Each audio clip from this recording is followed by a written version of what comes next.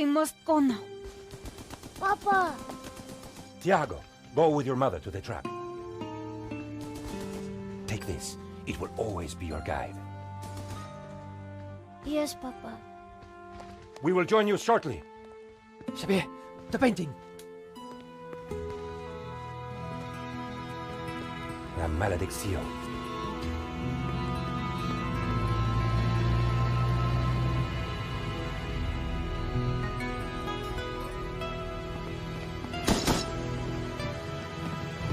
This way.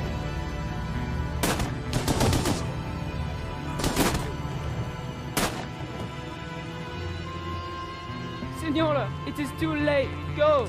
No! Papa! Senor, in here. Search them.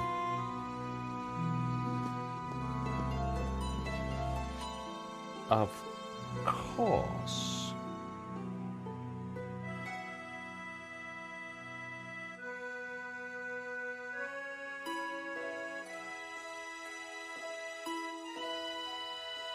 Paris in the spring. Passion, romance, l'amour. I was working in art insurance. It paid the rent, just about. And then, by chance, I met Nico at a private view. You didn't tell me that you were back in Paris, George? We should catch up. Let's have lunch. Nobody move!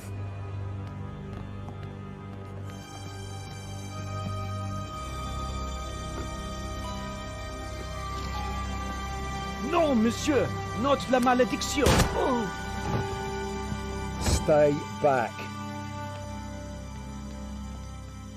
Once again, Paris had shown me her dark side. A brutal robbery, a senseless murder.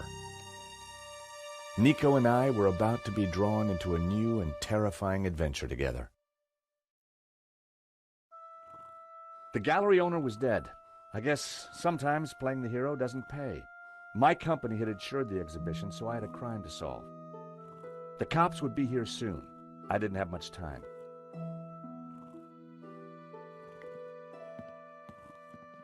The door was locked with a keypad. The wires from the camera ran into the room behind. It must have captured the whole robbery. If I could get the code to the keypad, I might be able to shed some light on the crime. The cable for the camera ran into the room marked private.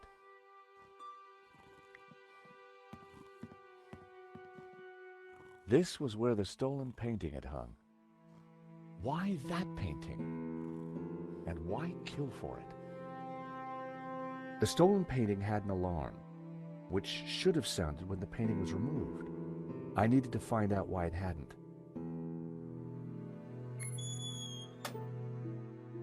So that was why the alarm hadn't sounded. A wire had been cut by someone who knew exactly what they were doing. This was an inside job.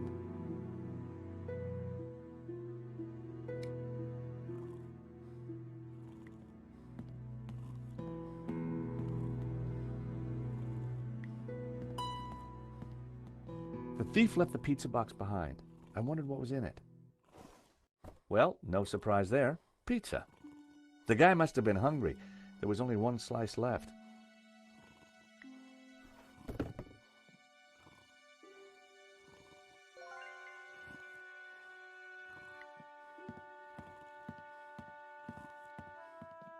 Excuse me, Father. Yes, my son. I'm George Stobart. My company insured the exhibition. My name is Simeon. Is there anything I can do? You can pray for his soul. A senseless murder. On the contrary, this killing makes plenty of sense. What do you mean? A great evil has taken place. This is the work of the devil. What? I am a Dominican priest. I know these things. And now, excuse me, I must pray. 1 minute, I'd been planning dinner with Nico. The next, I was talking art theft, murder, and the devil with a priest.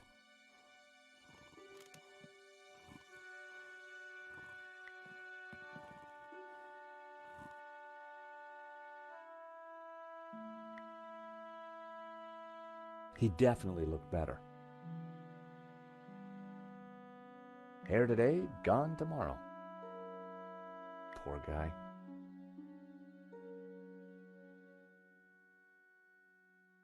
I didn't want Henri's blood on my hands. In Henri's pocket was a tiny bottle. It was a bottle of Brett. The label claimed it would wake the beast within. There was a small piece of paper in the dead man's hand. It was too intriguing not to take a look. It read, 2:30 p.m., be ready. Innocent enough, until I realized that the robbery took place at 2:30 p.m. There was something fishy going on around here, and it wasn't just the canapes. I quickly replaced the note. A cryptic note in a bottle of overpowering cologne. No personal effects or anything else of substance. I definitely needed to check out that office.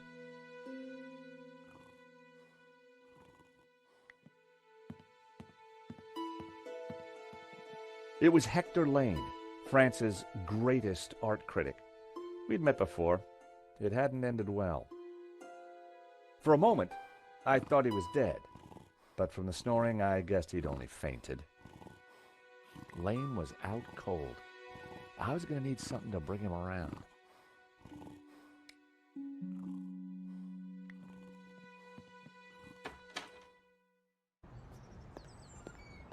The street was quiet and upmarket. Not the kind of place for an opportunist thief.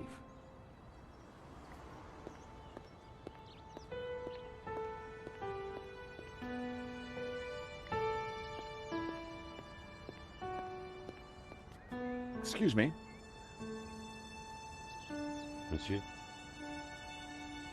There's just been a robbery at the gallery. Oh, really? You don't sound surprised. All property is theft, monsieur. And all art is property. Therefore, all art is theft. Do you not agree? Well, when you put it like that, it's hard not to. Did you see anybody run out of the gallery earlier? There was a beautiful woman with a camera. She was chasing somebody. Oh, that must have been Nico. You know her? You surprise me. Can you tell me anything about the man she was chasing? I assume, monsieur, that like all of us, he is inherently unknowable. No wonder this guy's cafe was empty.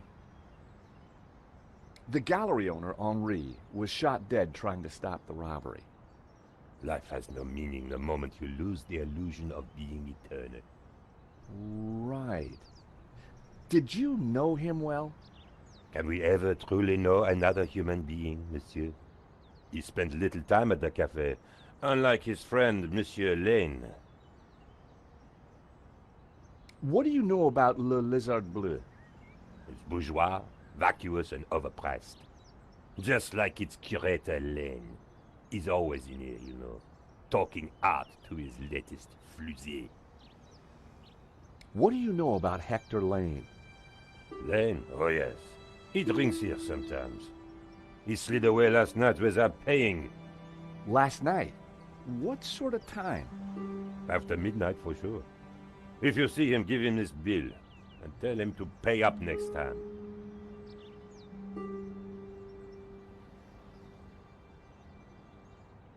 I wondered whether Lane was in a hurry to get somewhere or just trying to skip paying his bill. Thank you for your consistent indifference, monsieur. Perhaps next time you come, I will give you a coffee. Perhaps not.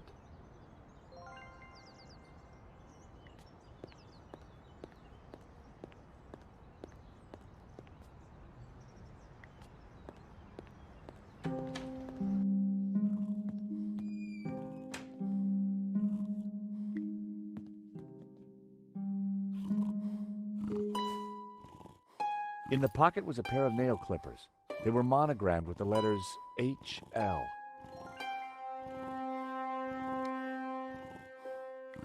Time to awaken the beast. What?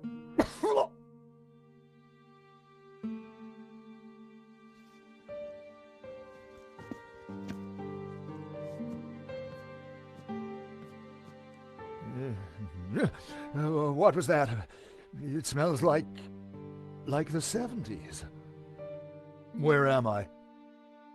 You fainted.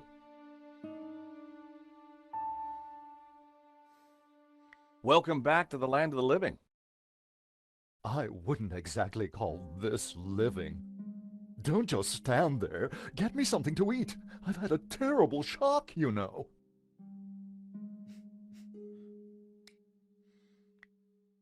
I found a slice of pizza. I asked for food, boy, not a cardboard simulacrum. Oh, okay, if you don't want it. I didn't say that. Now give it here.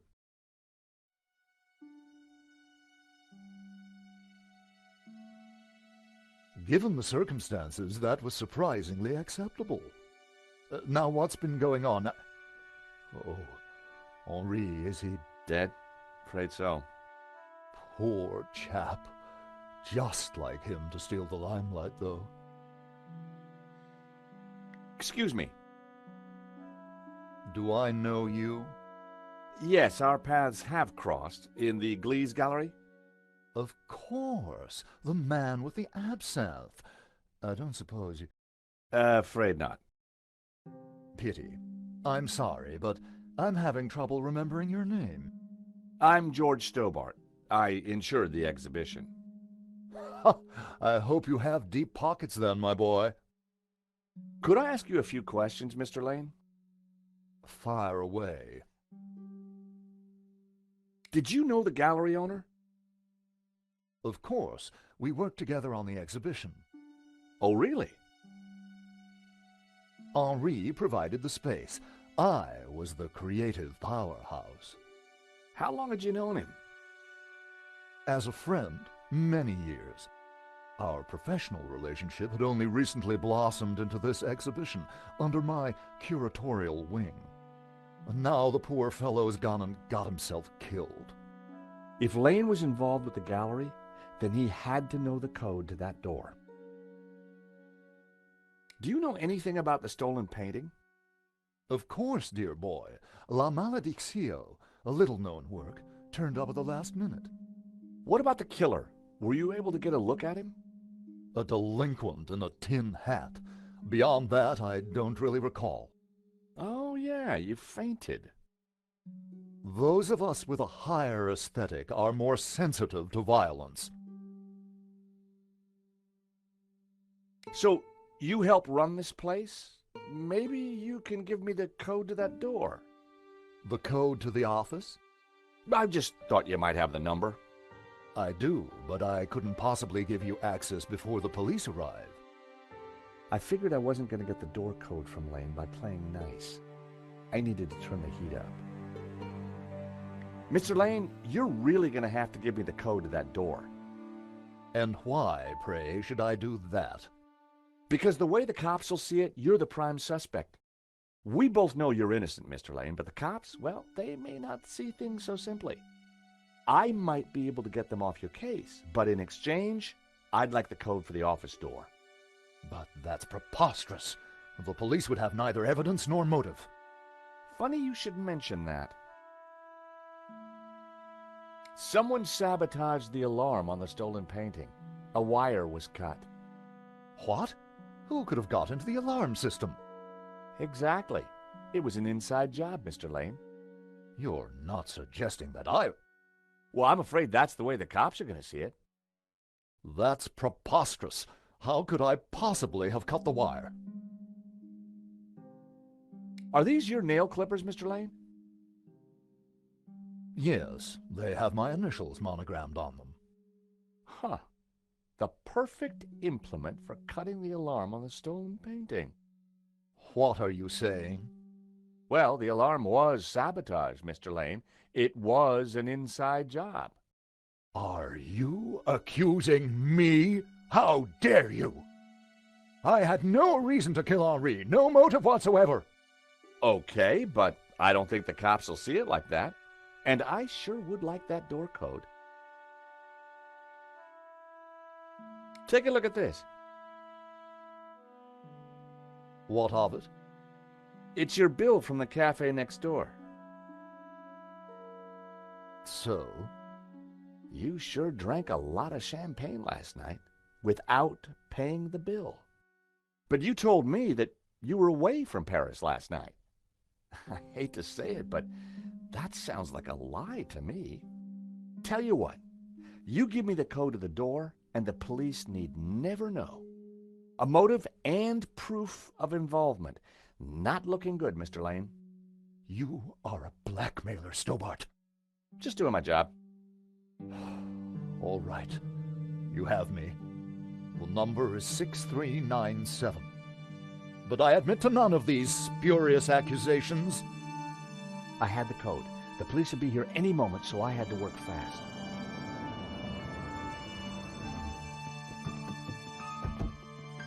What was that number again? 642... No. Everyone, hold it right there. Damn it. I am Inspector Navet of the Paris Serious Crime Squad, and I hereby declare this crime scene open. Closed. Now, nobody move, especially you on the floor. Mo, I want a total lockdown. Nobody in or out. Apart from me, of course.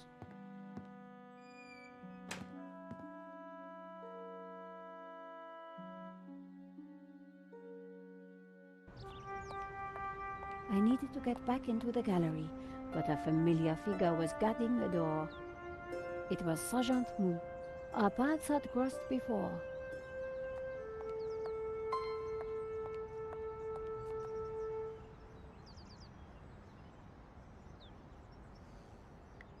Sergeant Mou, we meet again. Aha, Madame Collard. An unexpected pleasure. I was in the gallery at the time of the theft. Can I get back in? I am sorry, but I am under strict orders from Inspector Navet. Nobody in, nobody out. And I must correct you, madame. It is no longer just a theft. It is a murder. Mon Dieu! That poor man! I witnessed the crime. I've got to get back in there.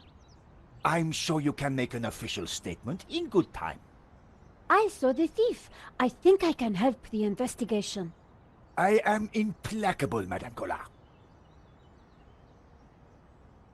I chased after the shooter and got a photo of him. Inspector Navet will be delighted. You've got to let me into the gallery to show him. Absolutely not. So, I cannot go in without Inspector Navet's permission? No. And to get Inspector Navet's permission, I need to go in. Exactement.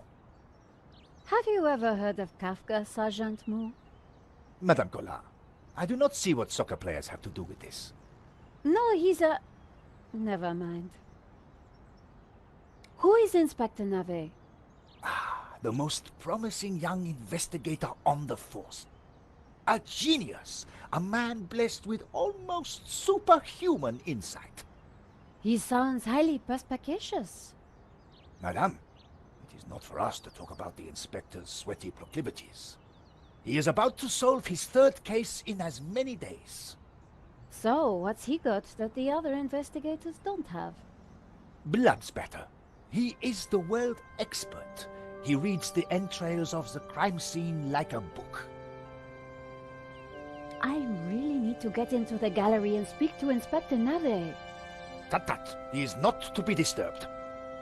He is applying his famous scientific methods. Any moment now, the case will be cracked. I certainly hope so.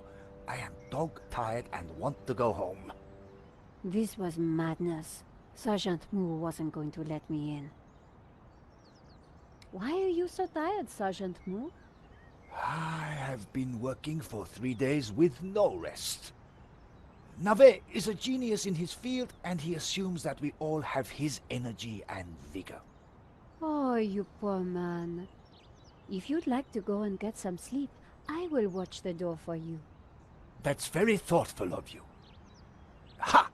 A cunning attempt to make me a deserter, madame. A gendarme never leaves his post. Well, how about a hot drink? Ah, that would do the trick for sure. Unfortunately, I mustn't drink on duty. My doctor specifically warned me against it after the last incident. That incident you mentioned, what happened exactly? I don't want to talk about it.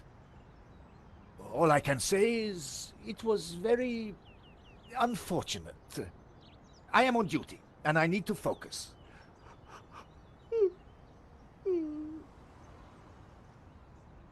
Thanks a lot, Sergeant Moo. You've been so helpful.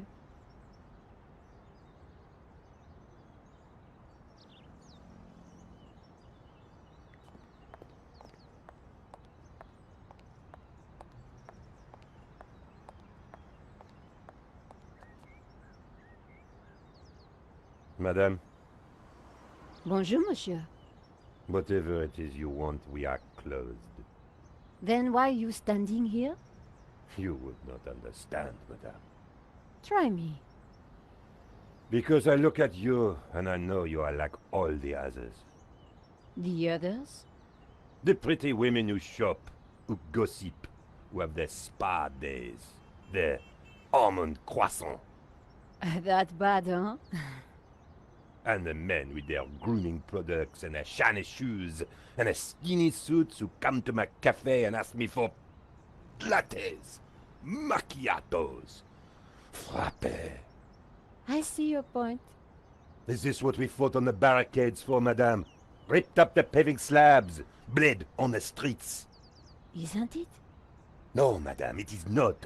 We fought for ideas, for philosophy, for freedom, equality, fraternity. Vive la révolution. And do you know what drove us on as we fought? What fueled the streets of Paris in that glorious spring? What made our hearts soar? Cheap wine and free sex? No, madame, no! It was French Café Noir that inspired us. The simple demi-tasse. The black, sweet taste of freedom. So that's why you closed? Yes, madame. I serve only thinkers, philosophers, revolutionaries. And you, madame, with your polite top and your pointy heels, are none of those things. This is a cafe. Yes, to the right people. On any other day, I would have given this guy a straight one to the chin. But there was a chance he could help me get into the gallery.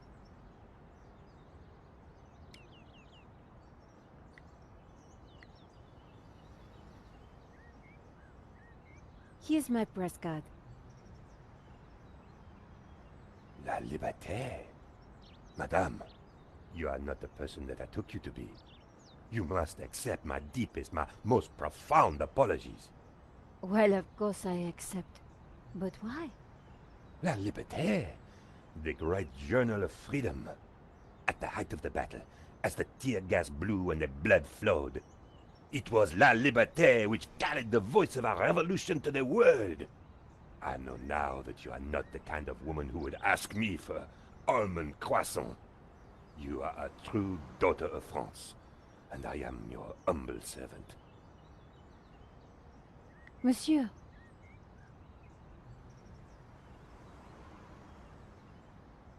The road to enlightenment is a long one, madame. Perhaps you will walk that road with me? could we have a little chat? Anytime, madame. Did you see anything happen at the gallery earlier? I saw you running after a pizza delivery guy. Somebody said he killed someone.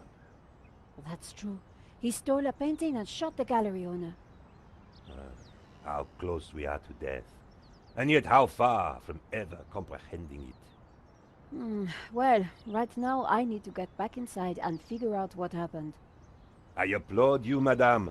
To seek the truth is a worthy ambition. As a journalist, that is my duty. How about some coffee? For you, madame, of course. There is only one coffee that I can serve you. Black, strong, and in a tiny cup. One moment.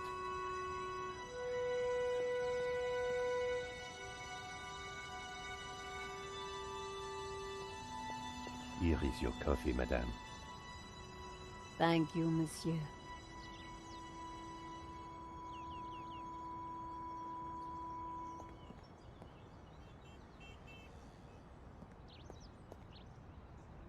The coffee was hot and strong.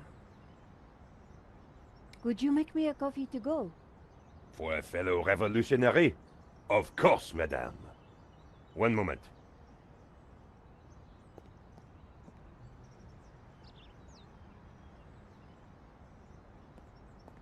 Here's your takeaway coffee, madame. Thank you, monsieur.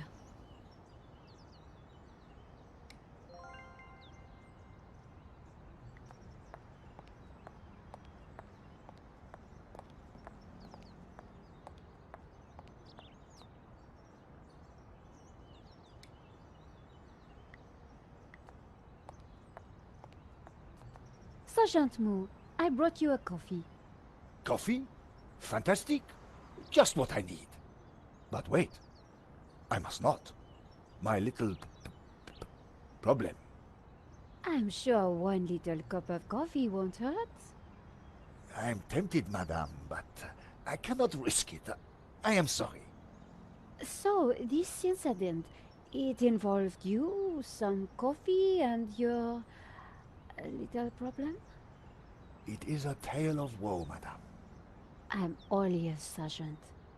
Well, since you seem quite understanding, I shall elaborate. Please do. I was in charge of canine security for the President himself. One day, en vacances, he went for a private discussion with a lady minister. I stayed alone with his dog, but I had drunk a coffee to stay awake, and nature came to call. So I tied the dog to a tree and went for a secret pee-pee. When I came back, the dog was having a liaison dangereuse with the lady minister's terrier. But how did they find out?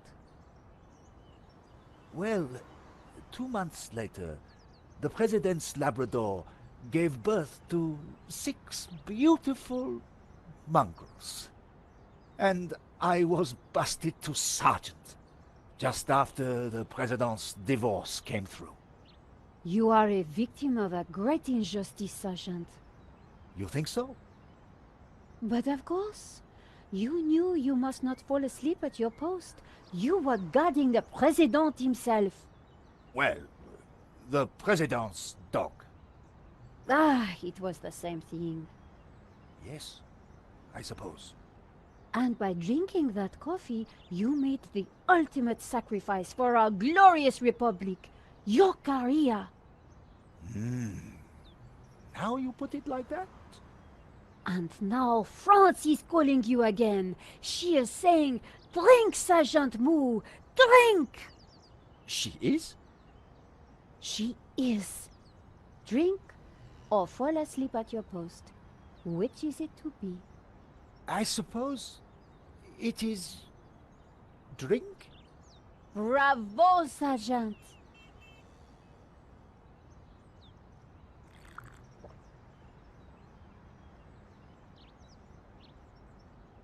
Oh dear. Oh dear. Excuse me, madame. I must use the petit gendarme's room. It has gone straight through me. Could you watch the gallery door for me? Oh, you can count on me, Sergeant. I distracted Moo. It was now or never.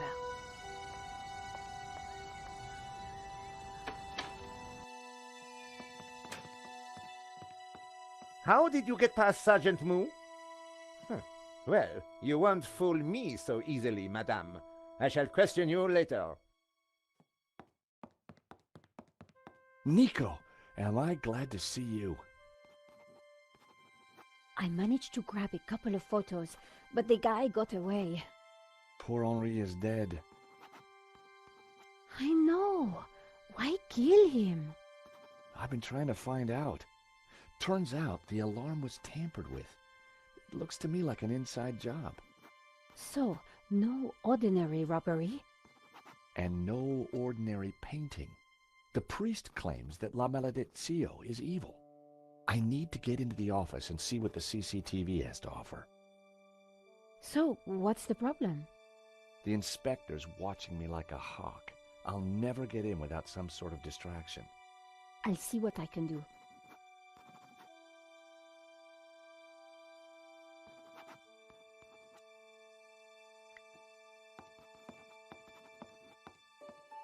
Inspector Nave, do you have a moment?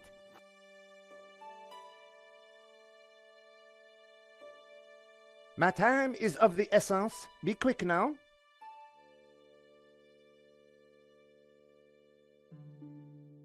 Did you see the alarm was sabotaged? I have interrogated the crime scene, madame. I am fully aware of the disabled security. I prefer biological evidence to the merely circumstantial. Body parts, blood, important things. Don't you think the disabled alarm is highly suspicious, though? The forensic team will be along shortly. Voice your concerns to them. Do not bother me with this circumstantial fliff-flaff.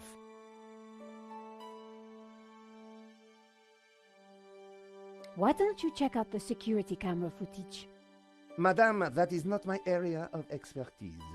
It is the body which concerns me. But the CCTV footage is evidence. It could help identify the killer. Correction, madame. It is but an indicator. The only true evidence is bodily fluid. Unless you know something I don't, then please leave me be. The only evidence Inspector Nave seemed to appreciate involved gore. Thanks, Inspector. I'll let you know if I remember anything else. If I was going to distract Nave, I needed to unearth new evidence or concoct some. And the bloodier, the better.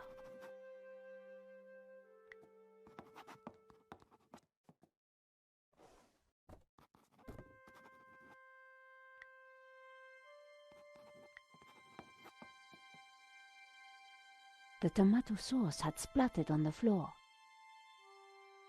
No way was I going to clean that up with my bare hands. I scraped up the chewing gum with my press card, hoping the inspector wouldn't notice.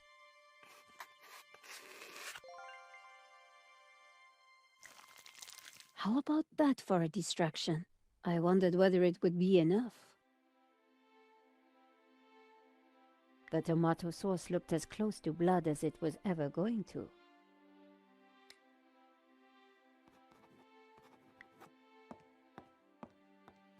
Inspector!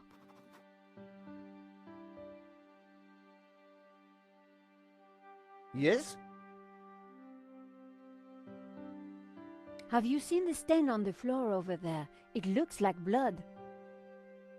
Indeed. How very curious. I must investigate immediately, before one of these idiots steps in it.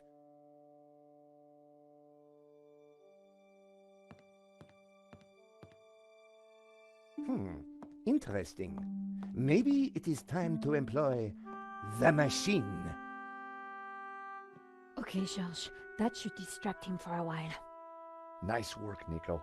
I'll let you know what I find in the office.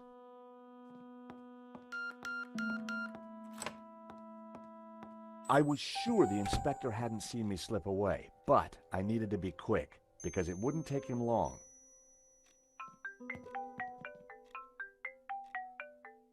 At last, Stobart. Sorry, Mr. Rickenbacker. I've been busy. Yeah, I damn well hope so. I'm watching the news.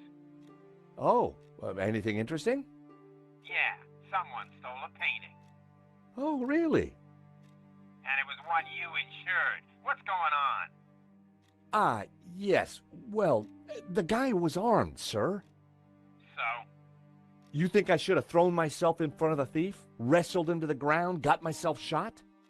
Sure would have made me feel better. Anyway, find that painting, or give me a good reason not to pay out. Please tell me that you have some leads. I'm working on it.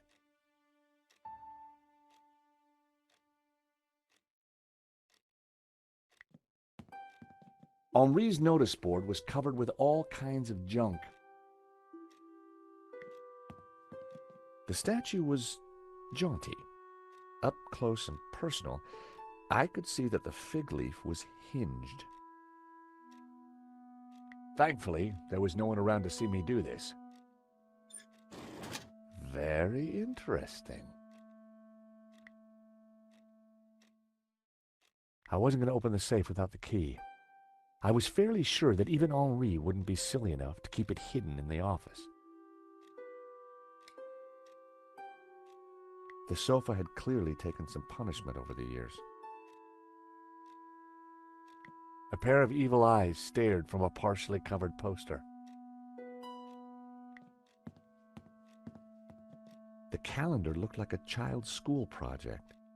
Henri had ringed 27th May and scrawled birthday. Poor guy hadn't quite made it to his big day. The poster advertised a 1975 Stockholm Music Festival, headlined by a group called the Hairy Lobsters.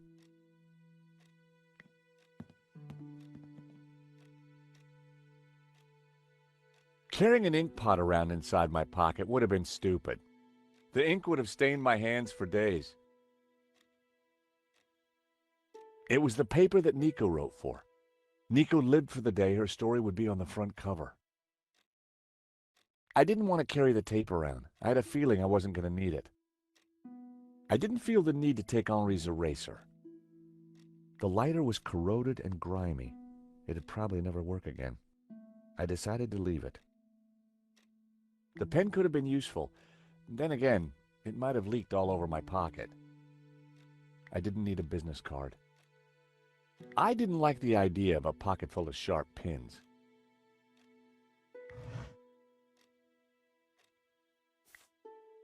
There was nothing else in the drawer. The folder looked interesting. This was very definitely tampering with evidence. It was a completion of work notice from a company called Vera Security. They weren't the guys we'd recommended. Henri had gone behind our backs to choose a different security outfit. I'd never heard of Vera Security, but there was an address and phone number on the form.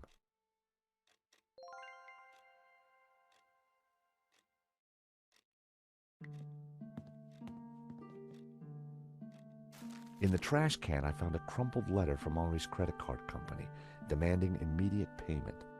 It listed extravagant purchases from a variety of ladies' fashion stores.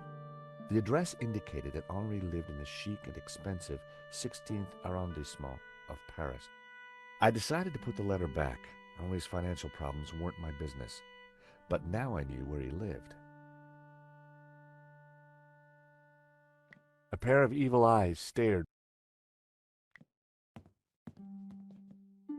The CCTV system was ancient. It took individual shots and recorded them to tape. It looked like I needed to enter a passcode to view the recording.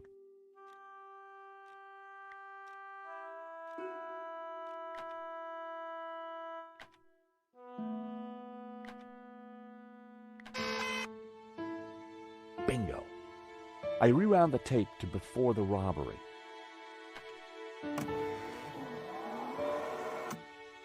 This was the first interesting frame. It was Henri studying La Malédiction. He couldn't have had any idea what was about to happen. Was Henri studying that picture, or did he look worried? There was definitely more to this robbery than I first thought. The image was a little fuzzy, but in the center of the painting was what looked like a snake eating its own tail. I thought about what the priest said. There was definitely something unsettling about the picture. Nico and I were taking a look at La Malediccio just before the robbery. Funny, the painting didn't strike me as remarkable at the time, just odd. It seemed that whenever Nico stepped back into my life, so did trouble. There I was, looking at the exhibition. A good view of La Malediccio. I could kind of see why Father Simeon thought it was evil. There was a certain presence about it. The killer caught in the act. There was nothing really distinctive about him.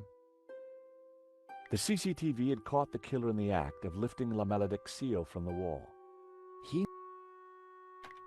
The moment it all went horribly wrong.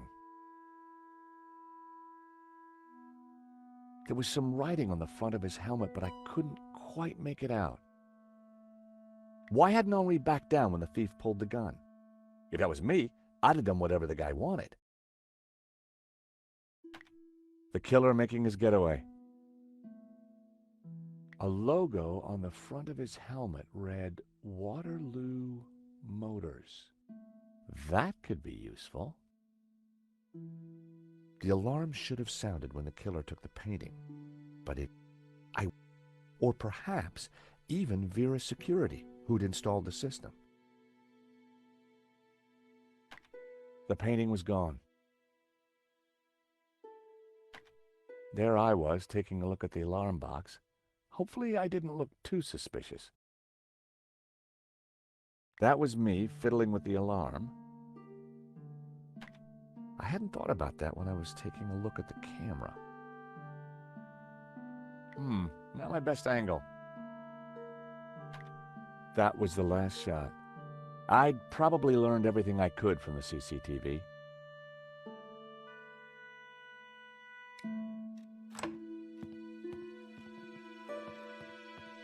Monsieur, sir, you have snuck in here, and now you are tampering with my evidence. I wasn't tampering with anything. I was just looking for clues. That is my job, Monsieur Stobart. George Stobart. Paris Mutual. We insured the exhibition. Oh, really? So, you have plenty to gain from the robbery. Well, no. We have plenty to lose from the robbery. Don't patronize me, monsieur. Only a fool wouldn't know how insurance works. Yeah. No flies on you, Inspector. Exactly. I have to get up very early in the morning, which means I can be sure to catch the worm. So I see. May I remind you, monsieur, that a serious crime has been committed. I am going to have to ask you to return to the gallery. Of course, but I do need to ask you a few questions. D'accord. But remember, anything you say can be used against you, Monsieur Stobart. Okay, I'll bear that in mind. Do you know anything about a company called Vera Security? No, I have never heard of them. Now, I must get on with my investigation. It's very likely that the security camera holds a clue to the killer's identity. Monsieur, I am a professional, and you are an amateur. So, leave the investigating to me, huh, pal? Monsieur, you are American, no? Yeah, California born and bred. Of course. I think perhaps you are wanting to be like that Starsky and Butch, monsieur. No? Rolling around on top of fast cars with beautiful ladies, firing your gun. Interesting idea, Inspector, but not really my style. Indeed. Well, let me tell you something, monsieur. You are my prime suspect. You may go now, but I will need to speak with you again.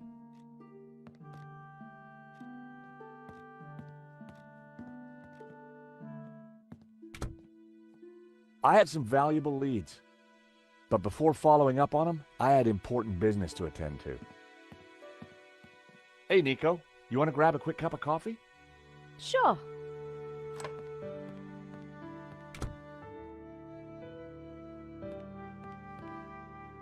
I am pleased to announce that I have finished my preliminary investigation. This is now an official crime scene, and you must all go. I shall be questioning all of you again in the coming days. Nobody is to leave the country, particularly you, Monsieur Stobart. Monsieur Lane will stay behind to help secure the premises. Mo? Yes, Inspector. Let them out. Right away, sir.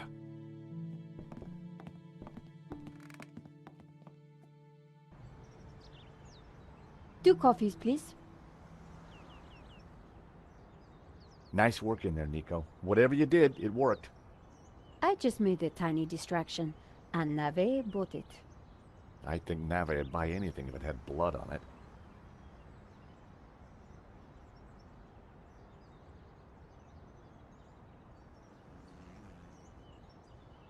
You know, this whole setup, the theft, the murder, it just doesn't make sense. What do you mean?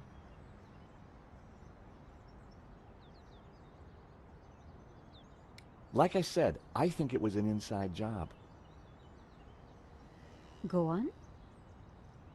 Someone disabled the alarm, but on just one painting. Let me guess. La Maledictio. Exactly. And I aim to find out who did it. The CCTV picked up an image of the thief. His helmet had the words Waterloo Motors written across it. Interesting. I think I got a couple of good shots of him too, but I need to take a better look at them at home. Great. Let me know what you find.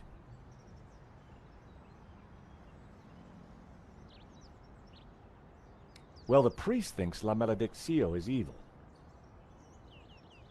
Charles, she's just crazy. Yeah, you're probably right. But there's something strange going on. I found the address of the security company Henri employed. It was not the one that I recommended. Good luck with your investigations. Well, I guess I should go. This story won't write itself.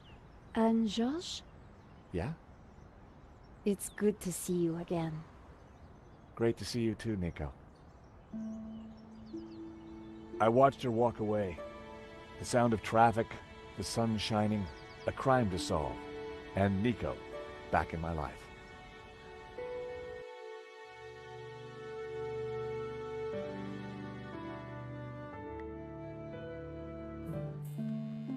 The address led me to a dead-end alley at the end of a deadbeat mall. No wonder I'd never heard of Vera's security.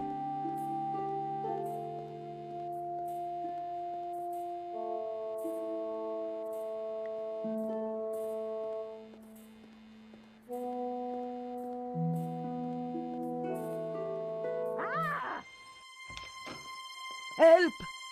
What's wrong? There's a monster What? Where?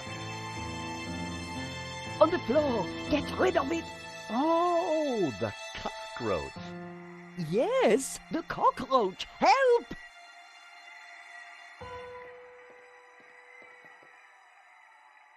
Come here, little fella. There were crumbs on the floor. No wonder the cockroach was sticking around. I was never going to catch it with my bare hands.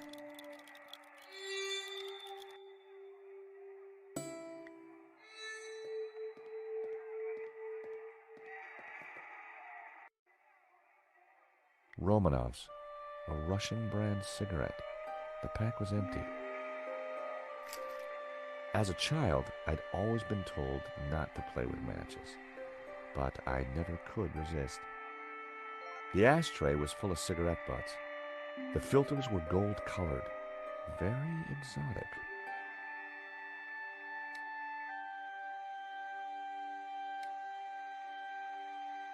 I tipped out the matches.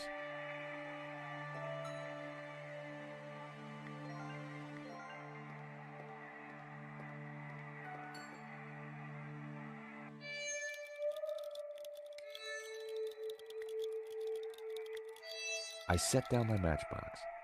Cockroaches like hiding in dark places. Not a bad idea when you think about it. Cockroach wasn't going for it. I needed some bait.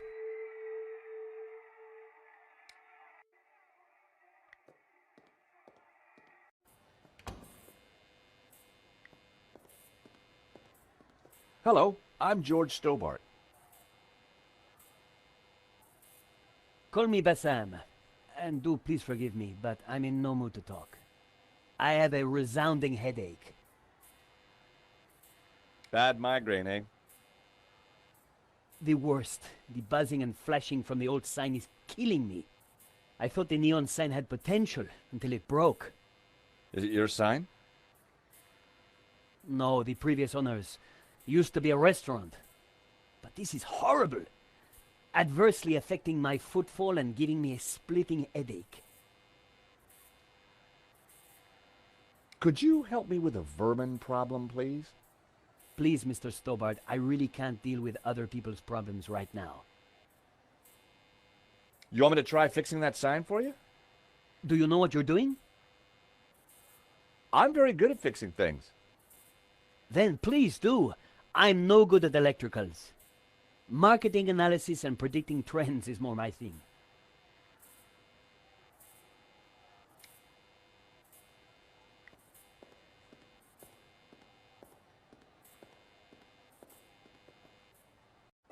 I took a good look at the sign. The wiring was exposed and the cover broken. No wonder it was flashing. I pulled the wire off. Well, that was one way to stop the letters flashing. Now only half the sign was illuminated.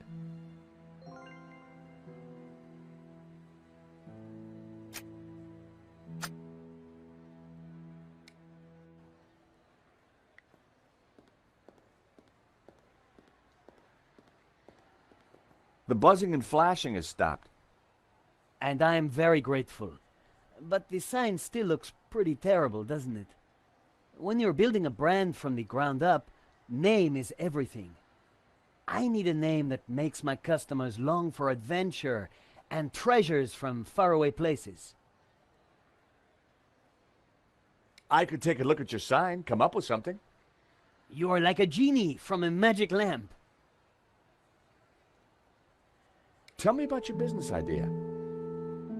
This stall is going to put me through college while giving me field experience.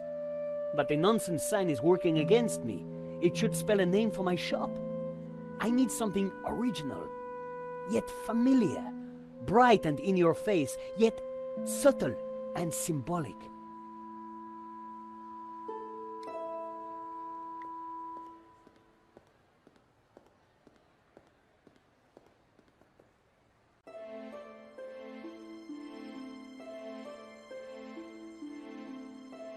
Seemed the letters could be moved around. Shame it didn't have the right letters to spell Bassam. I'd have to think of something else.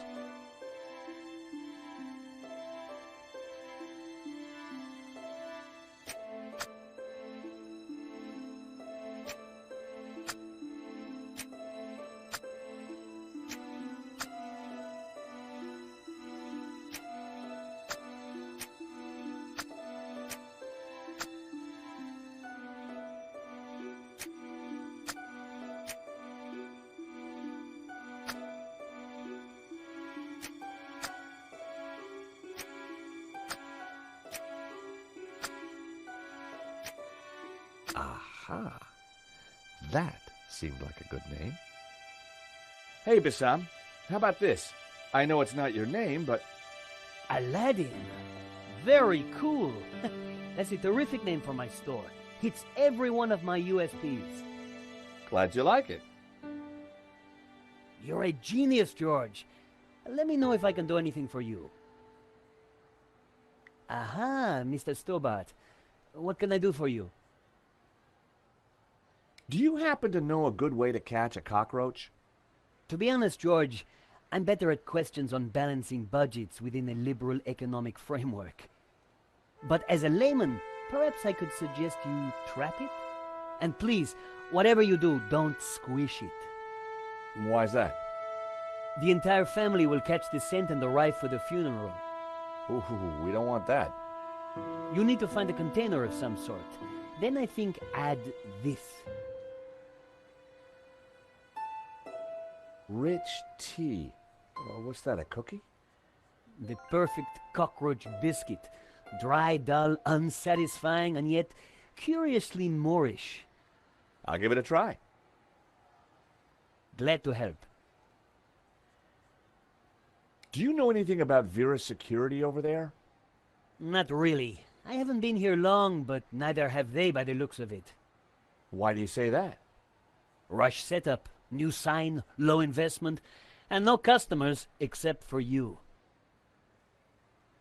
I really like your new sign. It's magnificent. I owe you one. What do you think? I'm over the moon, George. Thanks to you, I can now sell my retro cavalcade of musical cards, brushes, souvenirs. And you know what they say, happy sellers make happy shoppers. So what are you selling? Ah, I'm glad you asked. I sell all those things you can't get anywhere else in Paris. Like? English biscuits, Turkish delight, French cassettes, Brazilian Betamax videos. Thank you for the cookie. You're very welcome.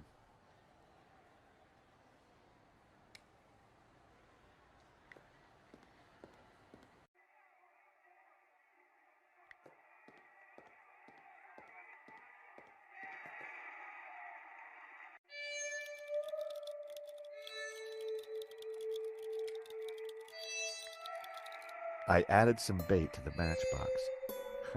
Even I was finding it hard to resist that little trap.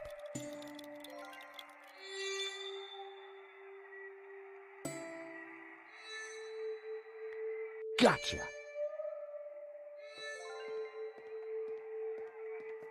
You are a gentleman and no mistake. I hate cockroaches. Always ready to help a damsel in distress. I bet you are. Can I help you? Yes, please. Do you know if there's anyone in the office I can talk business with? Yes, me, chérie. I'm Annette, the manager. Oh, gosh, I'm sorry. I didn't mean... The gloves. I just thought... Ah, easy mistake to make. If you haven't been reconstructed, that is. Oh, but I have been reconstructed. A number of times. From the ground up. Yes? There's been a theft at Le Lézard Bleu. A painting's been stolen. Shame. Still, I'm sure you'll get over it. I believe your company set up the security. Oh, no, we didn't. Oh, yes, you did. Didn't. Did. I've got all day. But I didn't. It says here that Vera was hired to do the security of the gallery. Didn't do a very good job, did you? Where did you get that? At the gallery. That job was signed off. You can't say we were to blame. I was getting a bad feeling. The place looked like a front, and the only person there wasn't helping. Maybe the office itself could give me more information. Are you done? Only I want to listen to this next race. Thanks.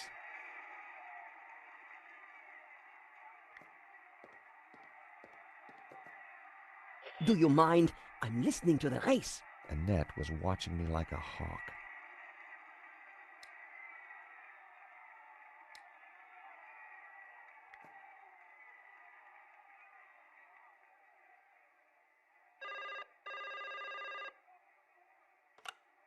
Hello, Vera Security. We make you secure.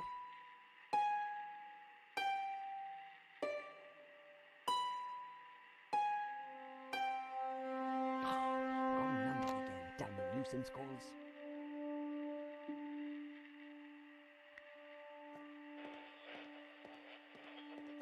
I wanted to see what secrets the book might contain. There was a photo. Of course, I grabbed it. Yes. Recognize this? Hey, that's my photo. That's you with Lane, I believe. So, what if it is? What is he to you? Oh, my Hector, that's what he is. My little Hector. Yeah, I thought you said you had nothing to do with the gallery. Look, here's how it is. I've only been here a few weeks. I had nothing to do with that gallery job. I just delivered the paperwork.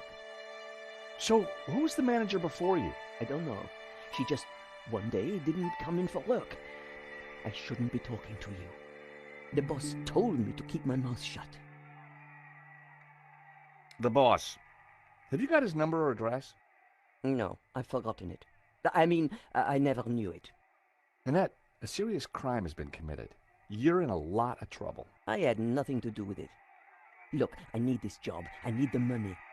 Anyway, it's only a silly old painting. No one got hurt. The gallery owner was shot. Badly? Yeah, he's pretty dead. Oh. This is a murder investigation. Now, who's your boss? I don't know. Honest, he faxes me if he wants anything. He? Who's he? I've never seen him, never met him. Don't make trouble for poor Annette. Thanks. I was pretty sure Annette had told me all she was going to. She sounded scared. Time to put the thumbscrews on Lane, and I knew just how.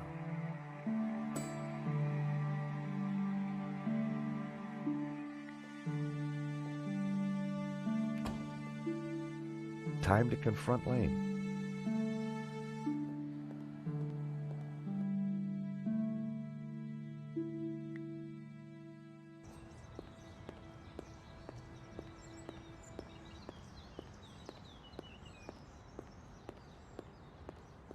I wondered if the widow had anything to do with the gallery at all.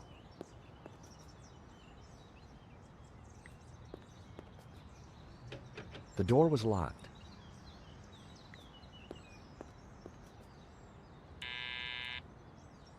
Hello? This is George Stobart. May I come up? Stobart? What are you doing here? Good grief. Is that you, Mr. Lane? Actually, I wanted to talk to you. Mr. Lane, does the name Annette mean anything to you? I have no idea what you're talking about. Mm-hmm. If you don't let me in, I'll tell the police about your interesting connection to the security company. All right then. Come up, but make it brief.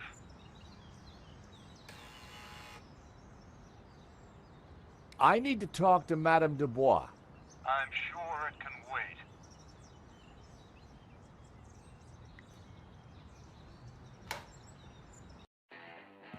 Dear Lord, George, you have the worst timing. Is this a bad time to accuse you of lying? What do you want? I've just come from Vera's security. So? Tell me about Annette. Who? From Vera Security. I don't know any Annette. What do you know about the owner of Vera Security? I've never had the pleasure. I'm surprised you let your conquests keep souvenirs. Oh. Where did you get that? Annette lent it to me. Quit waving it around, for God's sake. Come on, Lane. Tell me about Annette. All right, all right. I had a fling with her, okay? Now keep your voice down, please. And you two fixed the security for the robbery? No, nothing like that. Anyway, the fling was a mistake. She turned out to be rather needy. I believe you. You're not a criminal, just a lecherous old man. Less of the old, if you don't mind. As it happens, I make a lot of women happy. Especially when you leave them. Can you tell me anything about the owner of Vera? Annette told me he's some angry-looking Russian chap. Okay, Lane. Take off. You can't tell me what to do. You want me to show Bijou this picture? All right, I'm going. You haven't heard the last of me, Stobart. Promise? And give me that photo.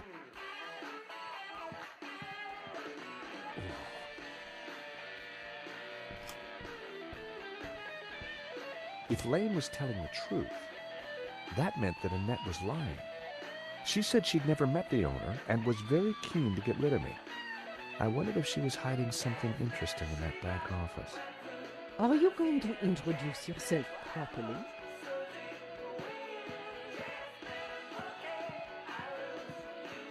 Pleased to make your acquaintance, madame. My name's George Stobart. Call me Bijou.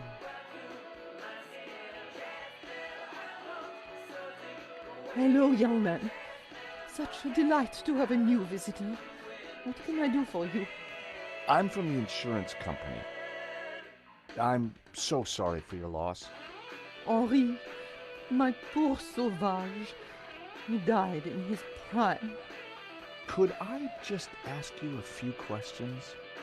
Well, why not? A little company might just pep me up, as you Americans might say. Henri was very brave at the gallery. He tried to stop the thief and paid the ultimate price. Henri was my lion and my little pussycat. How are you coping? I'm still trying to take it in, chérie. Can you tell me about the gallery? Was the business doing well? The gallery was Henri's baby. He never spoke to me about it. So you weren't involved? Not at all. Business is not my thing. Your record player seems to be stuck on the same song. Yes, this song gives me great comfort. It reminds me of Henri. Bijou, I think someone involved with the gallery helped the thief. It wasn't Hector Lane. He's not devious enough. But who else? I don't know. But I will get to the bottom of it, I promise you. Thank you for your help, Bijou. My pleasure, young man. Do come back any time. Bijou appeared to know nothing. I still couldn't discount Lane. Annette, on the other hand, had lied about Vera's Securities owner. Henri was now dressed in a cheap suit. On balance, I prefer the waistcoat.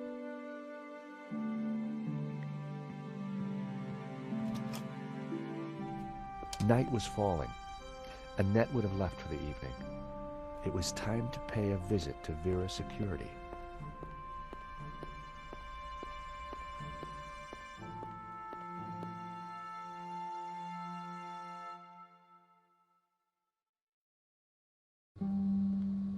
The empty mall was lit by bright moonlight, the perfect ambiance for a little detective work.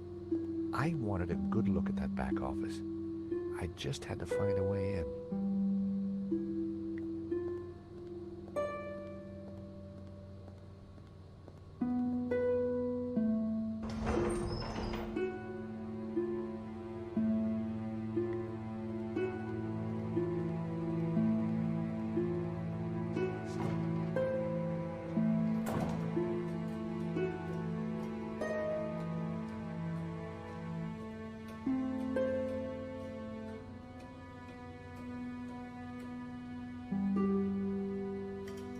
I popped the lid open. Inside was an aircon unit and, bingo, the master controls for the shutters. The wire connected the power supply to the aircon. The wire connected the shutter motor to the master controller.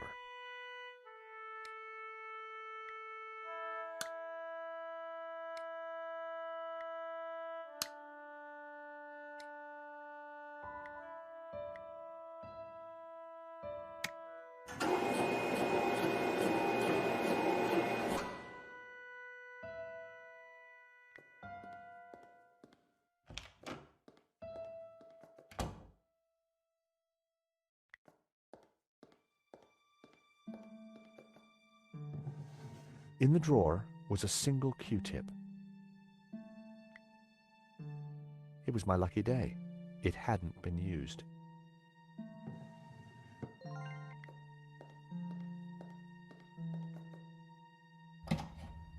The room was pitch black. I couldn't see a thing.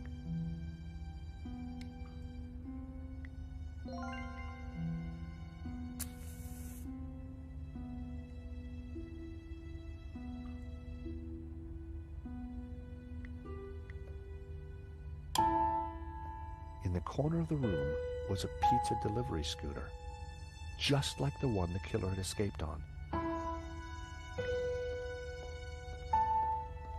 It was a pizza delivery scooter. Oil had dripped from the scooter onto the floor.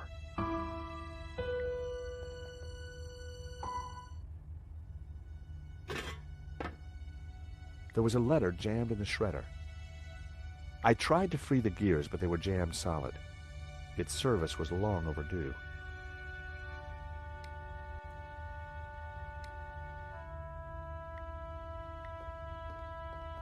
I smeared some oil onto the cotton bud.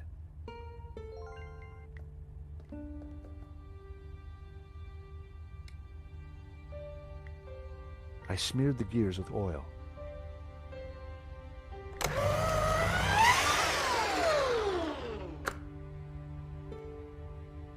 It was time to see what was in the letter.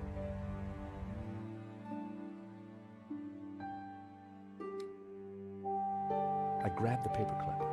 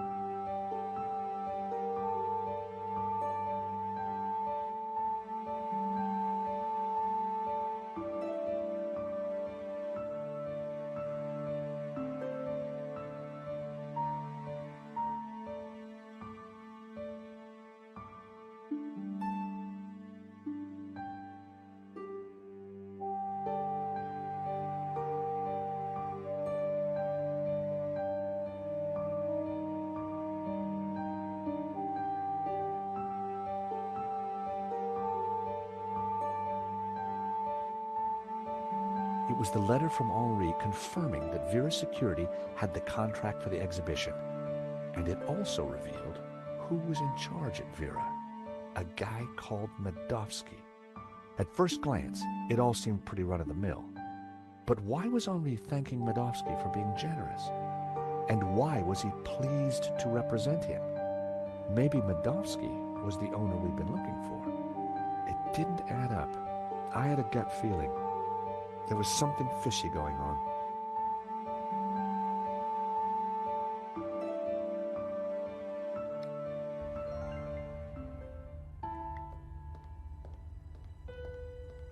The air vent had a tiny catch on the side.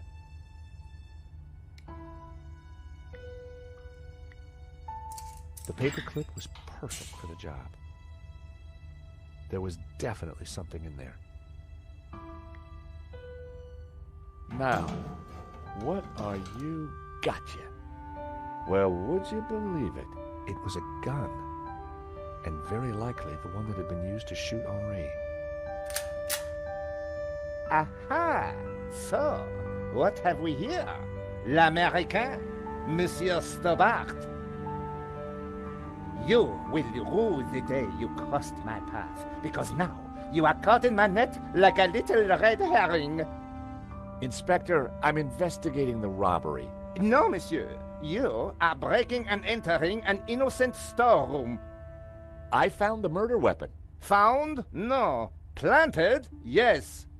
Mu, arrest this man and take him to the station. I shall squeeze you, Monsieur Stobart, until your pips squeak.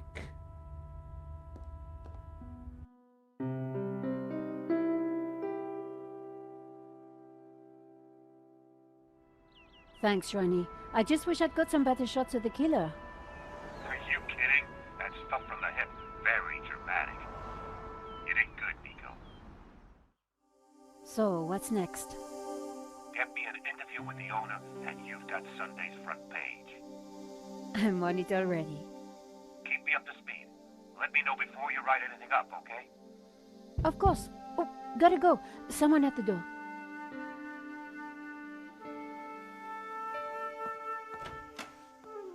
Monsieur? Are you Nicole Collard? Yes, can I help you? I need to sit down. You'd better come in.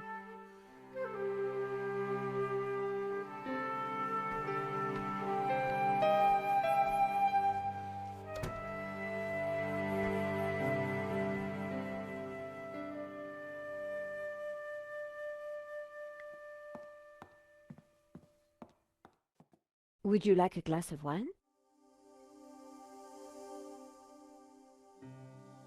Yes, those stairs are a nightmare.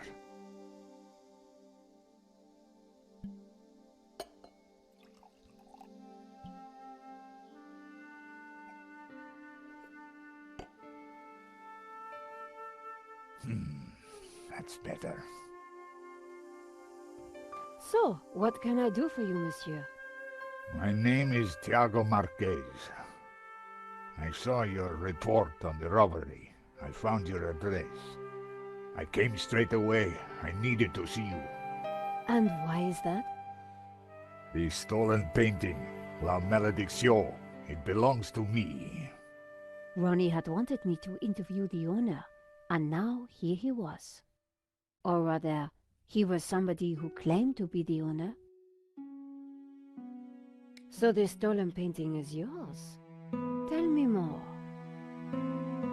La Malédiction belonged to my family in Catalonia in the 30s, before the Civil War.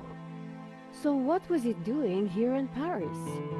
The fascists stole it in 1938. They killed my father, but not me. I escaped. I have been looking for it ever since. You have to help me find it. Tell me about yourself. I am Tiago Marquez, the rightful owner of La Malédiction. What else is there to tell? You traveled all the way from Catalonia? No, since the war, I've lived in France, in the southwest. And now I want the painting back. Did you lose all your family in the Civil War? When they came for us in 38, I fled with my mother. But my father was not so lucky. I'm sorry. I would have stayed and fought for freedom, but I was just a boy.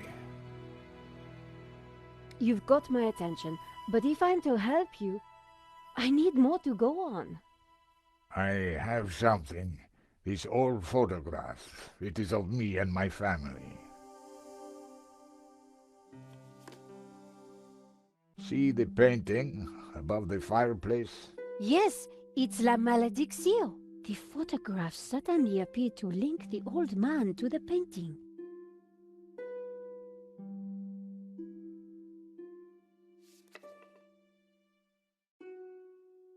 You took the photographs at that robbery, huh? I did, yes. I need to see them. Why? Please, I must see them. All right. Here they are.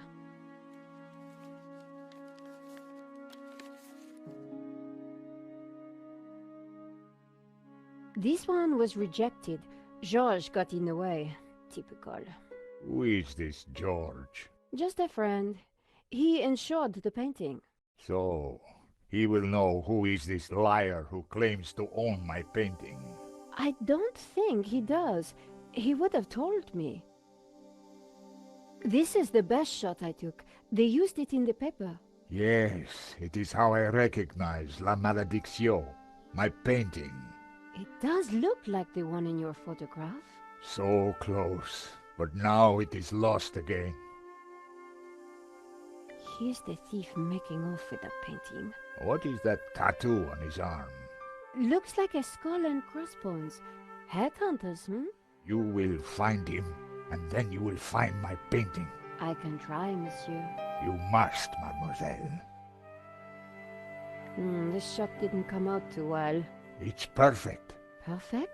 Finally, La Malédiction, in all its splendor. The lines, the color, the detail. It's been so long since I've seen it. Then take it.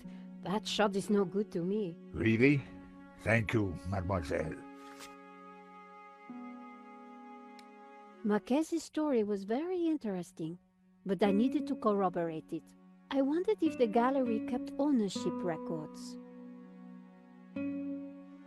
And while I didn't wholly trust him, this was the one lead that I didn't want to lose. Where are you staying? What? Nowhere. Here, perhaps. I didn't want him to stay in my apartment. There was another solution.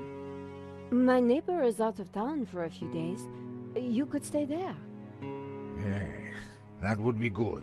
Thank you. Great. Let's go.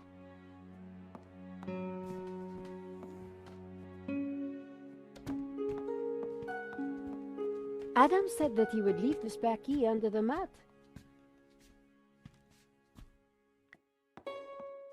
My neighbor had left a key for me under the doormat, which reminded me I hadn't watered his plants for a week. The key wasn't there. The gap was wide, but not wide enough for my fingers.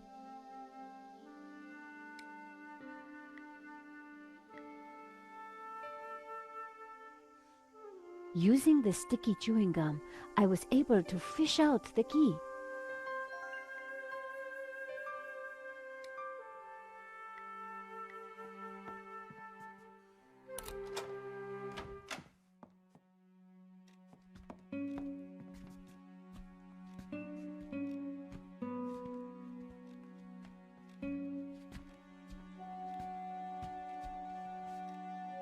This will do. Glad it's up to standard. I have to go out, monsieur. Ronnie had promised me the front page if I got an interview with the painting's owner. And here was a crazy Spaniard claiming to be just that. I needed to find out who had put the painting up for sale. Maybe there was more to find at the gallery.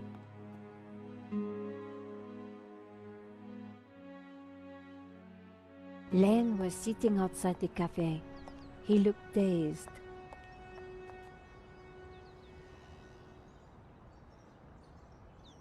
Hello, Monsieur Len. Ah, the delectable Nicole Collard, super sleuth. How may I be of service? I was hoping I'd find you here. always available for a lovely lady such as yourself.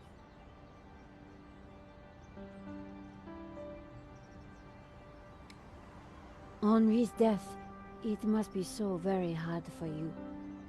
Yes, I shall miss him deeply. We had such a very special relationship. The loss is so hard to endure, even for a man of such inner strength as myself. What do you know about the owner of La Malédiction? That was Henri's business. He found the painting and did the deal with the owner. Would anybody else know anything about the owner? Not likely. He kept especially quiet about that one. But he always kept a manifest for every exhibition. I'm writing a follow-up piece on the gallery theft. Ah, so you need an inside view. Authoritative. Something like that. The police have finished in the gallery. We could chat in the office. It's much more comfortable. More intimate. I might even be able to rustle up a little bottle of champagne. Maybe later. I have some things to do first. Maybe next time, then. You mentioned the manifest. How would one get a look at that? One might start in the office. That's where Henri kept most of his paperwork. About the gallery. Of course, my dear. We can go there now, if you would like. That sounds great. We can discuss my ordeal over a glass of champagne. A cozy chat with Lane was the last thing I wanted. But it was my best hope, if I wanted to get a look around the office. So, what are we waiting for?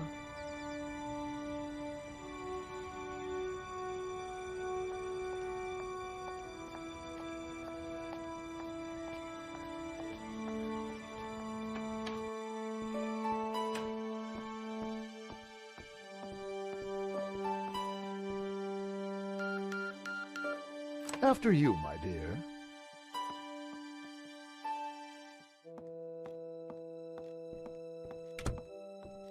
The place was heaving with junk. Finding what I wanted wouldn't be easy. As Lane sat down, something stuck out from beneath the cushion. It looked like a folder. Whatever it was, the police had missed it. I needed to get it. Come, join me on the couch. I'm ready for you. You will be gentle with me, won't you? Oh, I'm never gentle, Monsieur Lane. Oh, do call me Hector.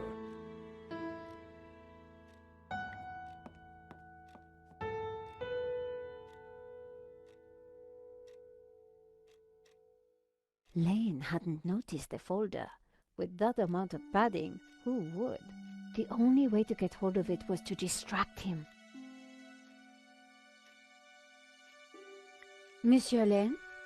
Hector, please. Oh, Hector. Perhaps I will join you in that glass of champagne. But of course, champagne, nature's balm in troubled times.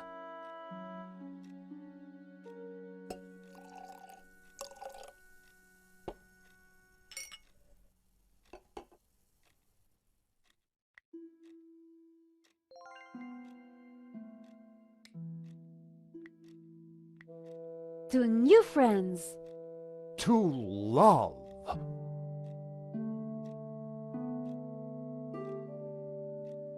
Oh, mon Dieu, that is so cold! Oops, silly me. I am so sorry. I'll have to dry this off. Don't you worry, my dear. In the folder was a list of all the paintings in the exhibition. La Malédiction had to be there. It was. And next to it was the owner's name, Mr. Medovsky. The police had obviously not spotted the folder. I put it back. I had what I needed for my story. Monsieur Lane, thanks for everything. But I think I hear my editor calling. Ma chérie, no need to leave so soon. It's only a little spillage.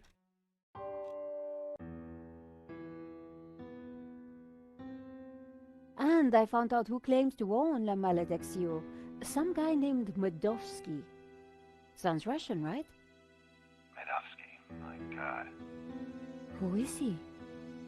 He's new on the oligarch block. Fresh into London from Russia, with ambition and a bloody reputation. Collard, this is way over your head.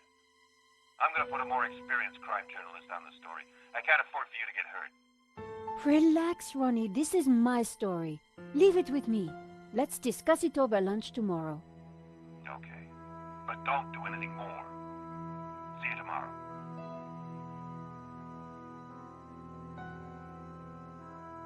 Ronnie didn't trust me on this story, but I wasn't going to let him give it to someone else.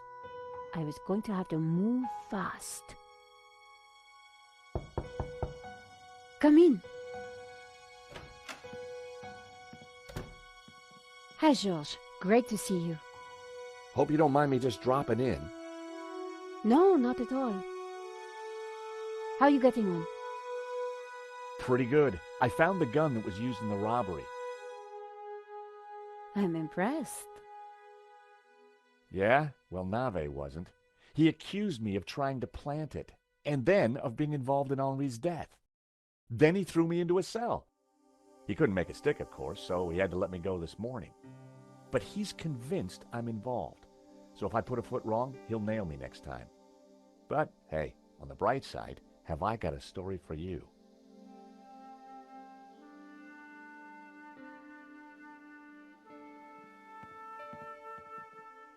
Annette, the manager at Vera Security, lied about the owner of the company.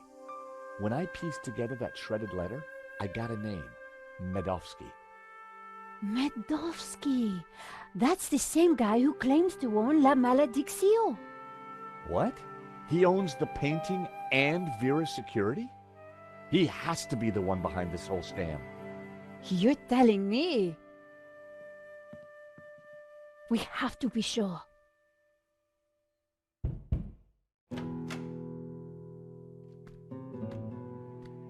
What the?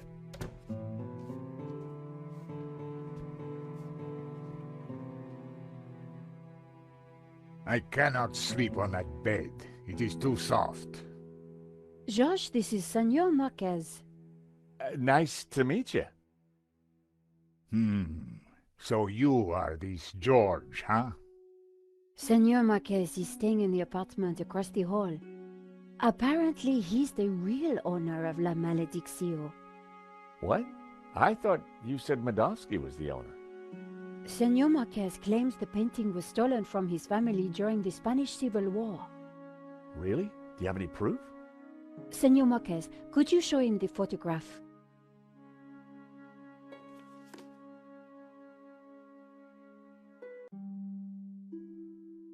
That's definitely La Malediccio hanging on the wall? It belonged to my family, so it belongs to me. Who's this? My father. When they came for us in 38, I fled with my mother. But my father was not so lucky. Who's this? My mother, a good woman, a saint. How can we prove this is you as a child? The dates would tie up, Georges. If the painting really was stolen during the 1930s, then this Medovsky guy has no legitimate claim to it. But how can I be sure that you're the boy in that picture? I can prove it. Look at my father in the photograph. You see the medallion he's wearing? He gave it to me just before he died. This medallion has been in our family for hundreds of years.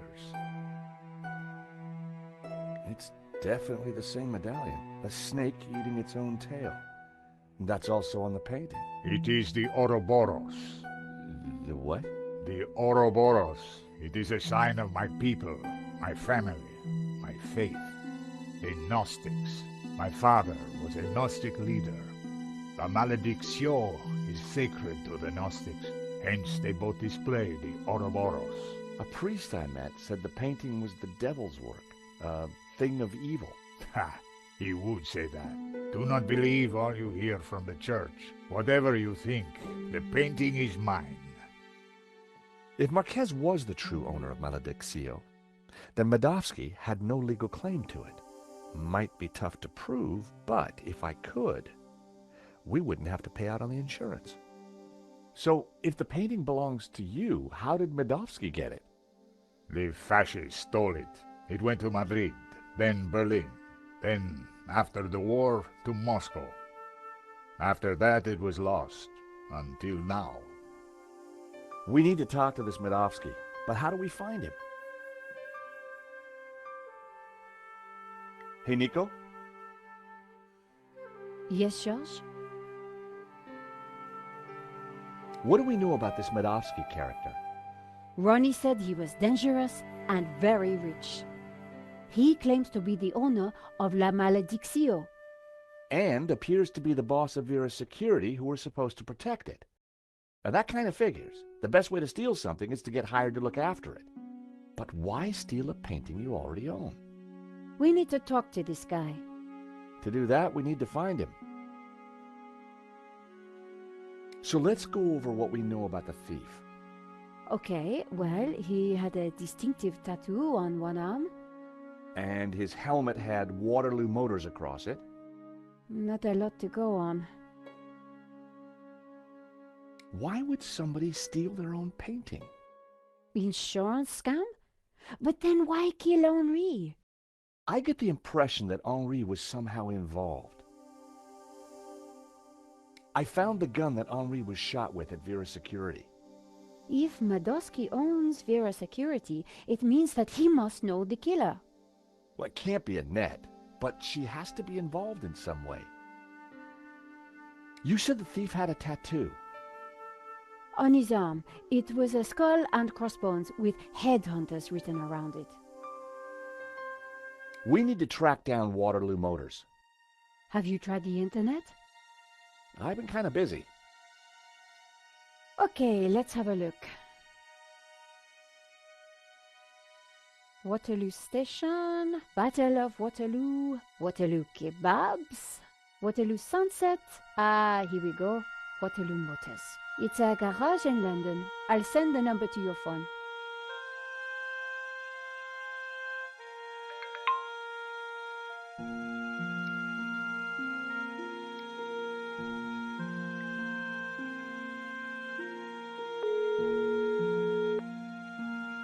Waterloo Motors. Hi, How can I help you? my name is George Stobart. I'm investigating a murder that was committed here in Paris. What's that got to do with us? The guy we're looking for was wearing a helmet with Waterloo Motors on it. Oh, yeah. It's a very popular helmet. I don't suppose you know who might have bought one? Well, not unless you've got any more information, mate. The killer had a tattoo on his arm. It said, Headhunters. Oh, I know that guy. Yeah, he bought one of our helmets just the other day. Terrific. Do you know his name? Nah. Brings his boss's Merc here to have it serviced. Word to the wise, though. I hear he don't mess about. The car's registered on Dutchy Street, if there's any help. I mean, that's all I know, mate, sorry. No, that's more than enough. You've been a great help. Thanks for your time. See ya. Bingo! Good work. That has to be the guy. And now we've got his address. How about a trip to London? I thought you'd never ask. Senor Marquez, will you be okay here? The bed is uncomfortable, but it will do. Come back quickly with the painting, eh?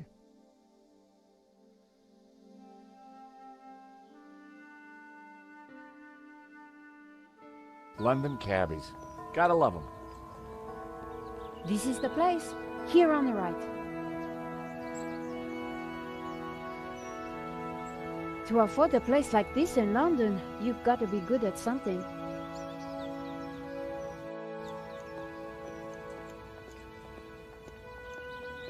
So, we clear on how we're going to do this? Yeah, we're two insurance investigators, see? We finagle our way inside, butter Medovsky up, and then get the dirt on him, right? Finagle? Yeah, finagle. You remember how to fanoodle, don't you, Nico? George, how could I ever forget? Good, because I suspect we're gonna need Major League fanoodling to get in this one. You got it.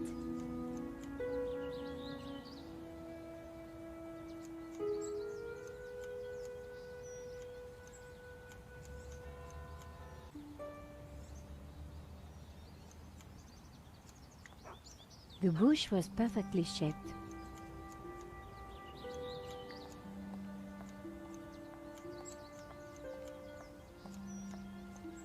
It was topiary in progress. Excuse me? Hello? On your bike, darling. This is a private residence. We're here to see Mr. Madovsky. So? Nice bush. Bush? This is so much more than just a bush. Oh, I am sorry. It's art, love. Or to be precise, topiary. And as everybody knows... Topiary is a transition form. That's right. A statement of man's dominance over nature. A metaphor for the human condition. And yet... It's not enough, is it? Not for the big questions.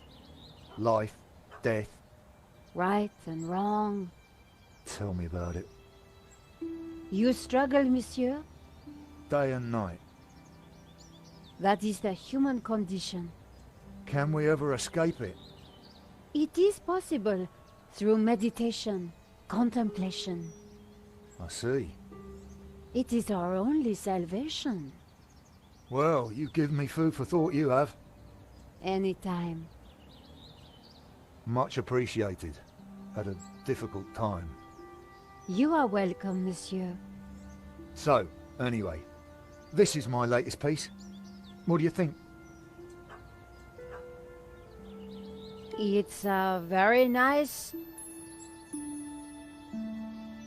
eagle? A two-headed eagle. Result. Get in there, my son. Yes, it's a Russian Imperial Eagle for the boss. You spotted it straight off. I owe you one, lady. You have got that rare quality. Real insight. No, please. You have a rare talent. We'd like to see Mr. Madovsky. It's about the insurance on La Maledictio. The boss doesn't take callers without an appointment, but I'll see what I can do. I need a good reason to bother the boss with this. He's a busy man. I understand, but I think he'll want to speak with us. What makes what you have to say so important? La Maledictio, a painting that belongs to him, has been stolen. If he wants his insurance claim processed quickly, then he'll want to speak with us. I think he might be annoyed if he finds out you never even told him we came around, right? Okay, okay. Hang on, I'll phone him now.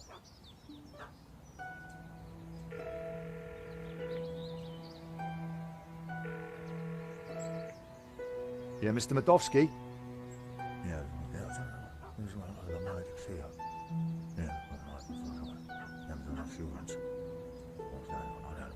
French bird. Yeah. Yes, boss. Right, I will do. You've piqued the boss's interest. That isn't always a good thing. The gate should be open. I'll take you inside. Follow me, please.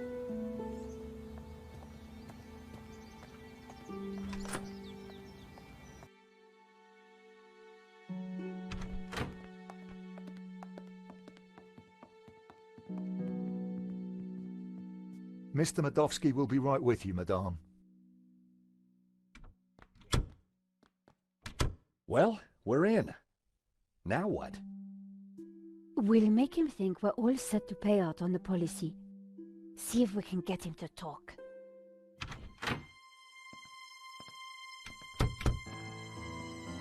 Welcome, welcome. Good day, monsieur. My name is Nico Collard, and this is my assistant, Georges Tabar. You are here to discuss La Maledictio, yes? Correct. I am surprised to see you.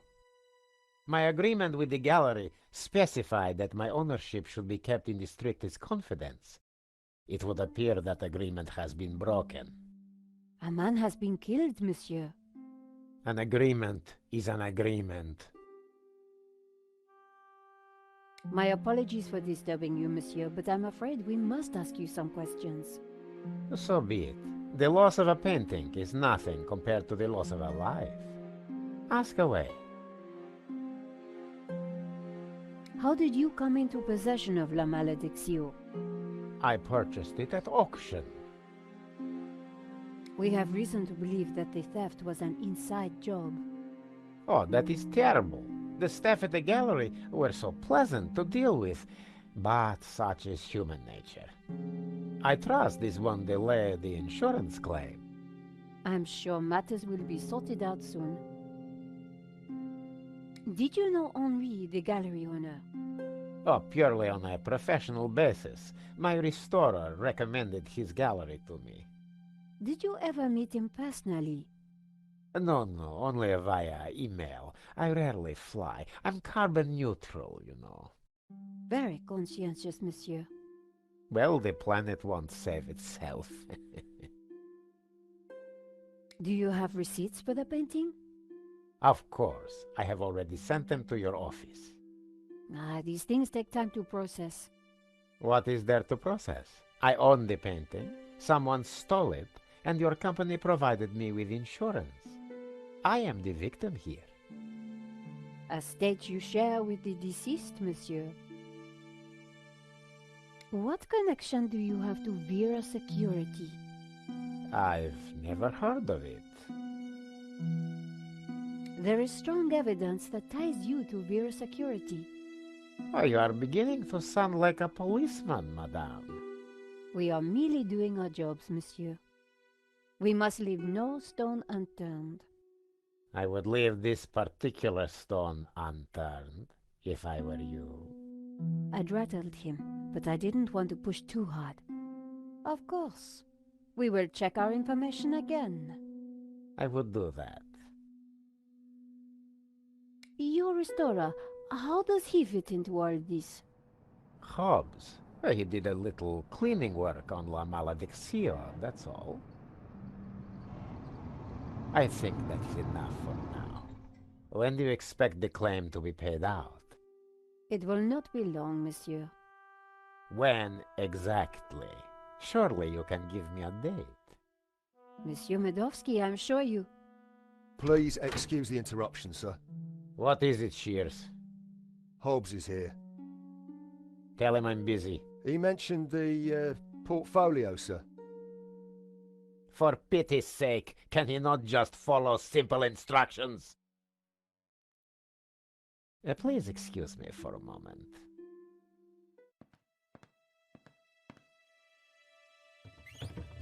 The gardener's called Shears? Yeah, probably not what his mother christened him.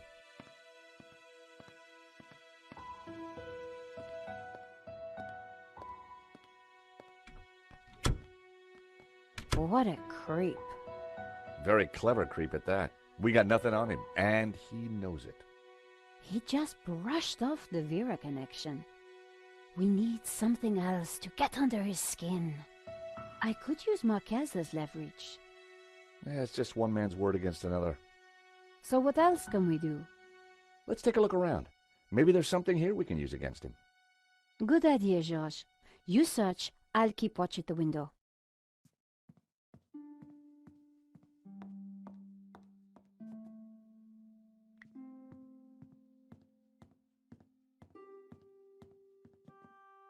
Medovsky had left the cabinet open. On the shelf inside was a business card and a scribbled note. I picked up the business card.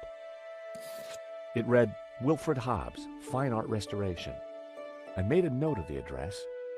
Then I put the card back where I'd found it. No point arousing Medovsky's suspicions. See a penny, pick it up, then all day you'll have good luck. A Russian imperial egg. It looked rather plain. It was a thank you note from a British politician. Medovsky certainly had some dubious friends. Everything was in Cyrillic, except for a number, 1869. I suspected the medals weren't from the Moscow Debating Society. The note read, L-SERP drawings for you to check. W.H. Now we're cooking with gas. I wondered if the painting could be in the portfolio that Medovsky had taken. It seems our Medovsky has friends in low places. It's like my boss said, the guy wants to be a player. Medovsky in Libya. Happy days. What kind of guy hangs a picture of himself and Colonel Gaddafi on the wall? The kind who will commit murder in order to steal their own painting. It was a Russian privatization voucher. I wondered why Medovsky displayed it so proudly.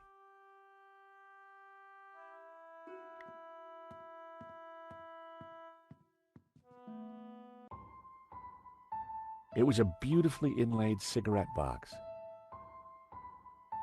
The catch had snapped. By extraordinary good fortune, the coin I'd picked up was the perfect shape to flip open the broken catch. Fancy that. Romanovs. The same brand of cigarettes that were in the ashtray in Vera's security. Keys are always useful. Can you hear what they're saying? Yes. You should not have turned up here, Mr. Hobbs. I made it clear I would deliver the package later today. I wanted to make sure it got to me all right. I've got a lot of work to do on it. This is most inconvenient.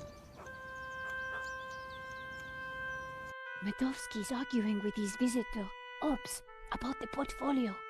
That portfolio is important, I'm sure of it.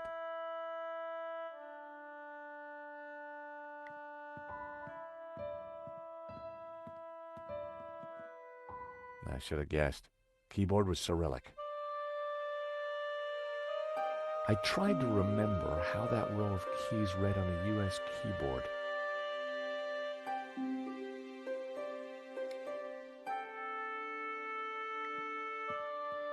Medovsky had an extensive collection of management books. The 7 Secrets of Leadership, 2009. The Business Bonaparte, 1983. Office Eagle or Management Mouse, 1998.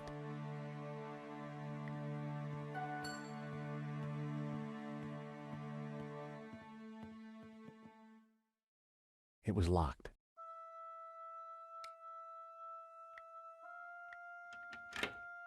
The study door's open now. Hear anything else interesting? Hang on. Listen, Hobbs, just take the portfolio and do your work. You are nervous, and I don't like that. Understood. I have got a few questions, though. I do not like questions either. Hurry up. I noticed a couple of people arriving. Who were they? They look like coppers. They were from the insurance company. Has the... Hobbs is going to head off with the portfolio. Whatever's in there is important. We need to stay with it. I got Hobbs' address from his card. When we're done here, we should check it out. Okay, Josh, but hurry. Medovsky will be back soon. I'm going to check out the study. Okay.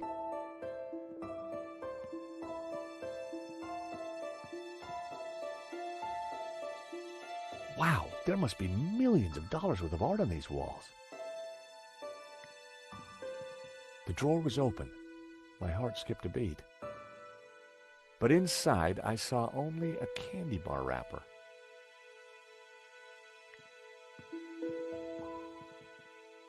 The desk was magnificent. Those 2 little holes were just waiting for me to put my fingers in. I resisted the urge. Filthy habit. The chair was fancy and probably more expensive than it looked.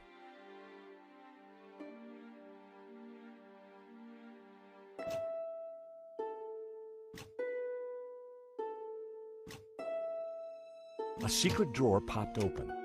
I knew that publication date would be significant. At last, I was going to discover Medovsky's secrets. It certainly wasn't Medovsky's sock drawer. Hey, Nico! Come see this! I think we've struck gold. Hang on, I'm coming. Look, a letter from a guy called Gainan. His company, Wolfram, want to purchase La Malediccio. They're offering way over the asking price. Anything connecting Medovsky to Vera? Well, let's see. Here we go. A lease for Vera's security. Aha! Then we have the proof we need.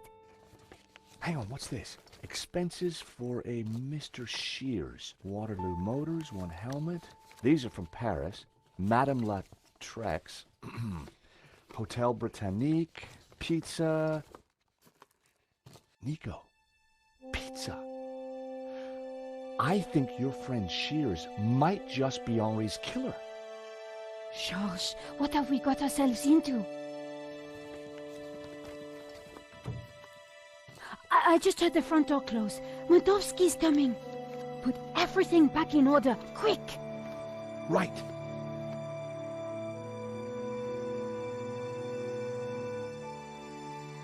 He'll never suspect we just ransacked his house for evidence. Georges, the coin! Damn, no time. Look cool, Nico. I'll handle this.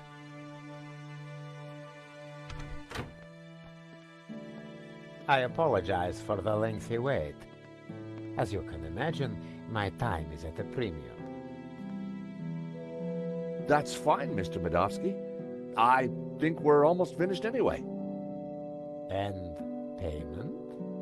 Very soon, monsieur. Very soon. Is there anything else I can assist you with? Nice collection of medals you have there, Mr. Medovsky. I earned them serving my country. Anywhere interesting? Chechnya. Ever been there? No, can't say I've had the pleasure.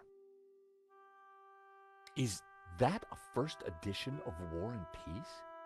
Of course. Printed in 1869. A great year for my country's literature. And Tolstoy is the master. Is that a picture of you with Colonel Gaddafi? A deeply wonderful man. He was a great fan of the Impressionists. Well, he certainly left quite an impression on Libya. So, what brought you into the art business, Mr. Medovsky?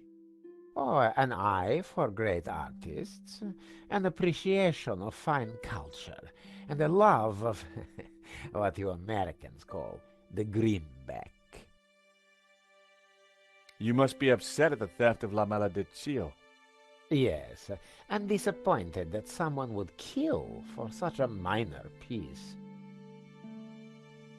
So this Hobbs guy, good friend of yours, is he? No, we simply have a business arrangement. We've been through this already. Now please, if you're quite finished, I'm a busy man. Thank you for your time, Monsieur Medovsky. We'll be in touch soon. Well, no prizes for guessing where we go now. Hobbs' place, right? Got it in one. Medovsky's pretty shady, don't you think? He bought our act, though. You make a pretty good insurance man, Georges. Yeah, who'd have thought it? By the time he realizes we're not assessing his claim, we'll have cracked the case and be toasting our success. Here's hoping. Looks like rain. Come on, let's get that cab. Taxi!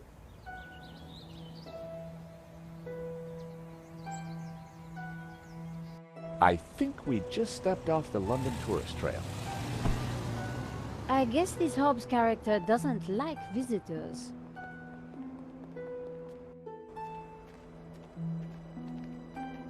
Not the kind of place you'd expect to find a restorer of old masters. Unless you didn't want to attract attention. He's attracted ours. Let's see what Mr. Hobbs knows about La Maledicción. And let's try and get a look inside that portfolio.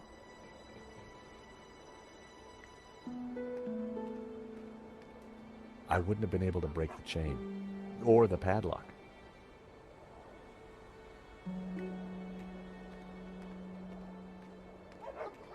The door was locked. Looking through the window, I could see that there was nothing in the van. Hobbs must have taken the portfolio inside.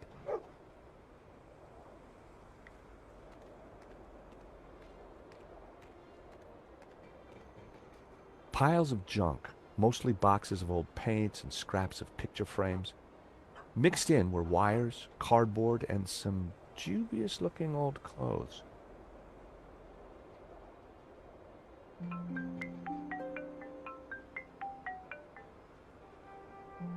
George Stobart. Ah, Monsieur Stobart. I trust you have obeyed my instructions not to leave Paris. Of course, Inspector. Good. You clearly know which side your cookie is buttered. Now, I require your presence tomorrow at the murder scene for a reconstruction. I see. 12 o'clock sharp, monsieur. Or, as you would say, high noon. Sure. Any failure to comply, and I shall have you extraordinarily rendered. Have a nice day now. And you. That was Nave. We're required back at the gallery tomorrow for a crime scene reconstruction. Let me guess. Non-attendance is a criminal offense? You got it.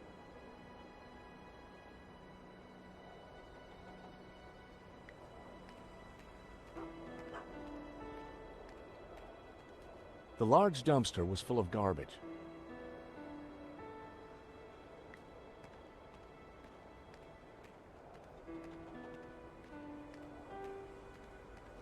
Climbing drain pipes was something I preferred to avoid, unless I had a great reason to do so.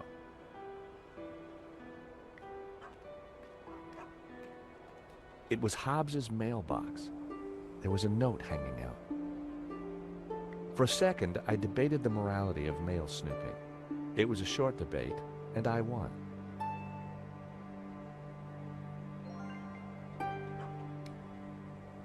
I decided to open the letter. Dear Mr. Hobbs, due to previous incidents, we are writing to inform you that we will no longer be sending models to your address. It went on to discuss Hobbs's temper and other alleged infractions, some of which still carry the death sentence in certain less sophisticated cultures. Interesting. This could come in useful.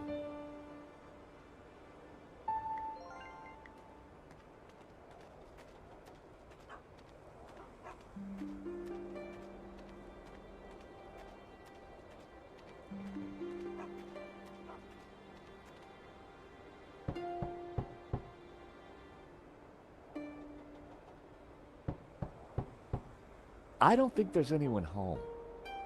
There's a light on upstairs.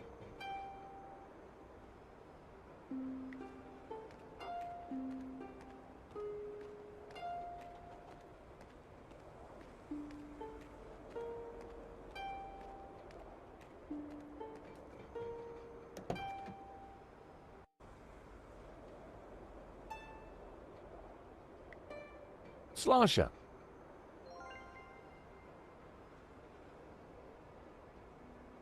I popped open the van's hood. Not a sound. The horn wasn't working.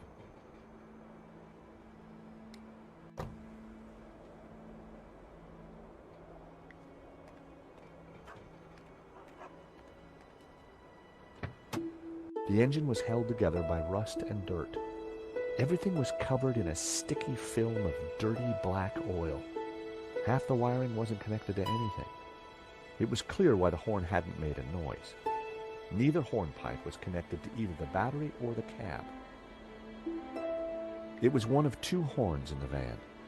It didn't seem to be connected to anything else under the hood. Two wires hung loose from it.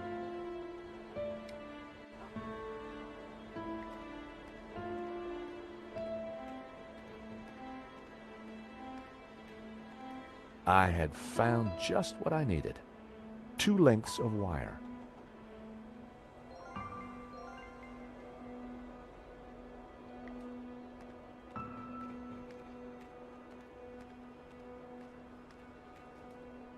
The engine bay was a mess.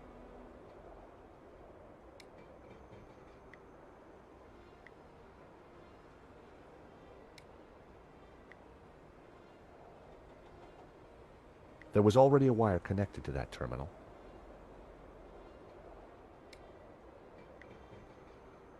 I connected the wires from the cab to the horn.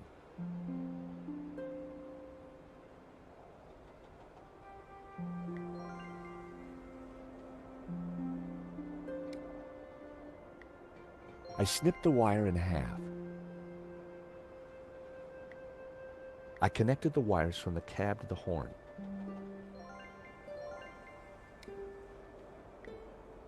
The wire was just long enough to connect the battery to the horn. Everything was wired up. The horn had power.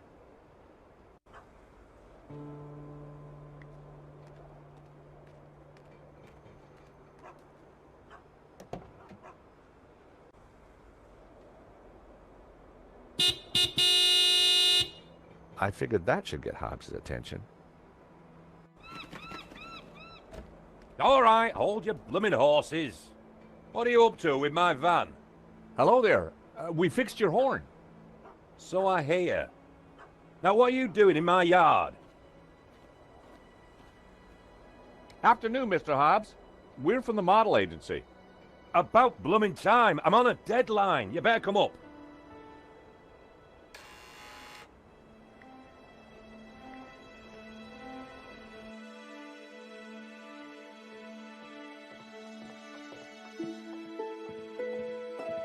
About time you two showed up.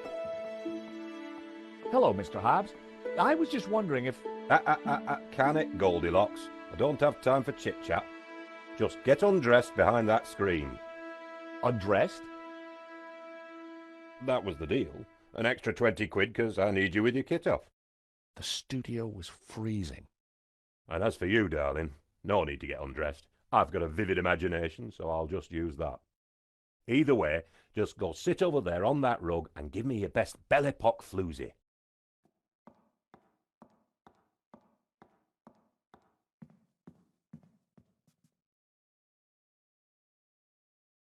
That's perfect. Just hold it there. Nico made for a good distraction. I just needed to figure out how to get a look inside that portfolio.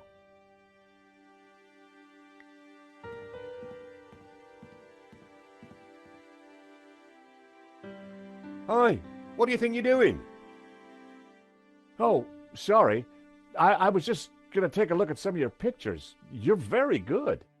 I know, and that portfolio is private. I'm not paying you to gawp around my studio. Get your blooming clothes off. Sorry.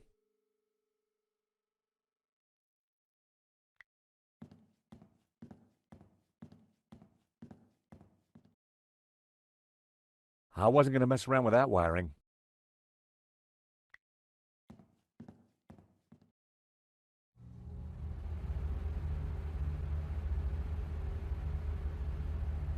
Hey!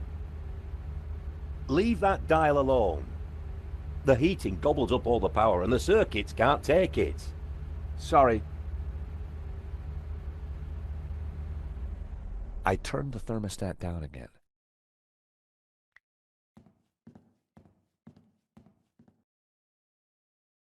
Wow, an old Bofson Wang stereo. I hadn't seen one of those for years. Hobbs seemed to have a thing for 70s psychedelic jams.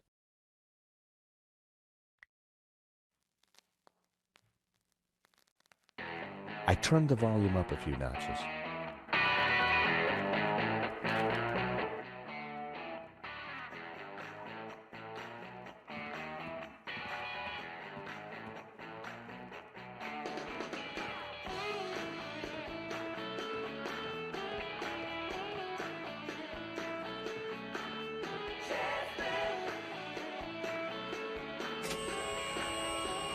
Hey, stop meddling with that. The power's ropey enough as it is.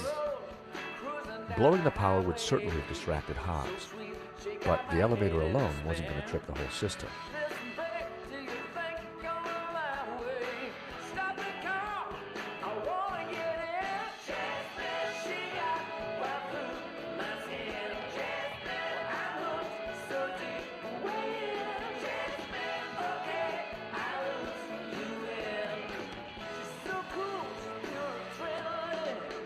My! It was George Stobart. Lady Piermont. Oh my. You're... Naked? Of course. As an artist's muse, one often finds oneself en pelotas. Now, George, don't be shy. Come here and give me a big hug. That day was the day the nightmares had begun. Trapped, smothered, choking on lavender. George, darling, pass me my robe. It's terribly cold in here.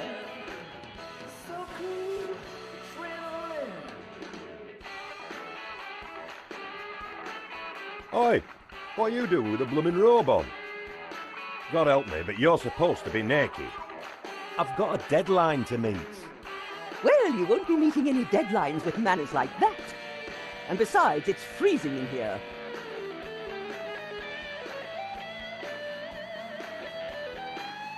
Lady Piermont and I had met before. She was larger than life, in every way.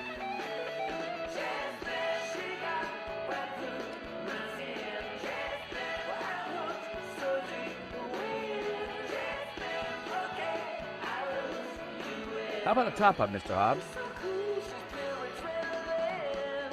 Don't mind if I do.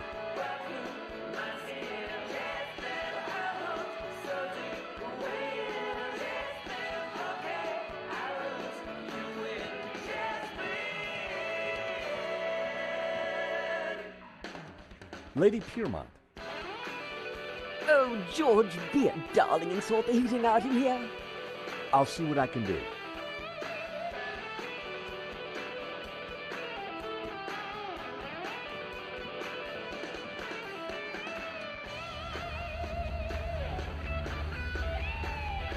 Hey! I've told you, don't mess with that thermostat.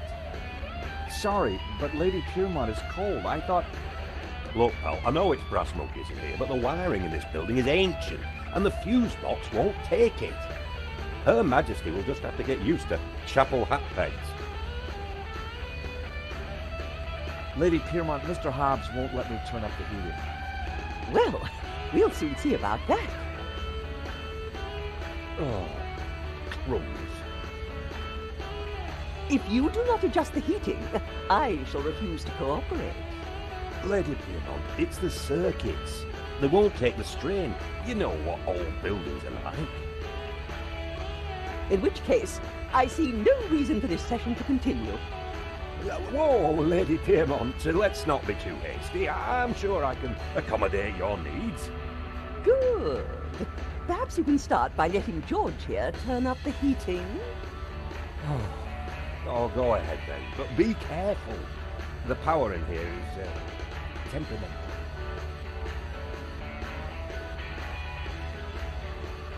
I turned the thermostat up as far as it would go.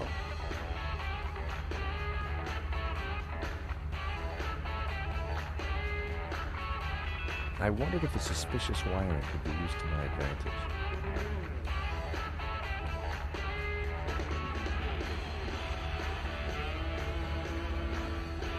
A word, if I may, Lady Piermont. For you, George, I'm all ears. How can I help? How did you come to be working with Mr. Hobbs? Wheresoever a Bohemian needs a helping hand, George, mine is always at the ready. And what better way to help than to expose one's flesh to the sensuous brushstrokes of such a talent? Do you know anything about a stolen painting called La Malediction? Oh, is this another of your adventures, George? How delicious. My heart's a tremor, George. Do you think Wilf is mixed up with this? Maybe, but I need you to act normally until we're sure. Mum's the word, Georgie. Can you I am the very soul of discretion, as you know. You see that portfolio by Hobbs's table? We need to take a peek inside. Be still, my beating heart. Just give me the nod, and I'm putty in your hands. So what have you been up to since our last encounter, Lady Piermont? Charity work, dear boy. Oh, any particular kind? Young men, George. So many have lost their way. I try to guide them best I can. Lady Piermont, we need your help. How thrilling! What do you need? Subterfuge? Legerdemain? Actually, I just need you to step on that lift behind you. Oh, but of course.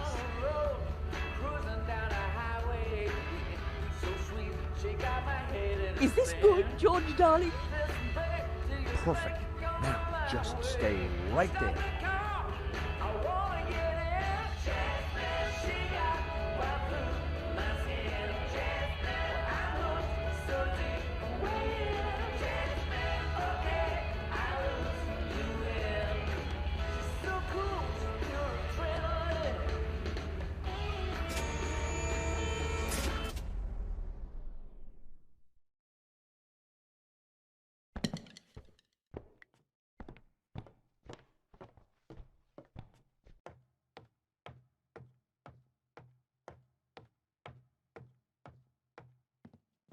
Now was my chance.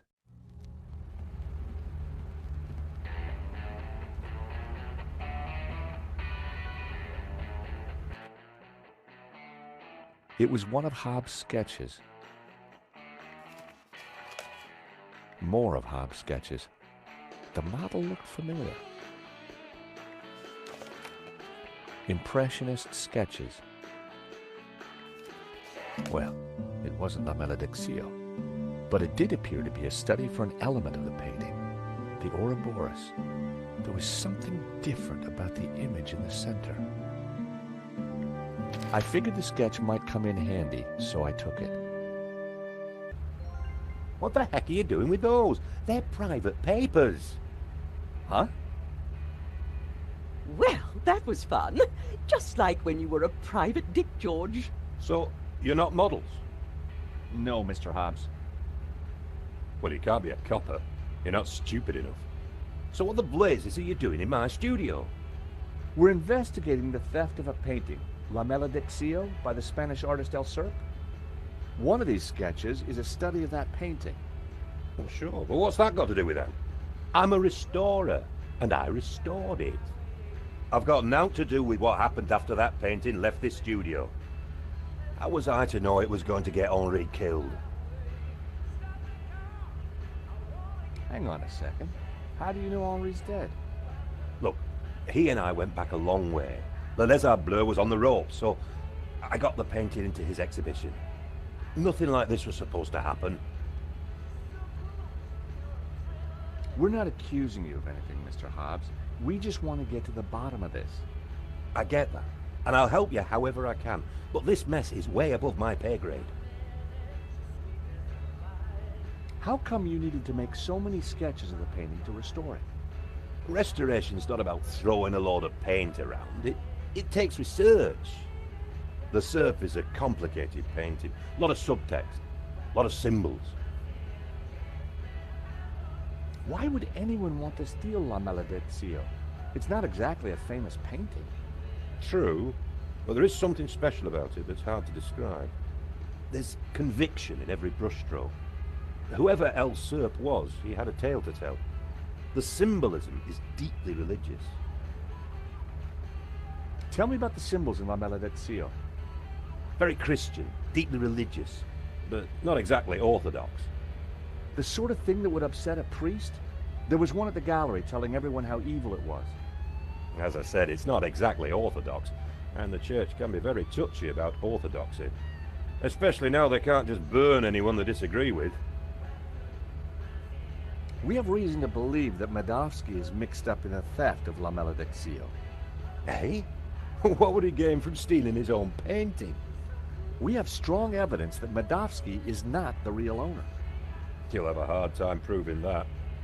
Medovsky has a full set of provenances for the painting. It traces its legitimate ownership all the way back to the painter.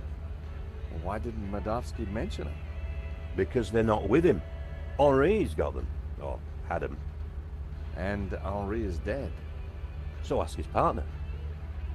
Lane? Lane, yeah, Lane. Look, pal, you're wasting your time looking for conspiracies here. And you're wasting my time if you're not actually going to get naked. Go get the provenance from Lane, and everything will turn out hunky-dory. But it also puts Marquez's story into question. Not my problem, darling. Now both of you, get lost. I've got a painting to finish. And we have a critic to interrogate. Someone's lying, but who? Is it the gangster or the old Spaniard? The painter or the art critic? I need to head back for Nave's reconstruction. What about the evidence from Medovsky's house? Will you give it to Nave? I think I should. And I can put the squeeze on Lane. Ask him about the provenance. Good. I've got lunch with Ronnie tomorrow. This story is hotting up, and I want to make sure he keeps me on it. Taxi?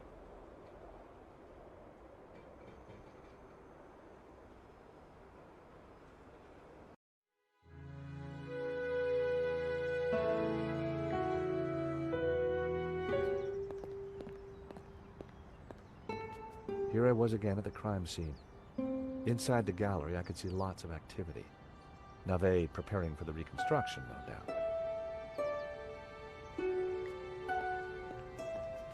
Nico and I had a good idea who the killer was. Now all we had to do was persuade Nave. Sir, I already tried starting it up. I think it's broken. Nonsense, Moo. This machine has the power of 10 investigators. But investigators never fail to start up, sir. Your pessimism is duly noted, Moo. But have faith. This machine will analyze the scene, compute the data, and deduce everything for us. The location of the second shooter will be a mystery no more. One moment. A marvel indeed, sir. Though at the moment it is kaput. Your pessimism has obviously infected the circuitry, Moo. Let me think for a moment. If I could just... Shh! Eh bien, Moo, now try realigning the laser matrix. Sir, I have no idea what that is. Move over, Moo. Now, let me see. Oscillating reverberator? Check. Refraction spectrometer? Check. Now, what can I do? Ah, Monsieur Stobart, it's only you. Glad you could finally make it. Inspector, I've got some good news and some bad news. Oh, yes? I shall be the judge of that. I think I know who the killer is. Really? Yep, he's a gardener called Shears living in London. Fascinating. And the good news? We don't need to do your reconstruction. You joke with me, Monsieur Stobart. It's not a joke. This guy Shears was working for a Russian ex-mobster. It's all part of a highly complex fraud. Gardeners, KGB, fraud. You are a fantasist, monsieur. And I have no time for fantasy. Reality is my suitcase, as you Americans say. Now, stand over there and keep out of trouble until the others arrive. Well, who are we waiting for? Mademoiselle Collard and Father Simeon. Please, I am very busy. Ah, Moo, a clever choice. But no cigar for you. Try the red.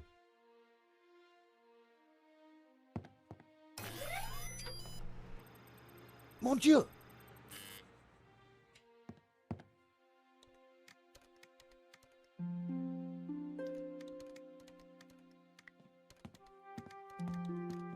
Lane. Stobart. what's the deal with that device over there? It's a farce. They've been trying to get it working for hours. Looks like something out of a 50s sci-fi movie. It probably is. What do you think of Nave? The man is a buffoon. I have better things to do than wait for these idiots to get their forensic whatnot to work. The only silver lining is that Nave seems more annoyed than I am. What do you think of Moo? Who? The policeman with Nave. I assume he's another idiot. Why's that? I believe one can tell a man by the company he keeps. I'll bear that in mind, Mr. Lane. I gather you're the man to ask about the provenance for the painting. For La Malediccio? Well, you have been busy, haven't you, Stobart? I'd like to see it. So speak to Bijou. She took care of the business side of the gallery. The provenance is in the office safe. She has the key. Lane was a pushover when you had him cornered, though it looked like Bijou hadn't been completely honest with me after all. I needed to pay her another visit. Okay, thanks. Yes. Sir, I think we are ready to fire her up. Yes, Moo, I was just about to say the same thing. Do it. Moo, what have you done? Pardon me, sir, but I believe it was you who said... This is no time for blame. You have broken the machine. Mon Dieu.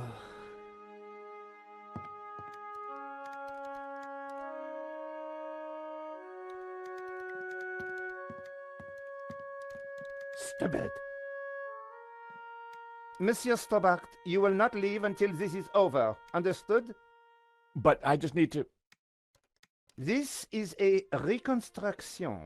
You will remain here until I have concluded my investigations. Do I make myself clear?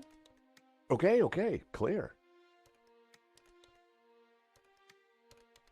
I considered making a run for it, but forcing Moo to chase me would have been cruel. And it would have been silly to risk my investigation. Better to play along with Nave and get the reconstruction over as quickly as possible. Inspector Nave.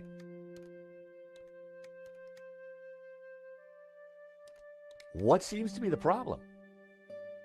Monsieur Stobart, if Paris' finest cannot get this very expensive and very complex machine to work, then I doubt if an insurance salesman can... I'm an insurance assessor, actually.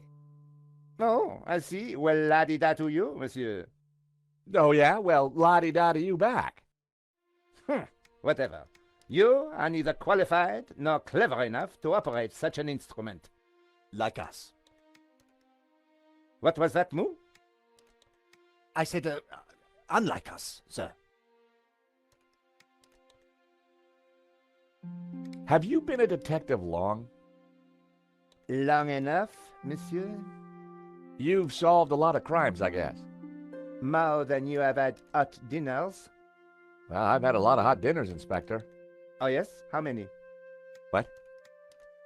Precisely how many hot dinners have you had, monsieur? I don't know. Thousands?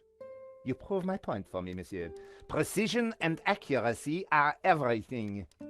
You truly are a unique and amazing man, Inspector Nave. Well, I'm glad you are impressed. I was sure I could get the machine to work if I could just get Nave out of the way.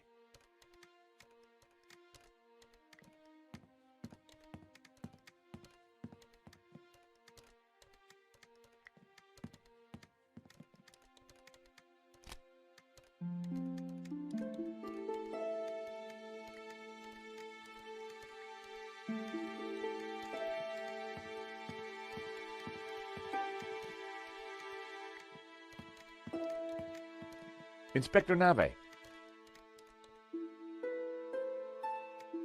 I know this sounds obvious, but are you sure it's plugged in? Monsieur Stobart, do you really think I would be so stupid as to not check the fundamentals? We all make mistakes. What a ridiculous generalization, monsieur. Look, I can see from here it's... Ah. Do you need assistance, sir? Very funny, Mo. One moment. That got rid of him. Now is my chance. I was going to have to figure that out quickly.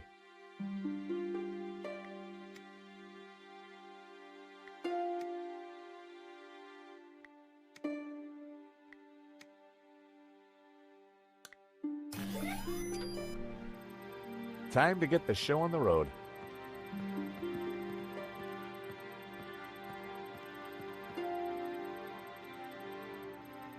See, Moo? I knew I would get it working. I'm not sure that you... Precisely. You knew my superior intellect would win through in the end. Yes, sir. Sir, I beg your pardon, but I think there is a teeny snag.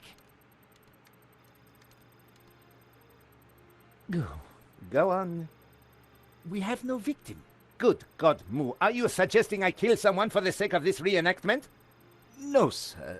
Just saying we need a body, sir. Ah, yes. I see. You'll make a detective yet, Moo. I, of course, foresaw this, and I nominate... you. Me?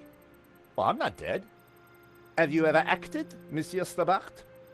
Well, I don't like to blow my own trumpet, but I went down a storm playing the lead in Cat on a Felt-Tip Roof last summer. You played the cat? No. So, not the lead. Half-truths again, monsieur. Nevertheless, here is your chance to play a real lead role. But he looks nothing like the victim, sir. Oh, damn it, Moo. Must you find problems all the time? Let me think of a way to make this work. Relying on Nave's problem-solving skills could mean a long, long wait. I had to find something to make me more like Henri. I'll have a look around. Maybe I'll find something. Yes, you do that. Verisimilitude is the key, Stobart.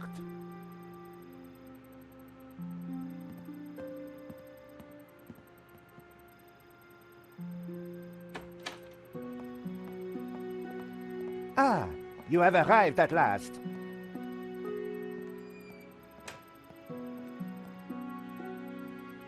Please, make yourselves comfortable. We are just making some last-minute adjustments. Father Simeon, Nico. Hi, Josh. Welcome to the asylum.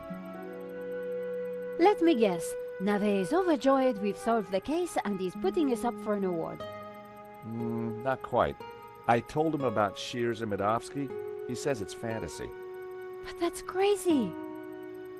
Tell me about it. So what do we do now? Carry on anyway, and nail Medovsky. What about Nave? Ignore him. And this charade? The reconstruction? Well, sooner it starts, sooner it's over. Josh, what on earth is that machine? It's Nave's baby. Supposedly, it's going to analyze the crime scene and tell us what happened. But we already know what happened. Sure we do. But Nave doesn't. Quiet, please! How can I concentrate with all this racket going on? Lane was right. Nave was an idiot.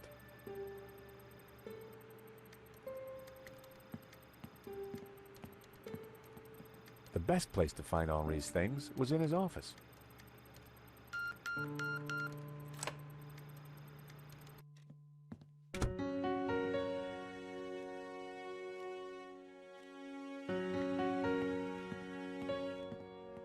On the head of the statue was a pair of Henri's glasses. Maybe, just maybe, the glasses would make me look like Henri.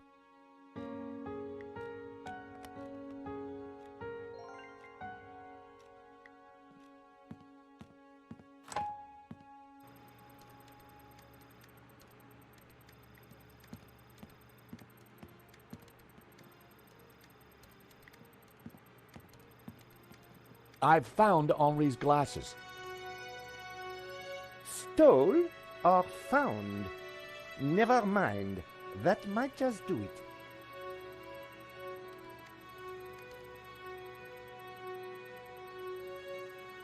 Come on, everyone, into position. I want everyone to stand precisely where they were when the victim died.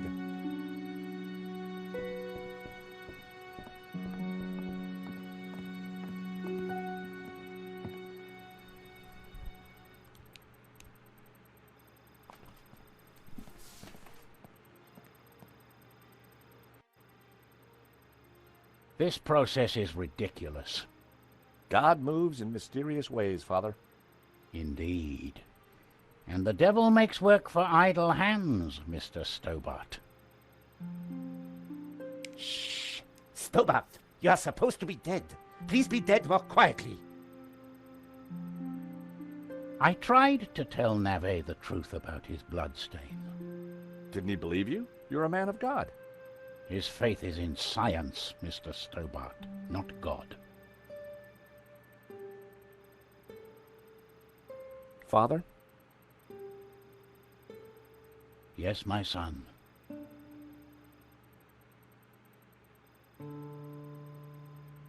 Do you think the machine will give the inspector some insight into Henri's murder? He will find the answers he seeks, but he asks the wrong questions. This was no ordinary murder. Do you think Inspector Navet will ever figure this out?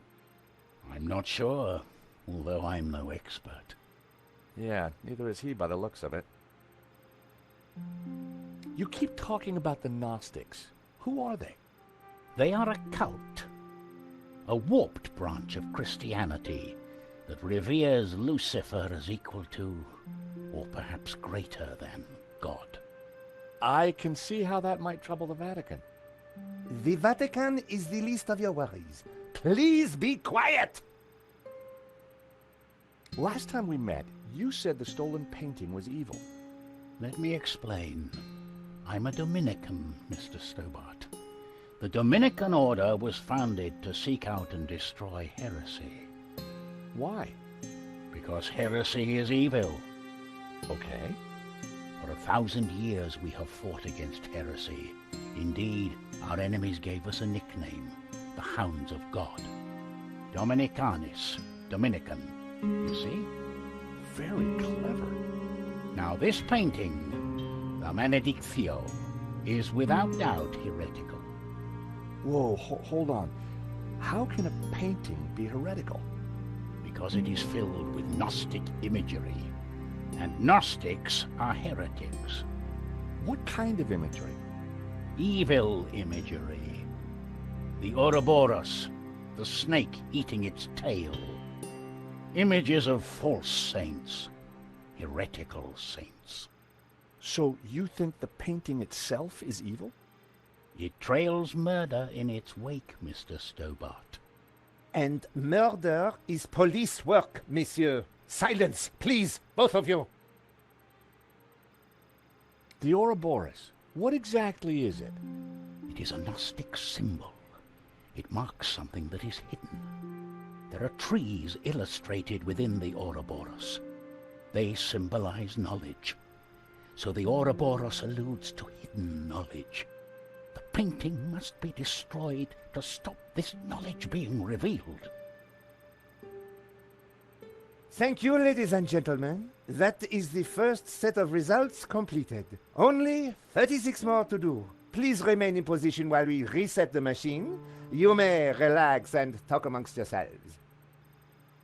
Who are these false saints? Gnostic saints, not beatified by the Church. They question orthodoxy, lure the unwary down dark paths of forbidden knowledge, and condemn innocent souls to the fires of damnation. You mean like a Black Sabbath album?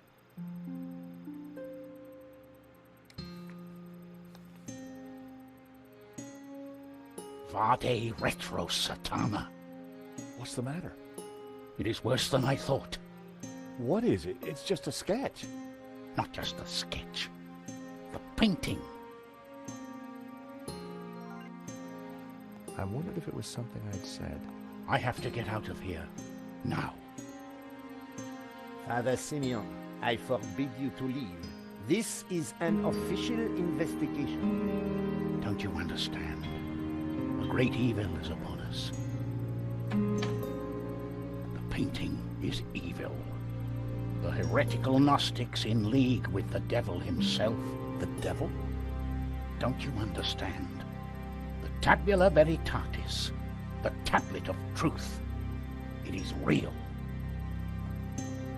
Well, well, someone is upset. Pressing your witnesses a little too hard, Inspector Nave? And you are? This is official police business? Richard Langham, Interpol, serious art theft. We spoke on the phone, Inspector? Ah, yes, sir. You didn't say you would be attending my crime scene. What exactly is this machine, Inspector? A little invention of mine, Monsieur Langham. It will compute whose blood this is on the floor, and... Not to worry, Inspector. Perhaps you could move aside? I'm intrigued to see what you're up to. Ah, of course. It is rather groundbreaking. Pizza box.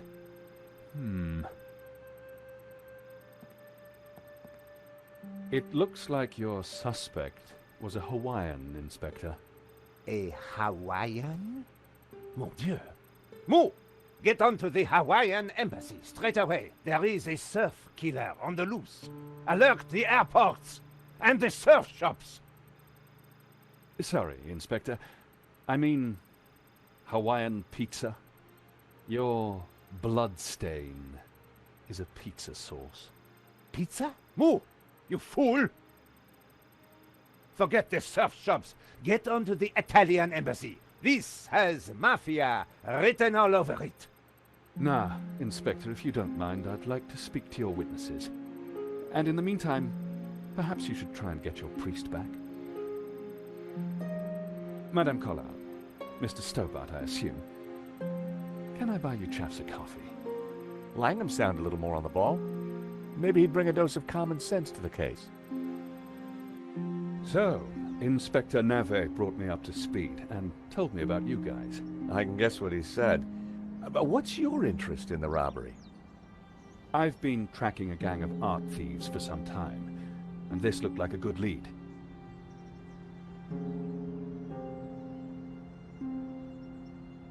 But Nave is worse than useless. I was hoping you might be able to help. We're flattered. Just doing our jobs. We all are, or at least trying to. So, maybe we can help each other. I gather you insured the exhibition. That's right, and we're liable to lose a packet. Any leads so far? Maybe. There's a Russian guy called Madovsky who turns out to be the owner of the painting. Madovsky? You know him? Oligarch, oil, art, aluminium. Ex-KGB. Very nasty. You need to be careful. Madovsky's dangerous. He kills anyone who gets in his way. For a cop, Langham seemed okay. Trouble with doing deals with cops, there's usually a payback down the line. But I figured that'd be a price worth paying to bring down Madovsky. We found evidence that links Madovsky to the company that installed the security at the gallery. Interesting. And one of his men, a guy called Shears, was in Paris on the day of the robbery. Really? We also found a letter from someone called Gainan wanting to buy the painting from Madovsky. Gainan? The name rings a bell? Did you find anything else about him? No, we were in a hurry. What about the priest? Ah, the good Father Simeon. Well, something spooked him, that's for sure. So I gather.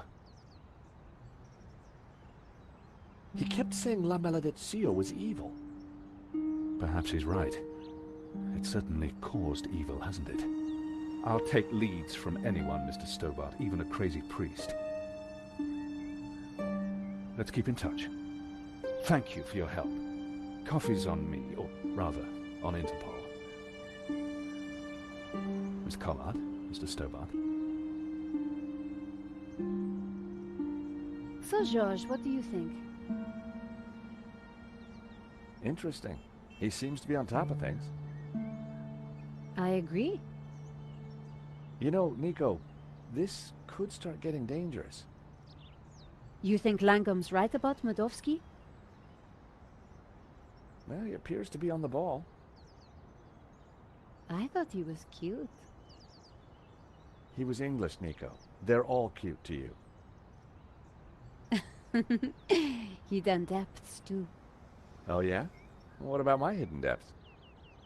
You showed me those long ago, Georges. Well, I'm off home to write up the story so far. You? I need to pay Bijou another visit. She's not been completely honest with me.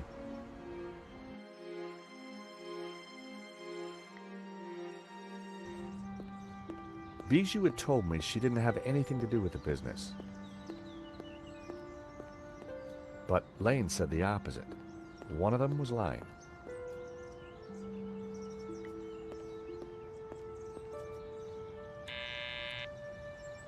Yes? Bijou, it's George again.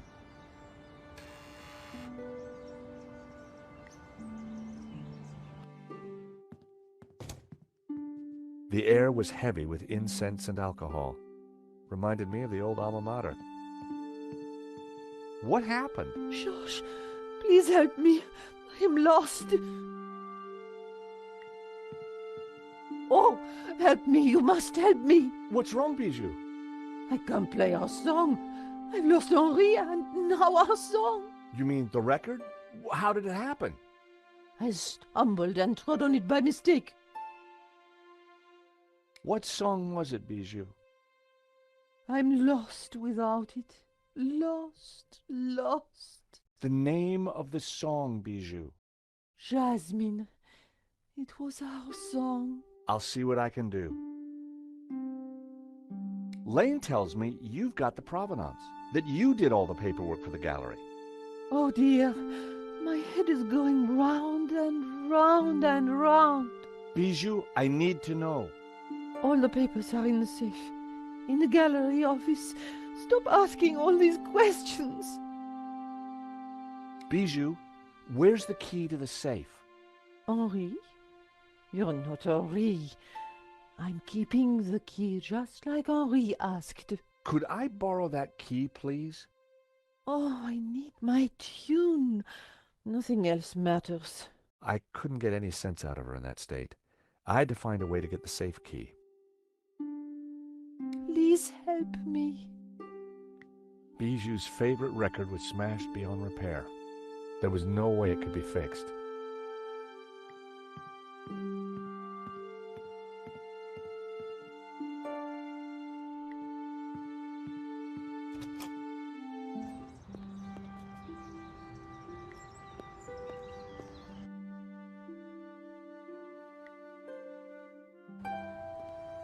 I arrived back at the shopping arcade.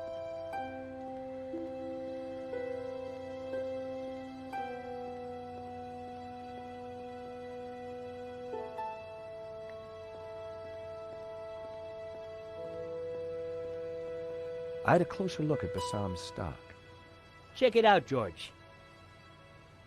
I've had quite a stock update, and I've got to say the metrics on some of this stuff is startling.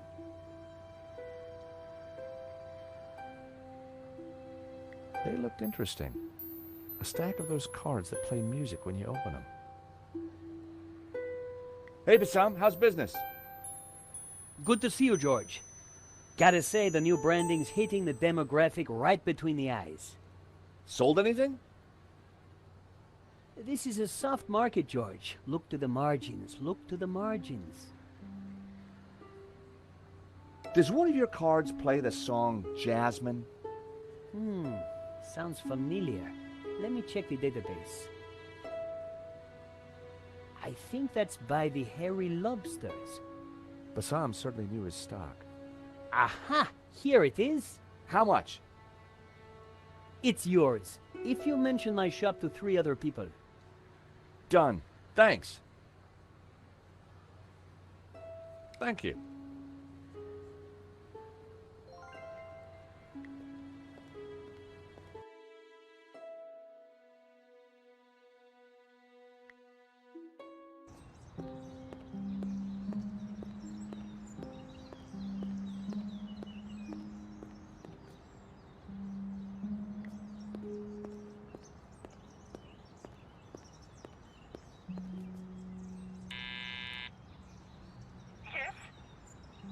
Bijou, it's George again.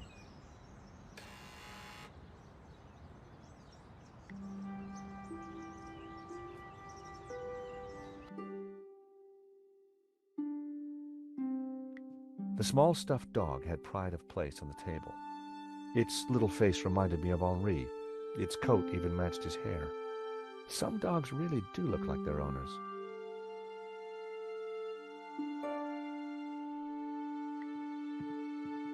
Stealing a flower from a corpse. How low had I sunk?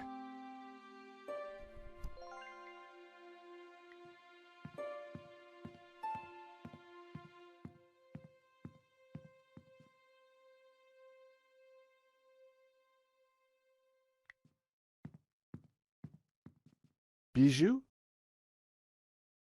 Henri? Oh, you're not Henri. How about this card? It plays the tune.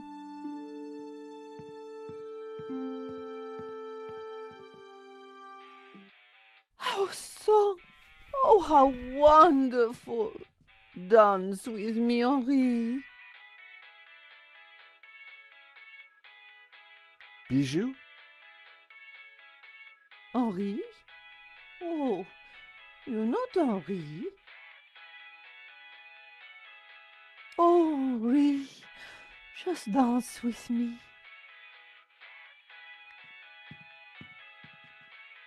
I found myself at Bijou's well-equipped dressing table. I grabbed a strip. Prepare for wax. A picture of Henri had pride of place. Lots of cotton buds, always handy for oiling machinery.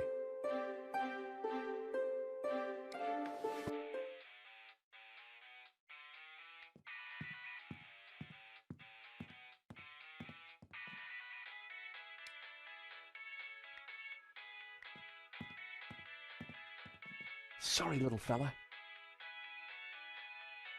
I'll see you in Rio.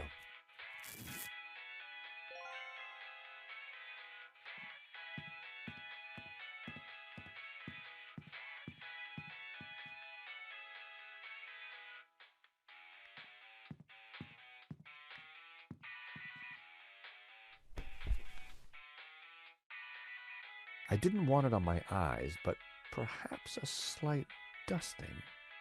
My hair was now the same color as Henri's. Time to bring Henri back to life. Henri had more facial hair than me. I needed a brown goatee.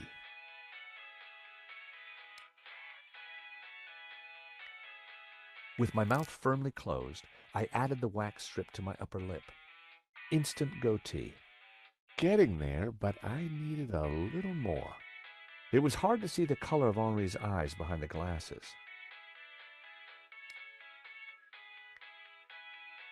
I added Henri's glasses. I looked more and more like a gallery owner. Looking good, but not quite there yet. I needed to flower power my outfit.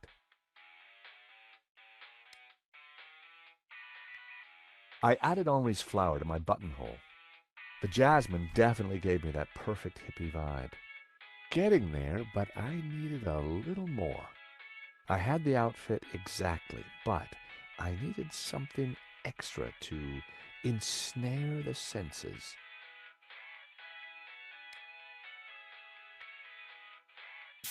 I added Henri's Brett to my disguise, made my eyes water. There. As I looked into the mirror, I saw Henri looking back at me. Henri, there you are, you naughty boy. Dance with me, my little roll mop. I've missed you. With pleasure, chérie. Oh, Henri, isn't this wonderful? Just like old times.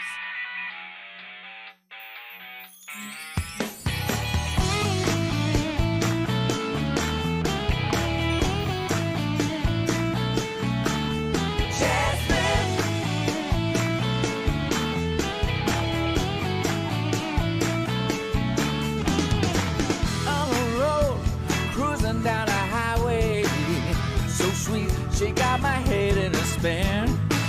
Listen, babe, Bijou, darling, I need the safe key. Do you have it? Of course. Didn't I promise? Here it is, sweetie. you in. She's so cool, she's pure adrenaline.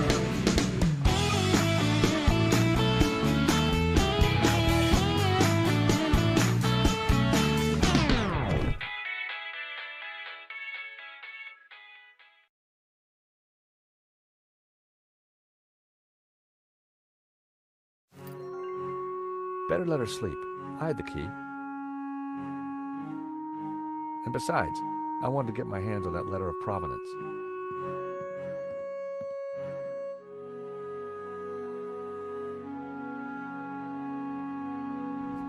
I was surprised to see Father Simeon at the cafe.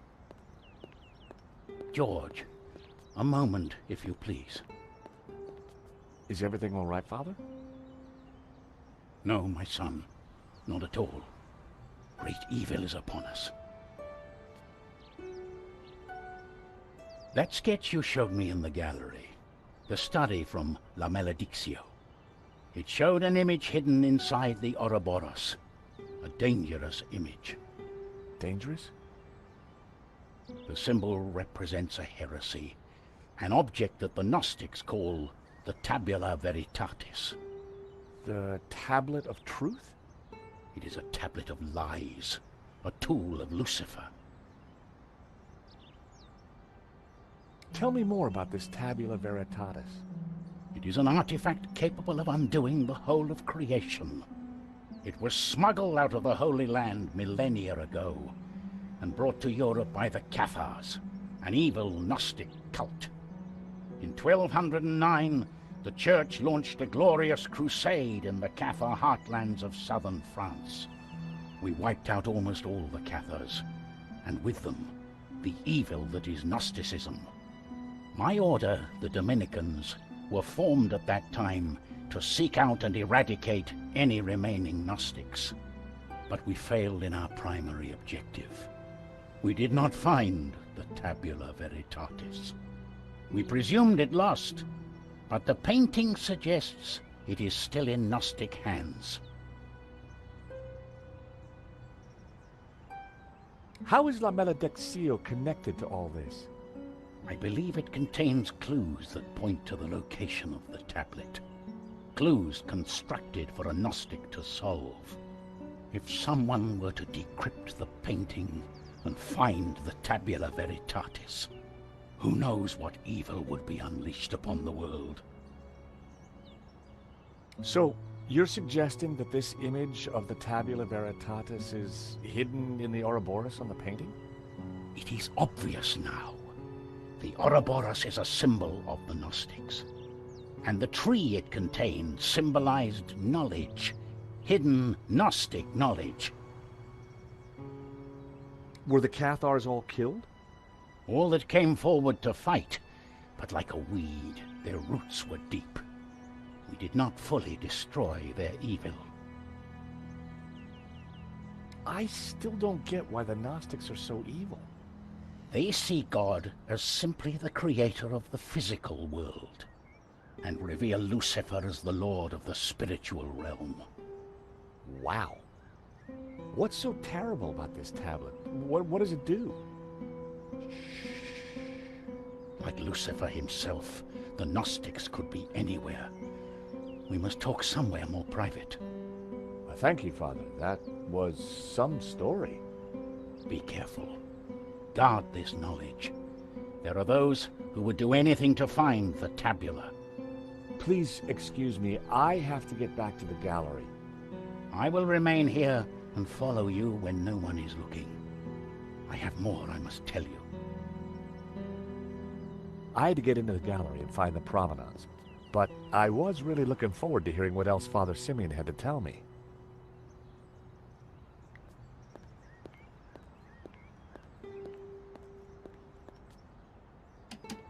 The door was locked.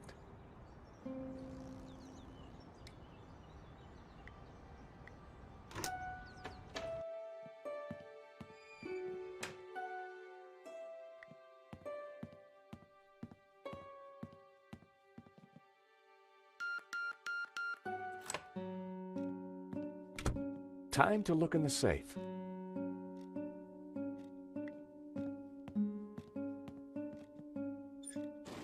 I opened the compartment again.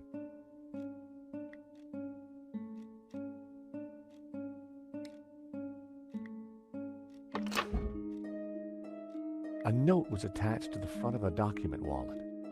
It read, "Cherie, this should do the trick. Your darling Wilfie." Now, why would Hobbs be sending romantic little notes to Bijou?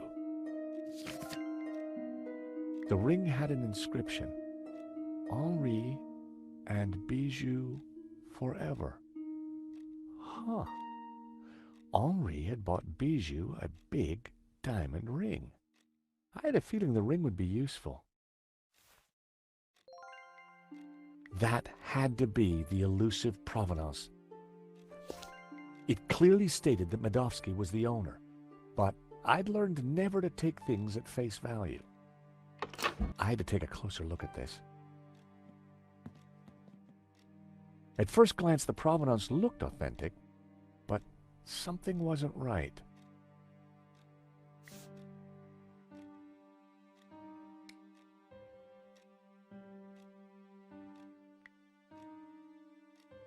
The sketch was drawn on similar paper to the provenance. The coffee cup stains matched exactly, as did the tear. The provenance must have been created by Hobbs. It was a fake, which meant Medovsky wasn't the true owner.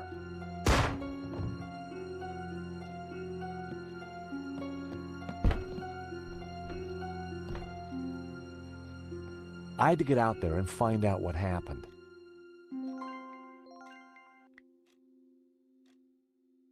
The door wouldn't open. Something was blocking it from the other side. The glass was reinforced for sure. I wouldn't be able to smash it, and it wasn't going to open. But there had to be a way of getting through it.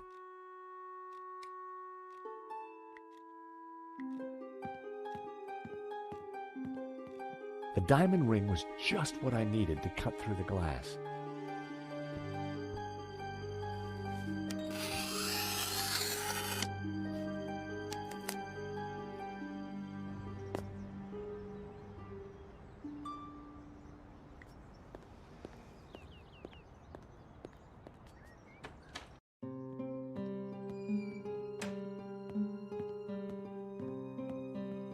Father? Gnostics. You must stop them. Who did this, Simeon? Don't let them. The tablet. They are going to raise the devil.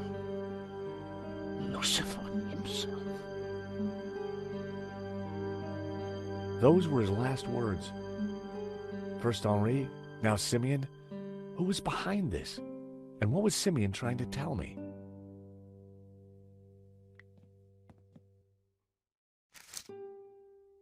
Simeon had been carrying a scan of an old manuscript with a covering note. Both were written in Latin. Fortunately, I hadn't forgotten the Latin I'd learned at school. The note read, "The tabula veritatis only appears in one file.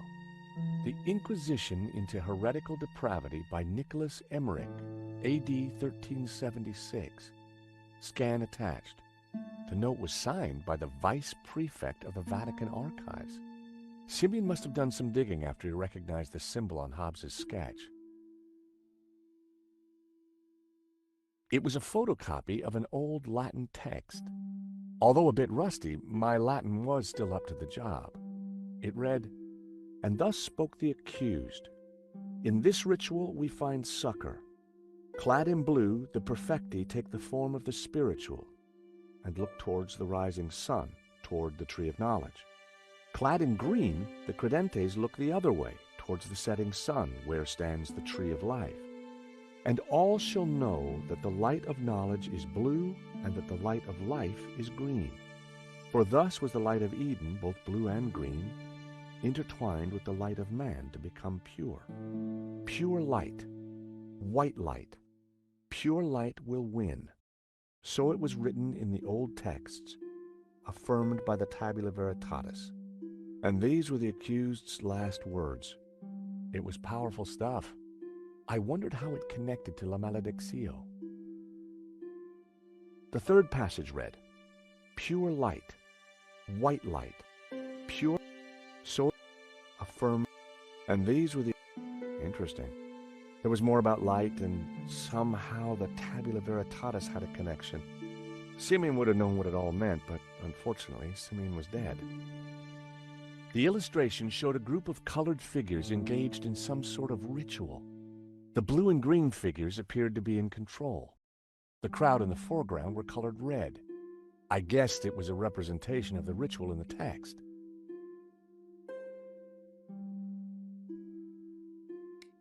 My God, what have you done? Huh? I know this looks like... Like you've been caught red-handed? Excuse me. Josh, something terrible has happened at the apartment. Nico, hang on.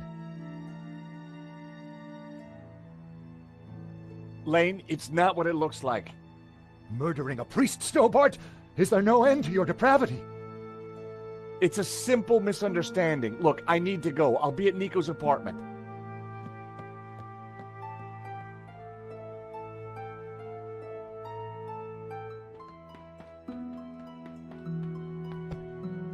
Nico!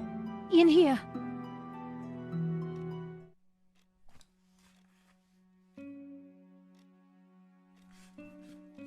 Oh, hi, George. I thought you were being attacked. When I arrived, there was someone here. He rushed me, knocked me down. Did you get a look at him? No, it happened so quick, and then he was gone. What a mess. This blood. Where's Marquez? I don't know. He must be badly hurt. Or dead. Not another killing. What do you mean? I just came from the gallery. Father Simeon's been shot. My God! Who did it? I don't know, but before he died, he begged me to stop the Gnostics from raising the devil. The devil? Whoever's doing the killing, Georges, it's certainly not him. Okay, but who? Simeon and Marquez were both attacked at the same time. Just what are we up against? I don't know. But whoever came here was looking for something.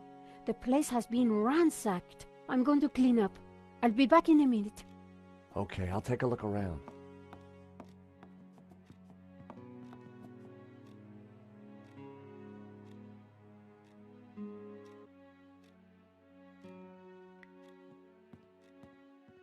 Nico's neighbor had quite an impressive coin collection.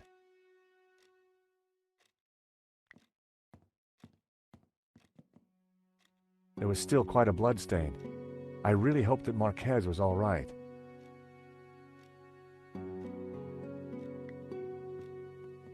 The chair had been knocked over in the fight. But there was something glinting underneath. It was Marquez's medallion.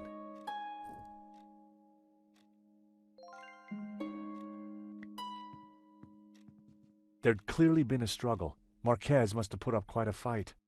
I spotted something in the mess. It was Marquez's family photo. Marquez wouldn't have intentionally left the photo behind.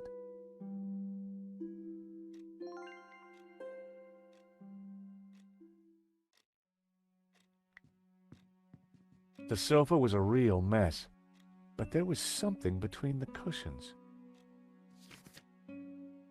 It was one of the photographs that Nico had taken during the robbery. It showed a section of La Malediccio.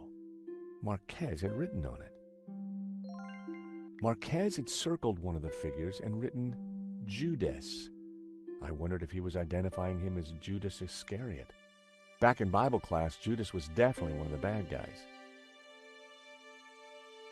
Marquez had circled one of the figures in the tower and identified her as Magdalena. That had to mean Mary Magdalene. Marquez had scribbled the word Saints across the photograph. I wonder what he meant.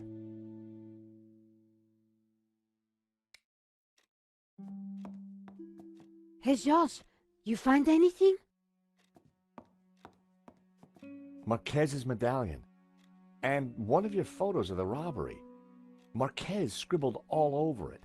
I think he was trying to work something out in the painting. Simeon must have been right. The painting is some kind of map. We should... Hold on, my phone. Hello? Oui? This is Inspector Navet. I am looking for the American, Monsieur Stobart. Are you with him?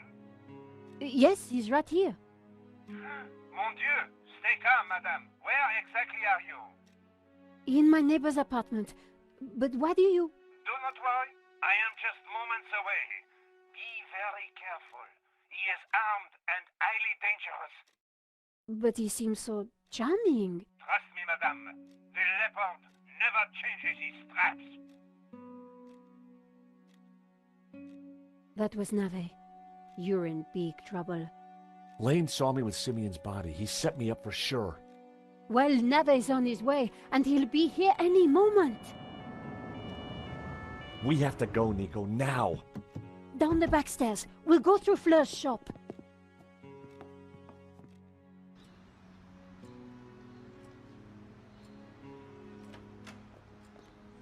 Ah, there you are. Right on time. Sorry, Fleur, but we can't stop. Suit yourself. Damn it. Sergeant Moo is outside the door. He's talking to someone. Oh no, it's Adam. Who? My neighbor. Ah, the pug lover with the trashed apartment. That's the one. Hey, Fleur. Great to see you again. You were expecting us? 30 more seconds and you would have been caught. Charged with the murder of a priest. Whoa. How do you know about that? News travels fast through the ether, Georges. Take this. What do I do with a ball of yarn? Bribe Moo with a nice Aran sweater? You will find the way. Now, excuse me. I think it's time you planned your escape. Oh, hi, Adam. Hi, Nico. They say I can't go up to my apartment. Oh, really? I wonder why. Yeah, I wonder why too. Yeah, I'm George, by the way. Adam, I live in the apartment next to Nico. I know. I mean, how interesting. Fleur, can I sit here for a while until the police let me back in? By all means.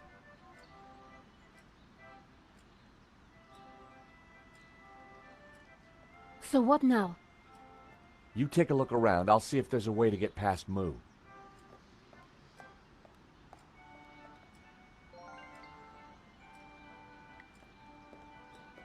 Go ahead, Georges. Take a few.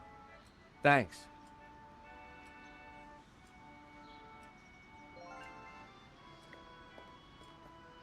Sorry to bust in on you like this, Fleur. Don't worry, Georges. I knew you were coming. You did? So what else do you know? There's a 36% chance of rain. Fleur, can you help me distract that police officer at the front door? Don't you want to play the game yourself? Game? What game? Oh, I thought you knew. Never mind. Do you know Adam? A little. I see great distress in his near future. Funny, so do I. You've known Nico a while. What flowers does she like? Yellow. No, wait. Yes. Yellow, definitely.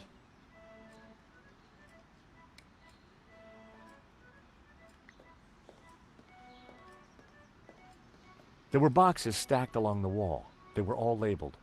Florist's foam, flower food, ribbon, pee-pee, bouquet labels.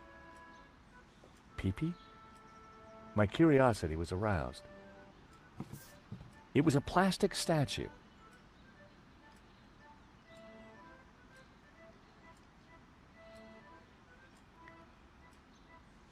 Careful with that. He's just come in. Special order. What is it? A replica mannequin piece. Fill it with water, pop in some batteries, and watch it go tinkle. Very tasteful.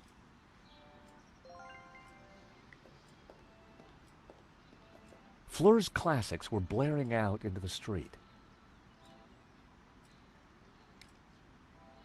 A cheap plastic imitation of the mannequin piece from Brussels. It took AA batteries and had a water reservoir.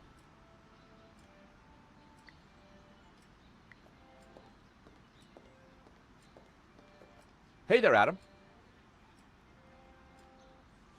Oh, hey, George. What can I do for you? Do you know what's going on with the police? No, they wouldn't tell me. Good. I mean, strange. It's annoying. I'm really tired. It was a long drive. Oh, been anywhere interesting?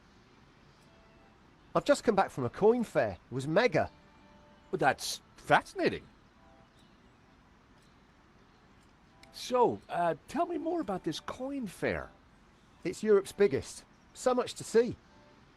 I bet. Do you know Nico well? No, not really. Good. I mean, good for you. What are you listening to? My meditation music. Crashing waves and trickling forest streams. So, what do you think of this coin? Oh my God, that's a platinum 12 ruble. It is? I mean, yeah, of course it is. You know, it's going to be a rough day, Adam. Why don't you keep the coin? Are you serious? I'll get my pal Stefan to value it. His coin shop's just around the corner. Hey, maybe you could use the money to redecorate your apartment. But it doesn't need redecorating. That's a matter of opinion.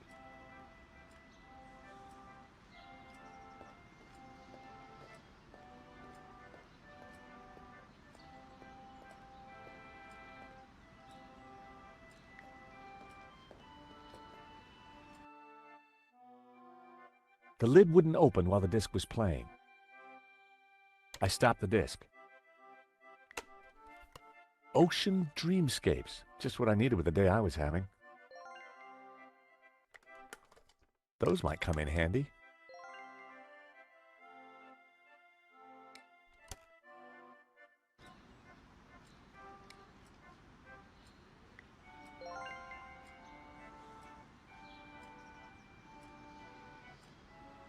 I slotted the battery into the mannequin.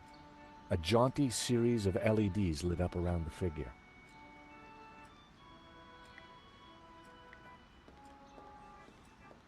Fleur, do you mind if I change the music? Good idea. The sound of lapping waves was affecting Moo, but I was going to need something more to open the floodgates.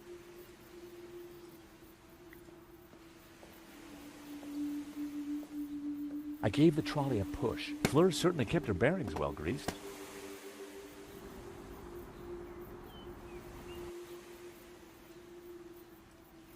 Georges, what are you doing? I'm not sure yet, but there may be a plan forming. I hope Moo didn't spot me.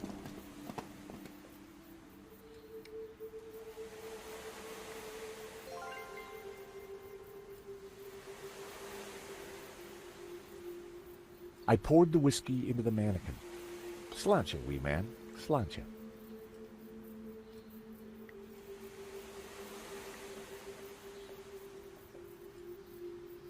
I placed the statue in the trolley and switched on the waterworks. The mannequin cheerfully sprayed a stream of golden whiskey. Nice.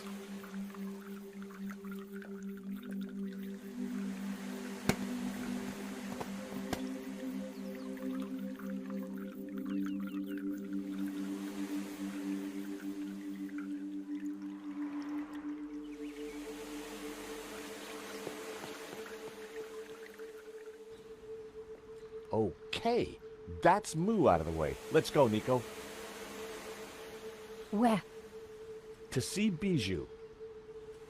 She's been telling me a crock of lies since day one, and right now, I want the truth.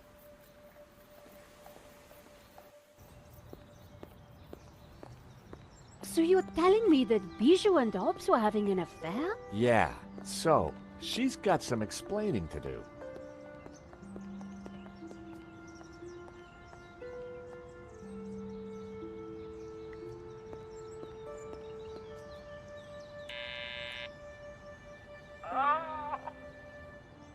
Bijou, I need to talk to you. Can't it wait? You've such a sore head. No, it really can't. Oh, all right.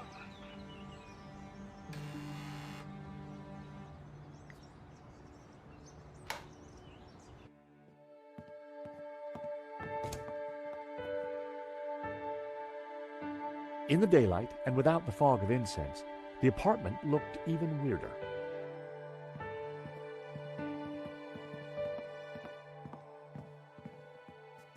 George, how delightful to see you.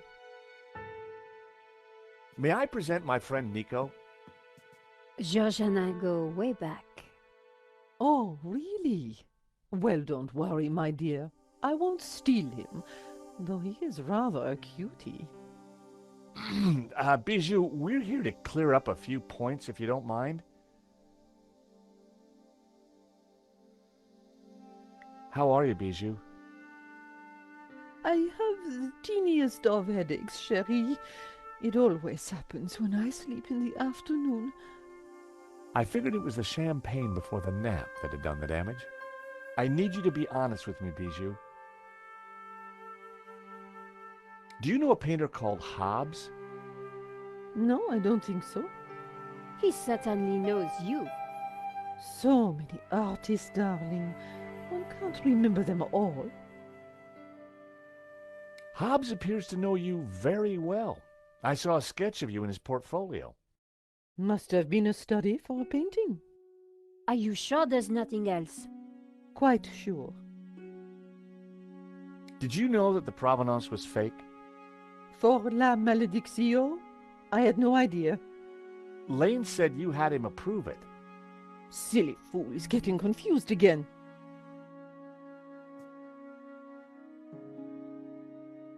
This is a note from Hobbs that I found in your safe. How did you get access to that? How dare you? Bijou, you gave me the keys. I did? Oh, my head. I don't remember. We didn't do anything else, did we, Georges? The note is addressed to you, so Lane was telling the truth. You were in charge of the paperwork. Oh, so what if I was? That's not illegal? The note from Hobbs makes it quite clear that you knew him rather well. Oh, all right, I did. So, you lied to me. So you had the provenance made. You knew it was fake. I'm not admitting anything.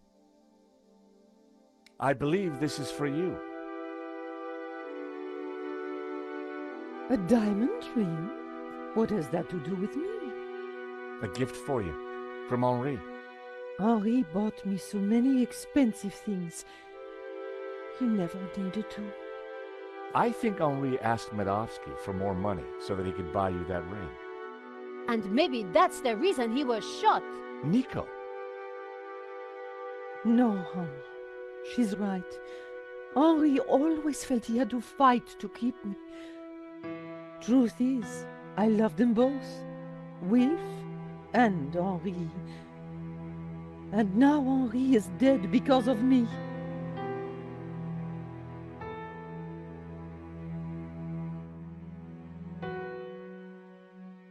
Go ahead.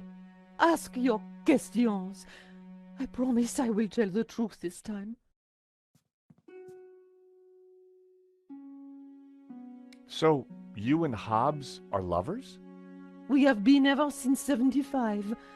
Henri never knew about it. They were in a band together back then. So you were unfaithful to Henri right from the start. It was never cheating. I loved them both. So you had Hobbs fake the provenance so that Lane would approve it for the insurance? Wilf passed it to me, and I persuaded Lane to sign it. He never knew it was a fake. Wilf is brilliant at what he does. So what was Medovsky's role in all this? It was all his idea. He'd had an offer on La Malédiction from someone. So Wilf put Medovsky in touch with me and Henri. He wanted to cash in on both the sale and the insurance. He set up the security company to deal with the robbery. I've been such a fool. Henri was never supposed to die. I know you didn't mean for that to happen. Wilf called me yesterday trying to comfort me.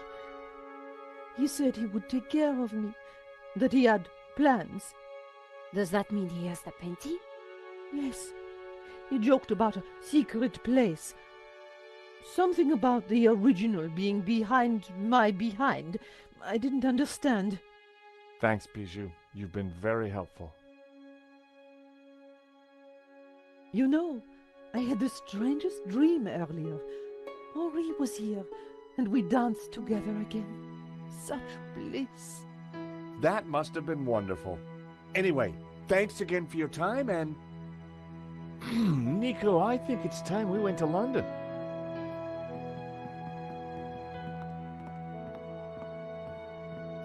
George, do you have something you need to tell me?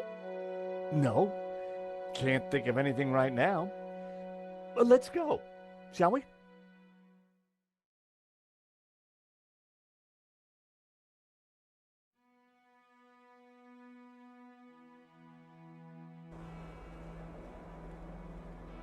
So in the end, Hobbs was at the heart of the whole scam. All we have to do now is find the painting. Yeah, then we blow everything open and nail Medovsky. I get that front page story. And I get to clear my name and keep my job. So much for your devil-worshipping Gnostics, George. Well, you know me. Nothing I like more than a good conspiracy.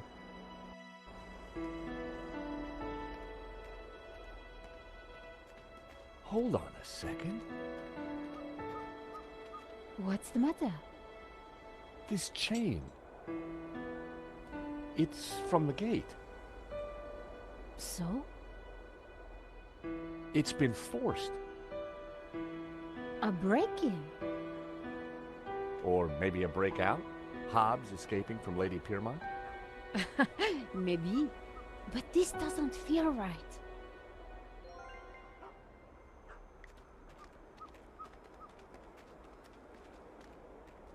Hey, Nico, take a look at this.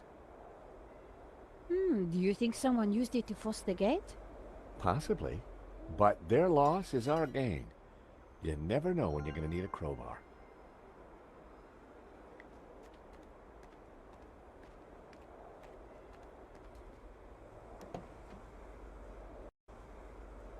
A blast on the horn had worked last time.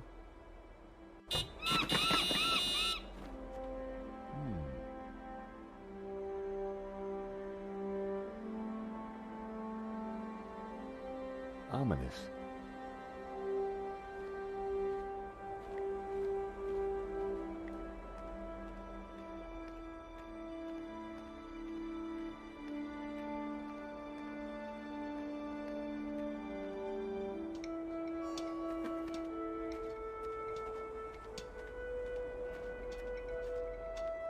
Hey, get out of here. Seagull problem, George? That's one nasty bird. Hey, Nico. What, George? Do me a favor and honk the horn. No problem.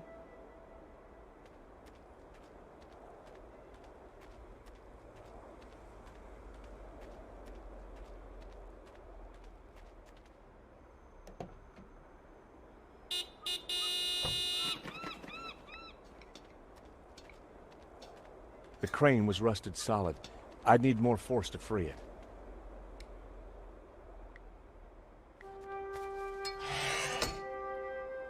Be careful, George. Wait there, Nico. I'll come and let you in.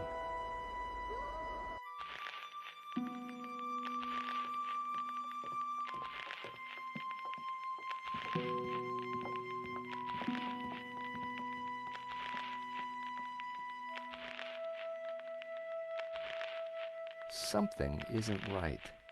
We'd better be careful.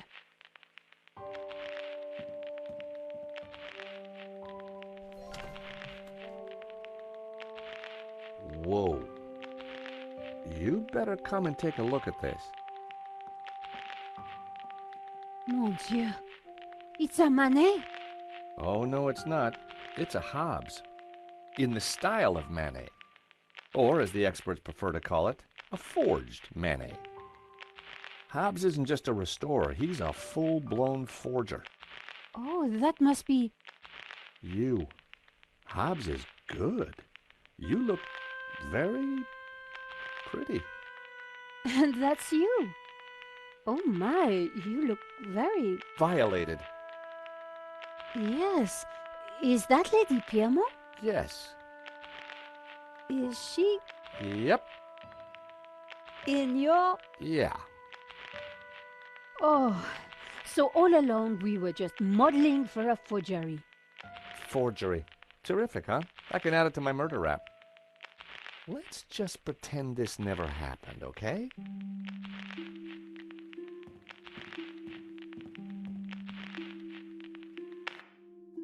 Thanks, George. That was really starting to annoy me.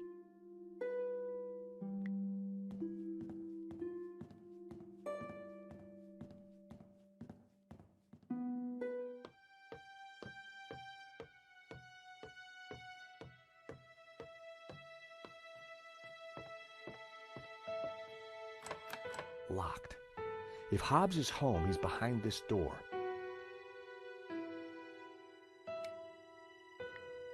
A metal strip had been welded to the door frame, specifically to stop anyone levering the door open.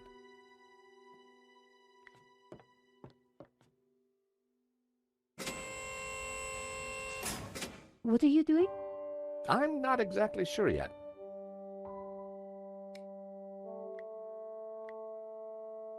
I had a feeling the chain was going to be useful.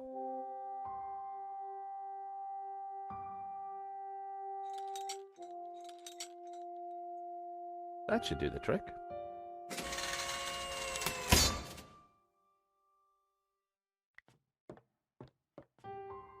So what now? Let's see what Hobbes keeps tucked away up here.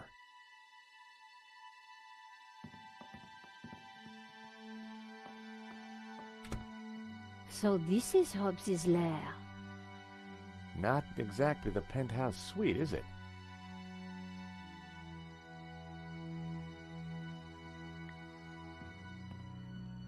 Nico.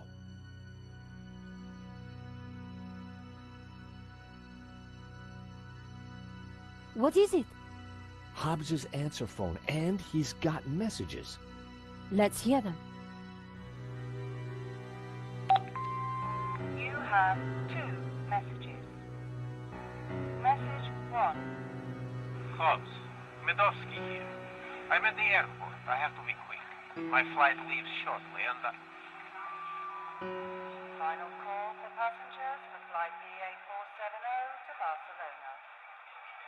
it is a shame that you would like to be released from our agreement. It was mutually lucrative. But if that is your wish, I respect it. I shall send my men around to tie up any loose ends. Take care, my friend. Message 2. Hello, darling. It's Bijou. Look, sweetie, but I'm going to have to put our little plans on hold. I've spoken to that insurance man and his girlfriend and told them pretty much everything. I want to be with you, Wilfie, but Henri's murder, you know. Anyway, I can't possibly leave here until his name is cleared. I feel so guilty, darling. Do you think he knew about us? Do take care with that Russian, my love. Bon voyage, my love. A bientôt. You have no more messages. Wow. So Bijou knew about everything. At least she was faithful to Henri in the end. And what if Madovsky's guy got here first? What if Madovsky's guy's still here? Who knows what useful objects this cupboard might hold? Don't get too excited, Georges. Well, looky here. A useful bottle of Diet Cola. You never know when you might need a Diet Cola. Hobbs's sandals lay on the floor. The sofa was a wreck.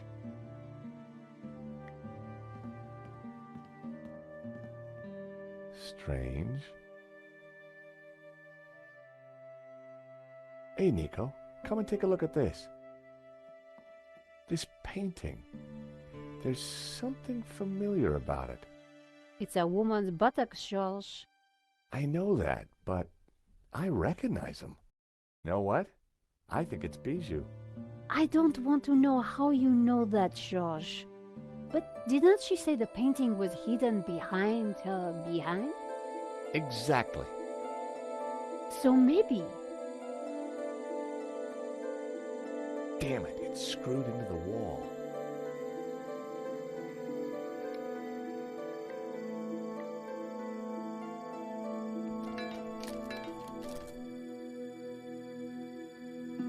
La Maledizio! We found it! Amazing! You're sure it's the real thing? Well, I'm no expert, but yeah, it must be. Look!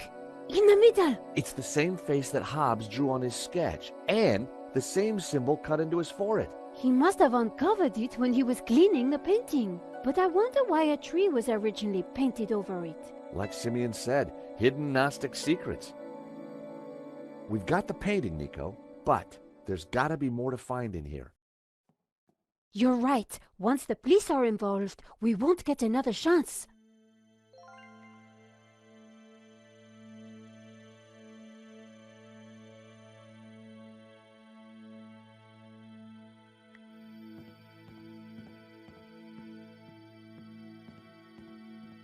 Oh no.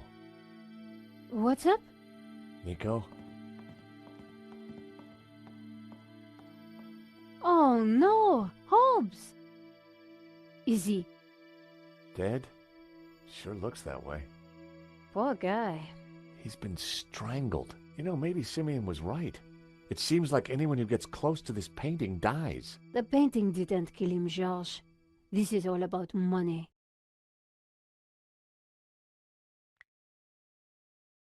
Whoever did this was a professional. We need to be careful. Dead man's mints. No law against taking them. You have no shame, Georges.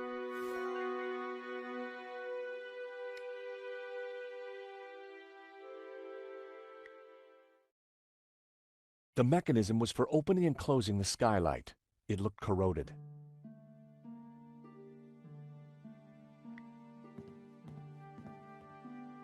Take a look at this. Someone's cut out a painting from this frame in a hurry. The canvas left around the frame looks just like La Maledizio. If we've got the original, then whoever killed Hobbs has grabbed themselves a forgery. The skylight was slightly ajar. Nico, come and take a look at this.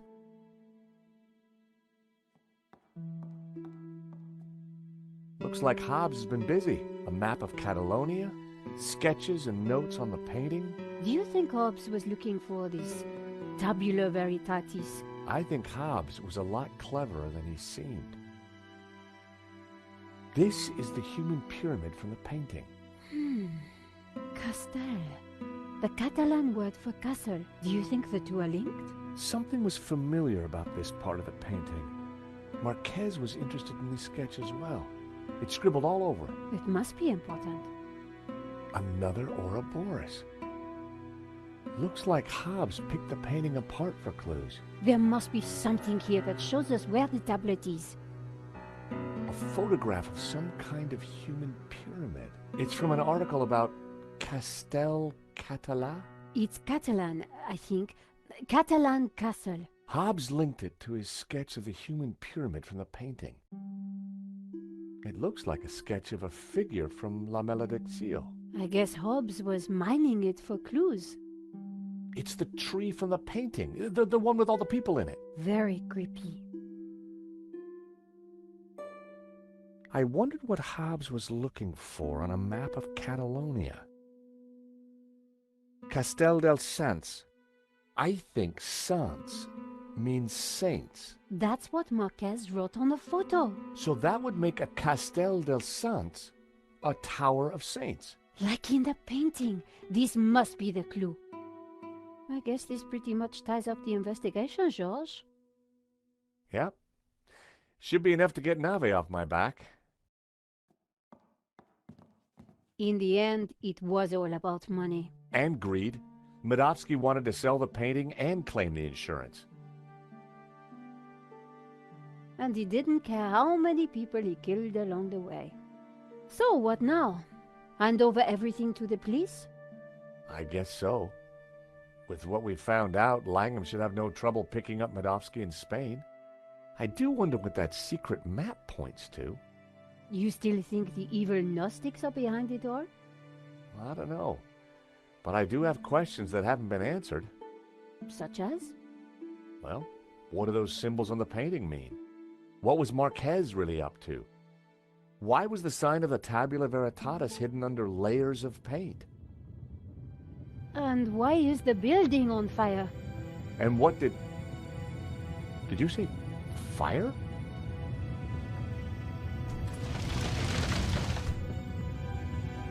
We need to get out of here.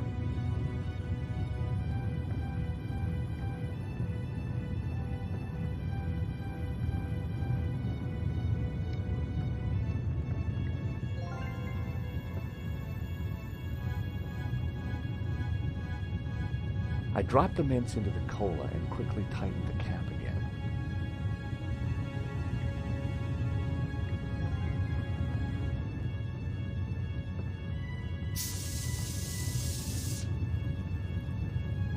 An open skylight looked like our ticket out of here.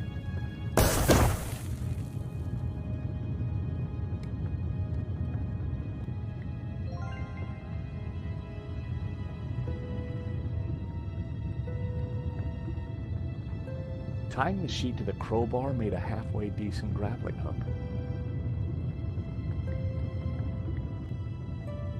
This should help us get out of here.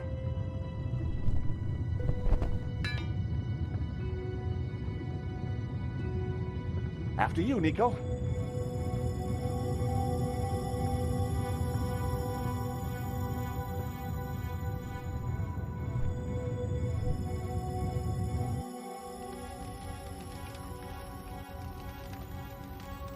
Terrific. Out of the fire into the frying pan. Wait! Georges! Isn't that... Langham. Oh, thank God. Hey, Langham! Langham! Help! We're up here!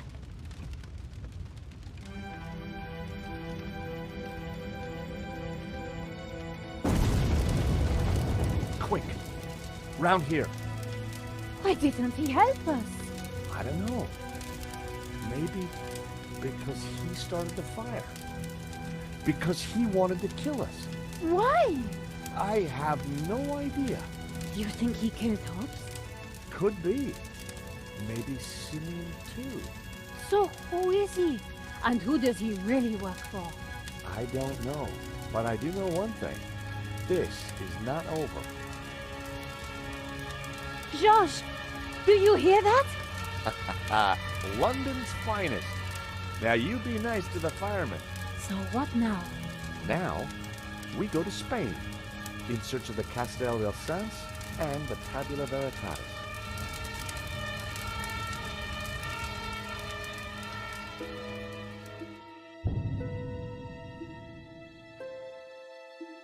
Nico and I had thought the adventure was over.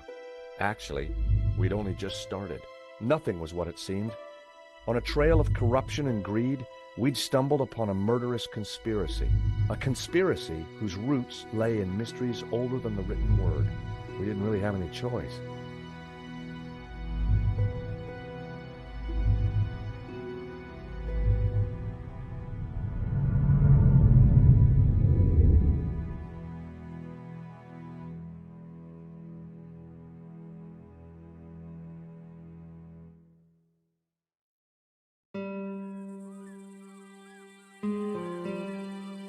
Catalonia, the foothills of the Pyrenees. After a short flight and a long drive, Nico and I arrived at Castel del Sans. Back in London, we'd tracked down La Malediccio, and had started to unravel its secrets.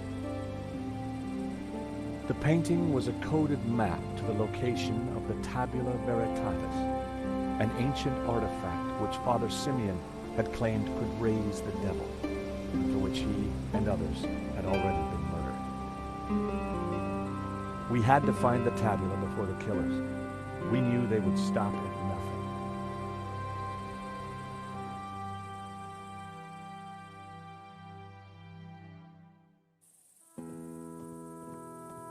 Let's just hope we got here before the bad guys. Seems quiet enough. Looks like nobody's been here for years. Must have been a beautiful place, once upon a time. You think the tabula is really going to be here? Somewhere, if we can just decode the painting. Well, it looks deserted.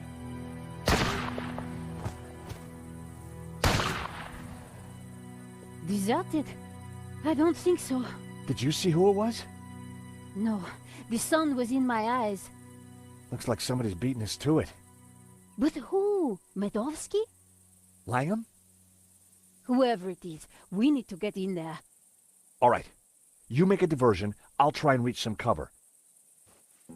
And be careful. Are you kidding? You're the one who's going to get shot.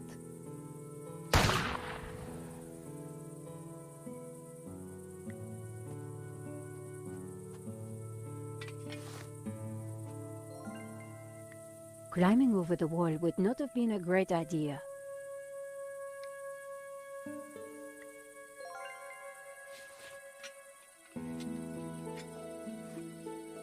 A helmet on a pole?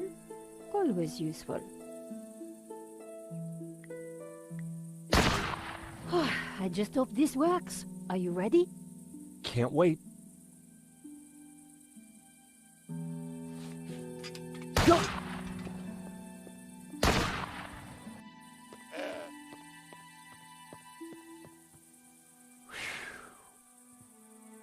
Oh no. I'd made it without getting shot, but I sure didn't feel lucky.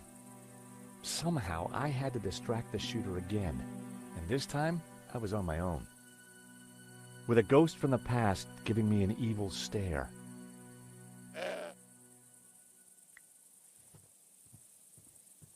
Oh, heck!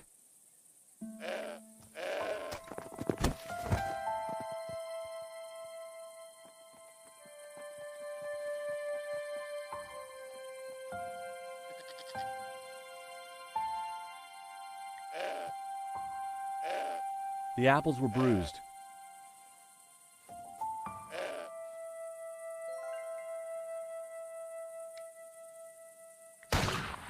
Oh boy, you're gonna love this.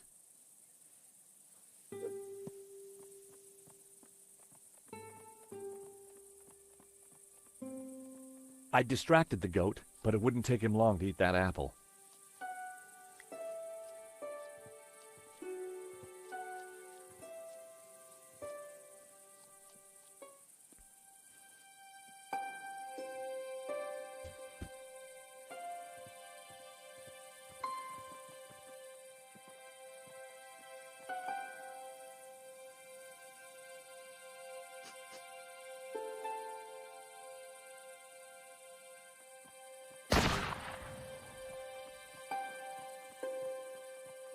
The goat now had a whole pile of apples to tuck into.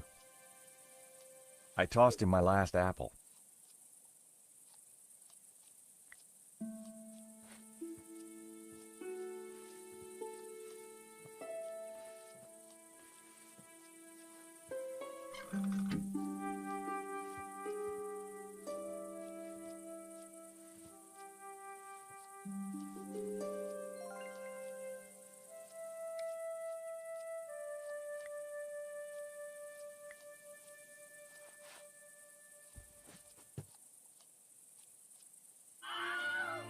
I blinded the shooter. Time to make a dash for it.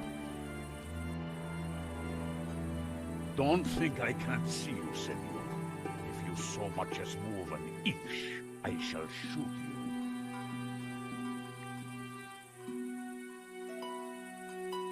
Senor, please! Whoever you are, hold your fire! I'm not armed!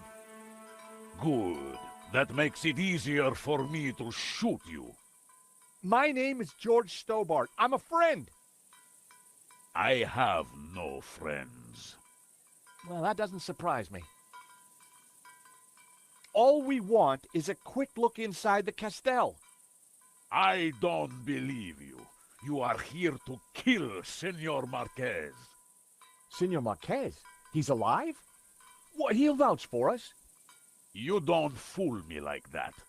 Get out of here before I kill you. Senor Marquez knows me, I swear. And I know a lie when I hear one. Go now, or I shoot. Wait! I have important information.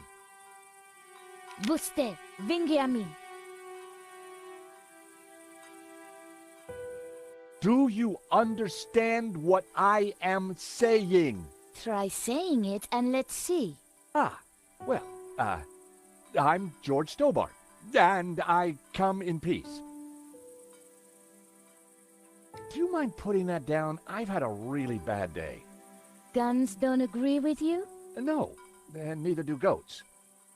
I've got bruises in places that, well, you know, places. So leave. We're here looking for something. Well, go look for it somewhere else. We were helping a man called Marquez in Paris. He is my father.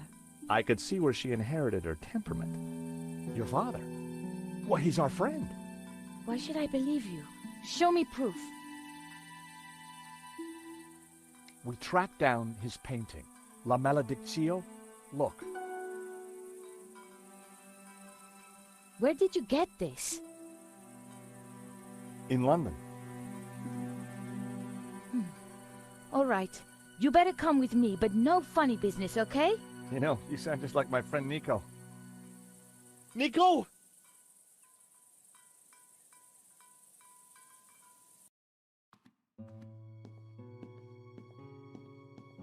What's going on, Ramon? Who's out there? Some crazy American. Don't worry. Eva will deal with him. Papa. These people want to talk to you. Eva, I thought we agreed to shoot intruders on sight. You? How did you find me? It wasn't easy, senor. We thought you were dead. You were wrong. They've brought you something, Papa. Can it be? At last, La Maledictio.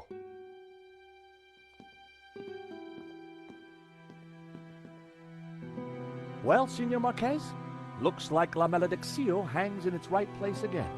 Indeed. I have waited all my life for this. But something interesting? The painting. It is different The face in the middle. The one with the symbol of the Tabula Veritatis on it? How do you know about the tabula? A priest told me. Said it was the devil's work. Pah! Priests. Full of lies, every one of them. Oh, really? Well, this priest said that the tabula was an instrument to raise the devil. Fool. Who would want to raise the devil? But you do want to find the tabula. Yes, because it is a Gnostic treasure. It is special, and my duty is to keep it safe. I was sure that Marquez still wasn't telling me the whole truth. And now? I shall decipher the painting and find the tabula. Before she died, my mother said that once the painting hung here again, its meaning would become clear, and the route to the tabula would be revealed. So, what's the answer? Where's the tabula? I don't know. The room has changed. Was there something different about the room back then? No. Yes. I don't know. You must help me. Well, how? I'm not a Gnostic. Senor, you must, because soon the Russian will be here. He knows about Castel del Sans? I regret, senor, that in Paris I told his sidekick a little too much. Ah, well, I guess we'd better figure this out. And fast. I'll go and keep watch. Shoot on sight, remember. Well, Nico, what now? You try and work out just why the painting has to be in this room. I'll go and see if Eva knows anything. Whether he knew it or not, I was sure Marquez had the answers.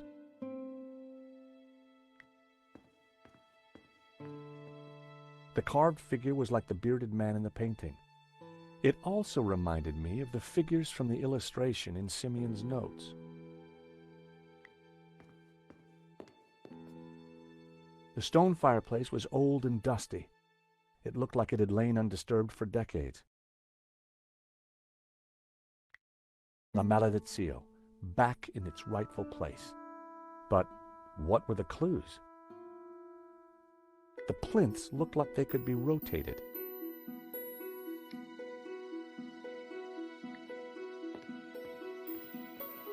Senor Marquez? Mr. Stobart? If we're going to find the tabula... Yes? Then you will have to help. Of course. I mean, by being totally honest with us.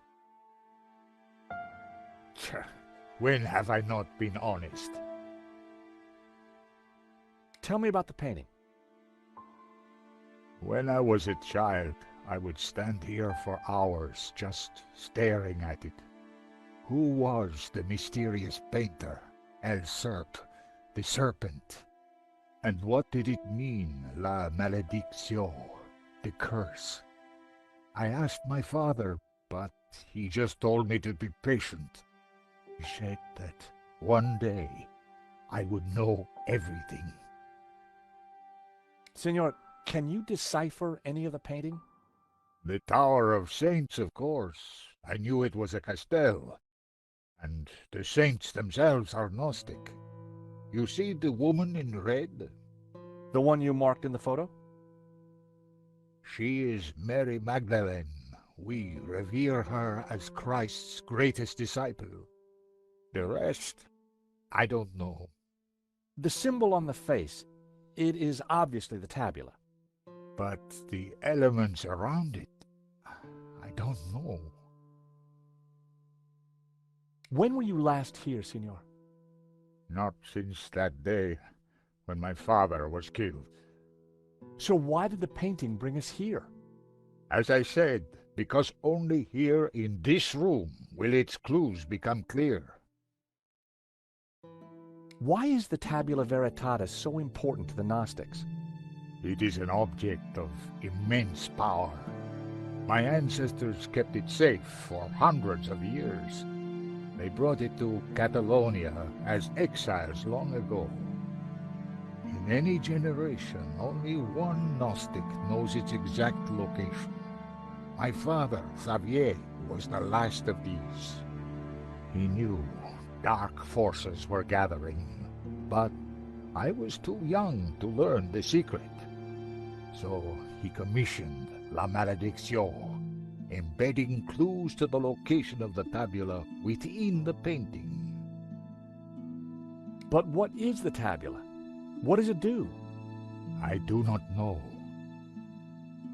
I know only that in the wrong hands, it would be catastrophic for mankind. What happened back in Paris? We thought you were dead. A man came to the apartment looking for Miss Collard. He mentioned a stolen painting owned by a Russian. Obviously, I informed him that I was the true owner. Obviously. Next thing I knew, this thug had me pinned to a chair and was threatening to shoot me. So I told him of the Castel, and while he telephoned his boss, I hit him with the little China dog. Guess he didn't know you were the pugnacious type. So, Eva is your daughter? She was a gift from God, late in my life. One day she will find room for Gnosticism in her heart. I am sure of it. Why would a Dominican priest, Father Simeon, describe the Gnostics as evil? That order was founded specifically to fight heresy and to eradicate Gnosticism. Behind their backs, the Dominicans were nicknamed the Dominicanes, or Hounds of God. For years, these dogs hunted down and butchered my people. They called us heretics, but in truth, they sought to find and seize the tabula. You should get back to it.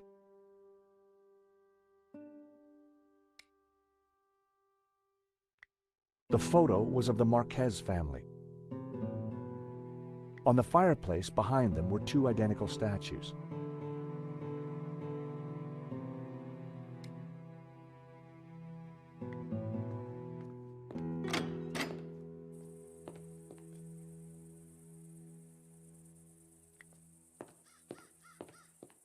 There was a piece of stone on the wall. It looked like a discarded statue.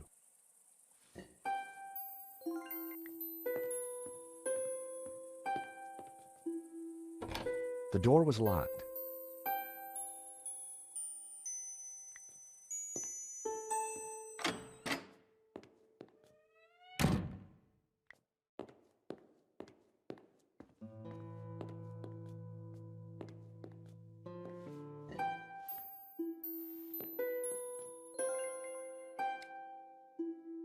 The green stone figure was barefoot and wearing a hat. It resembled the statues in Marquez's family photo.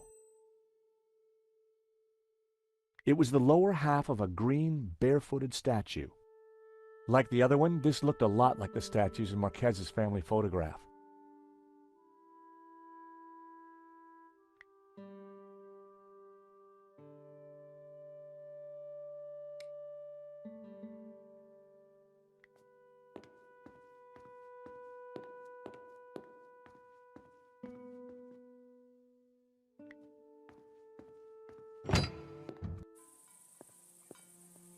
So, until you came here, you knew nothing about the Castel? Didn't know, wasn't interested. I better get back on guard in case anyone else shows up. Your father needs our help, Eva. My father needs rest, peace, and quiet. Not more of this Gnostic nonsense.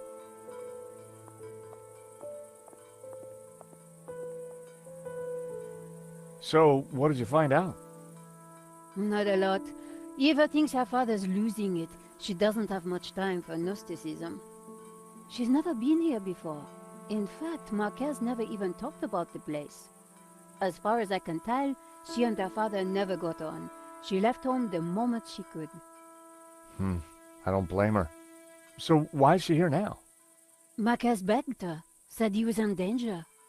I guess maybe I'll go inside and have a look around too. Tell me if you find anything. I'm not having much luck so far.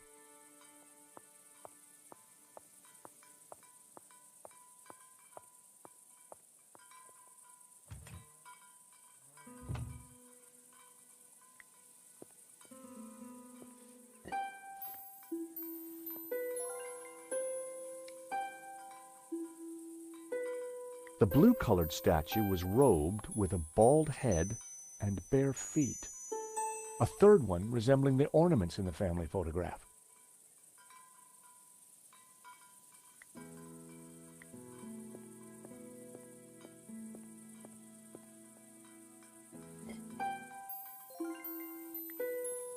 Hello, Eva.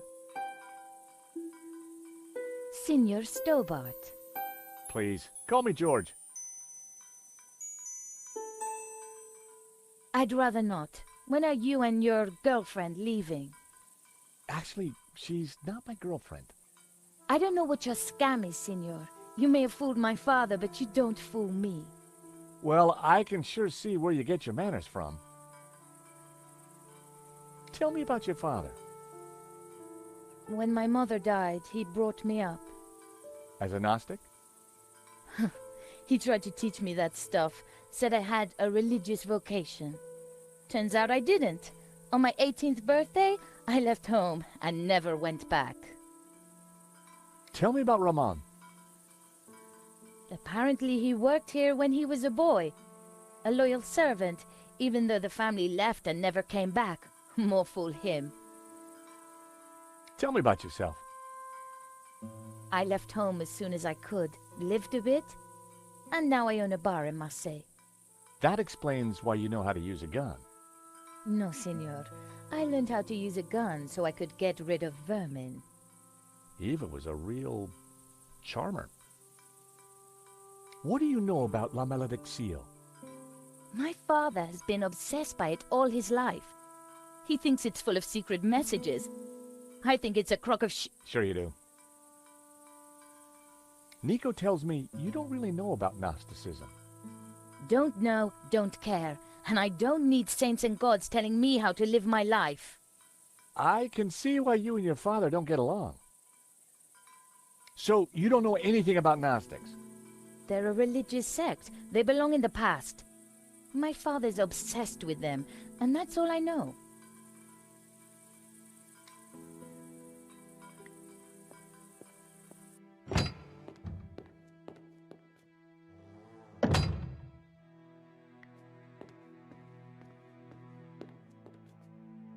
Marquez said that the painting contained clues only a Gnostic could solve. But when it was back in this room, all would become clear.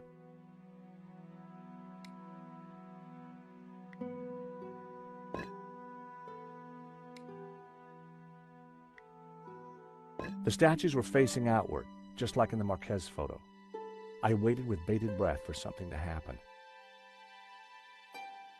Nothing.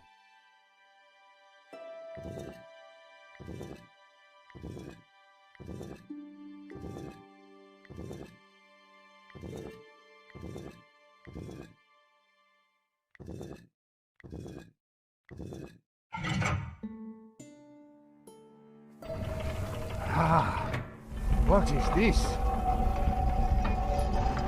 A staircase. I never knew. We must go up. We don't have much time. Stairs. Always stairs. Oh my God, look at this. Georges? Georges! What's this? A piece of burnt paper with the word Wolfram. That sounds familiar. Wolfram. I curse that name forever. What do you know about Wolfram, Senor? Wolfram. I spit on the name. So you have lived here for a long time? All my life. My father served here before me. In fact, he named me after Senor Xavier's favorite saint, Saint Ramon, patron saint of the falsely accused. That's nice. Not really. The Moors put a padlock through his mouth. Oh, I see. Well, I guess there's a lesson there for all of us. What is Wolfram? It was a mining company, run by a murdering swine called Gainan. In the Civil War, they backed the fascists. In return, Genin was given soldiers to do his dirty work. They came here, brought their bloody war to this house, and killed Senor Xavier. They shot Xavier? Senor Marquez's father? I was just a boy, but I remember like it was yesterday. Shot him and his friend Hernandez, like animals. Why did they come here? They were searching for something, but they brought death with them. But there is one thing I have never understood. Xavier tried to escape through the library. But the library windows are barred. It is a dead end. This Kenan, who was he? He was Swiss, a businessman, and a murdering swine. So what did he want here? I don't know. When he wasn't torturing the locals, he disappeared to the library. Spent weeks in there, making notes and studying maps. His men, they crossed the whole of Catalonia searching for something. Did they find it? Who knows? One day, Genin just disappeared. He never came back. An accident, perhaps, in the mountains. May his soul rot in hell. The soldiers didn't stay long to search for him. They hated him too. The name Genan was familiar. He was the person who had tried to buy La Maledicción. A coincidence? Perhaps. There is no such thing as coincidence. So, when the soldiers left, you took back the house? Yes. A few years later I returned and cleaned the place up. It broke my heart. I locked the library. I could not bear to touch Genin's papers. Can I have a look at the library? No. I have kept it locked to honor the memory of Senor Xavier. Please, this is important. I lost the key. You lost it? That evening when I locked it up, I drank to the memory of Senor Xavier. The cellars were well stocked, Senora. It was a long night. I hid the key, then forgot where I hid it, so it is lost. That was all that was left in the morning. I haven't touched a drop since. I needed to find out what Genan had been working on in that library.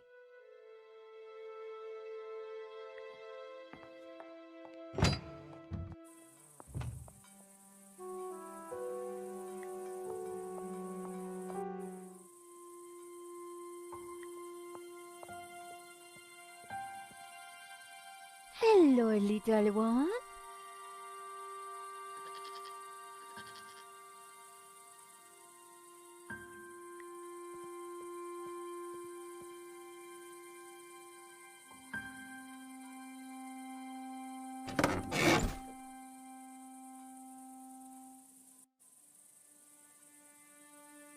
The floor of the car was littered with keys from sardine cans.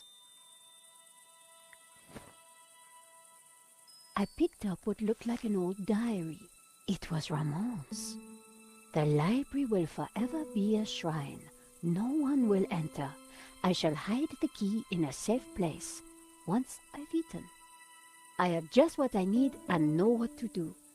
Oh, beautiful lady, your eyes are so blue. I just can't stop thinking of you. Ramon was quite the budding poet.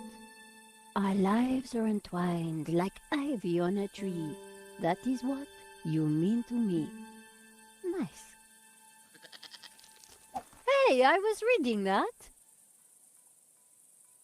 In amongst the rubbish on the car floor was an old brandy bottle. An old pair of shoes. Someone had been sleeping in the car, but long, long ago. A 5T71. Extraordinary. The dashboard seemed intact, but this old family car would never drive again. The inside of the car was in a bad state.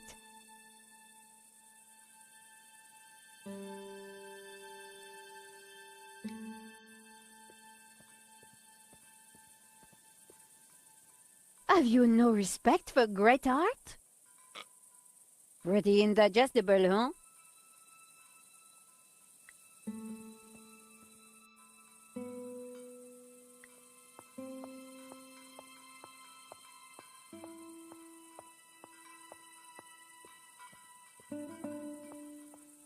According to the sundial, it was mid-afternoonish. The wind chime looked like it was made from old cans. I wondered if it was Ramon's handiwork.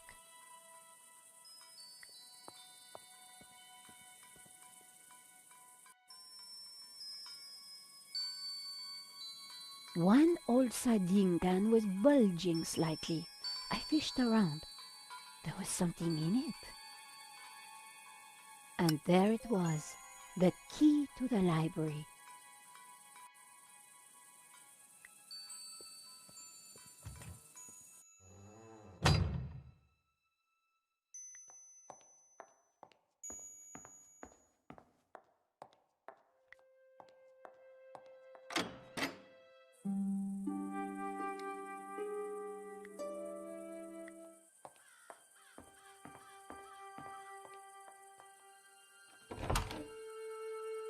Ramon had been true to his word.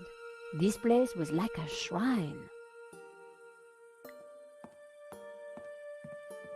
The table had been cleared. The old armor was in pride of place. Genon clearly hadn't moved it.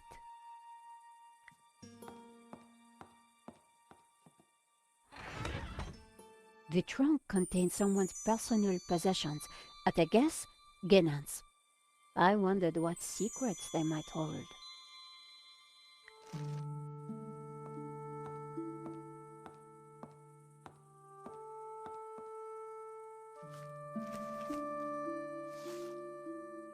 The map had interesting markings and scribbles all over it.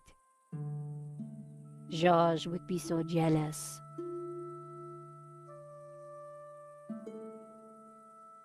So, what is this place, Senor? It is my family's chapel. It's not like any chapel I ever saw. Where's the altar, the crucifix, the Christian symbols? And this fresco, what's that? How extraordinary. It tells a story.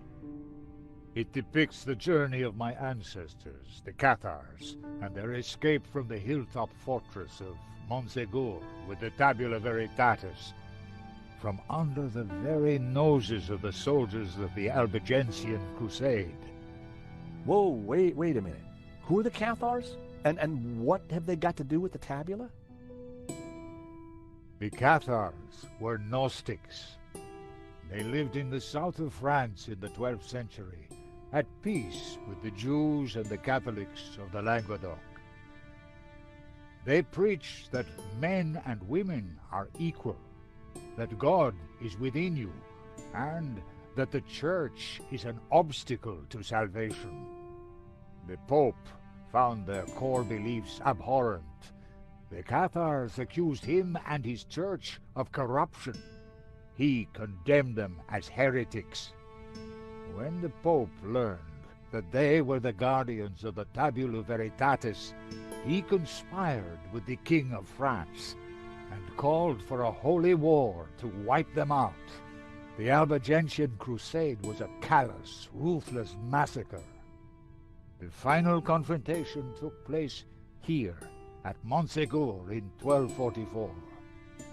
The Crusaders believed that they had slaughtered all the heretics, but a handful managed to escape with the tabula. They traveled south across the Pyrenees along secret trails. They brought the tabula here to Catalonia to be hidden once more.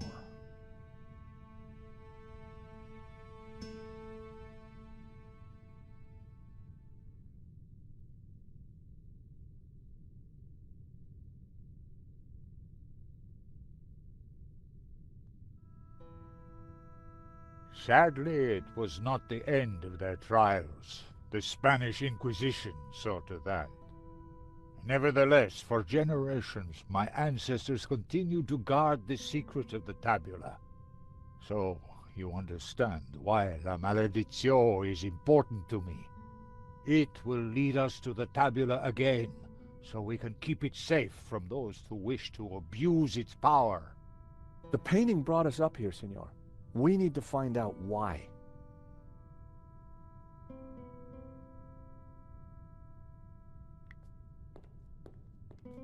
It was a large marble statue of a young man holding some sort of colored glass lens. These statues... What of them? They're just like the figures in the painting, and on the fireplace. Indeed. They are the two pillars of the Gnostic faith in harmony. And the bearded one is Yahweh, Jehovah, God of the physical world. The other is known by many names. Helel, Ishtar. He is the bearer of light, Luxfere, Lucifer. Lucifer? So you guys are devil worshippers? No. When he is in balance with Jehovah, Lucifer is the god of desire and ambition, driving humans to be inquisitive, to discover, to advance. Just as Jehovah, when he is in balance with Lucifer, is the god of order. Jehovah stands for selflessness and altruism. Gnostics worship the harmony of both gods in balance. But what if one were to rule without the other? If Jehovah ruled without Lucifer, then individuality would be surrendered. Mankind would be wholly conformist, mindlessly dependent, mere pawns of a controlling power. And what if Lucifer ruled without Jehovah? Ambition and desire would be transformed into unbridled greed, and man would lust only for wealth and power. Society would descend into chaos, disorder and war would prevail. Then Lucifer would be the devil indeed.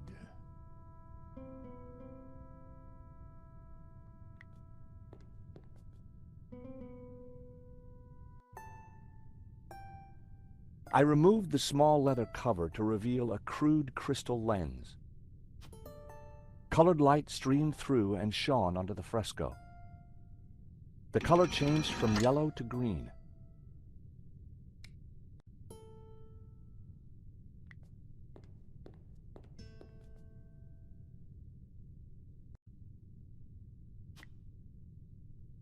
The color changed from yellow to green. The color changed from green to turquoise.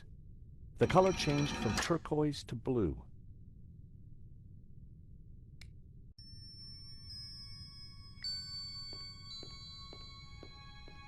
It was a candelabrum holding a single candle.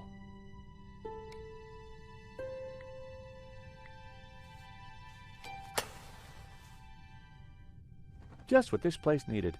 Bit of mood lighting. If only I had a few scatter cushions.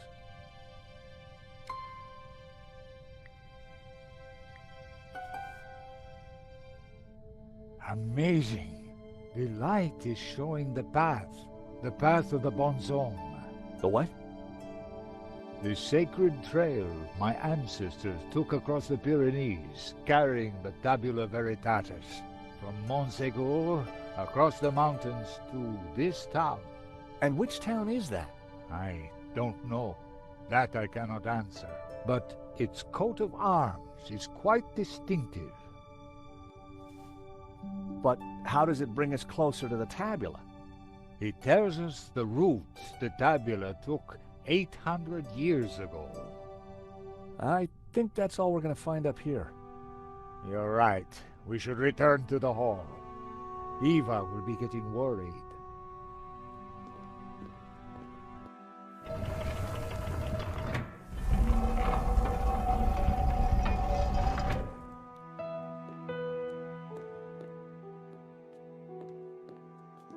Okay, we found the route of the Bonzom Trail. How does it help us? It must somehow relate to the painting. Papa, are you crazy? What are you doing? I'm fine, don't fuss. You got me out here to look after you, so let me do it. Ramon is outside keeping watch. Georges, I'm glad you're safe. What did you find? There's a secret chapel above the fireplace.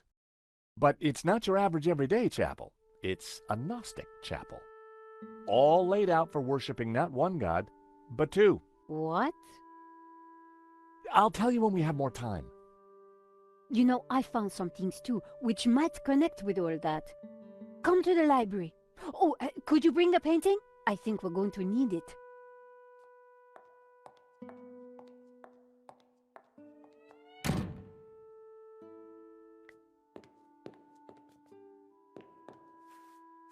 What are you doing with La Malediccio?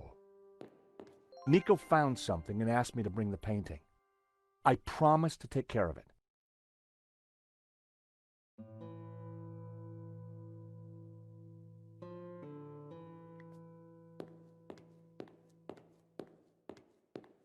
It was a shield on which heraldic symbols had been painted.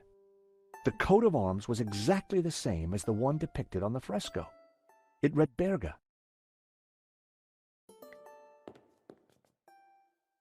Eva, go with him. Make sure the painting comes to no harm. I should stay with you, Papa. Don't worry about me. La Malediccio is more important.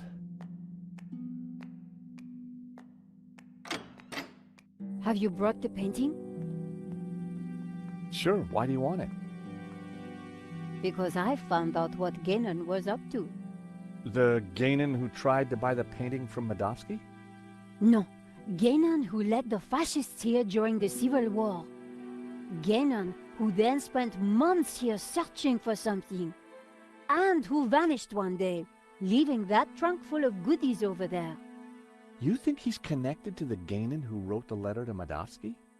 It seems likely that they were related. Maybe. So what's the plan you've uncovered? Take a look at this. It's Ganon's map. He was searching for something. Searching for what exactly? The Tabula Veritatis, I guess. You think he found it? I doubt it. If he had, then people wouldn't still be chasing after the painting. So why did you want me to bring it? See this scribble in the sea? It's the same shape as the circles around the Ouroboros. Yes. Genon thought that pattern in the painting had something to do with a map of Catalonia. So, I guess we try to finish what Gainan started. I'd put money on those circles around the Ouroboros being places in Catalonia. But which places? Maybe the painting can give us some more clues.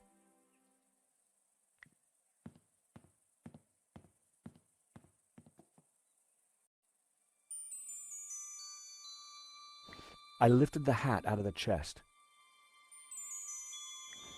There was something tucked beneath the shirt. I picked up the folded note. It was a telegram. I removed the oilcloth from the chest. I picked up the blanket. There was nothing underneath it. There was nothing underneath the other shirt. I put everything back in the chest.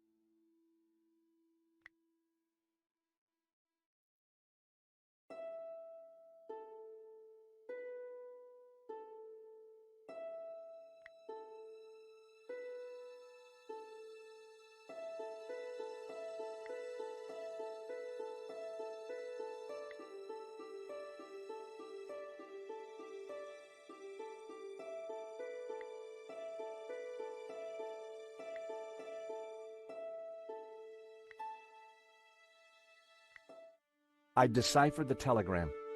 The Tabula Veritatis was smuggled out of Montsegur to Catalonia by a group of Cathar survivors. I have confirmed this from confessions extracted by the Dominican Inquisitor Emmerich of Girona. It was signed Wolfram.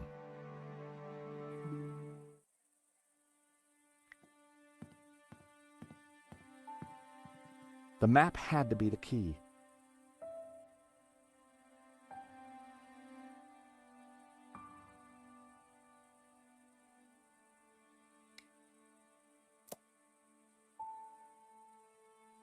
This was one of the locations highlighted on the fresco. And this was the starting point of the journey of the Bonan, the good man, the Cathars, right?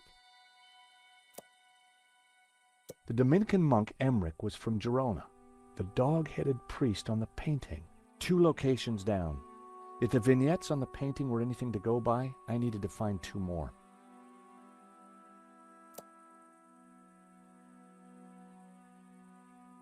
The village of San Ramon. Saint Ramon.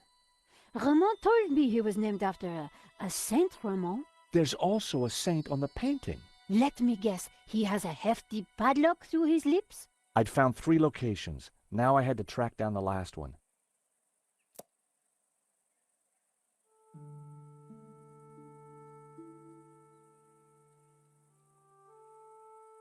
So, the coat of arms on the fresco pointed us towards Berga. Then it must be important.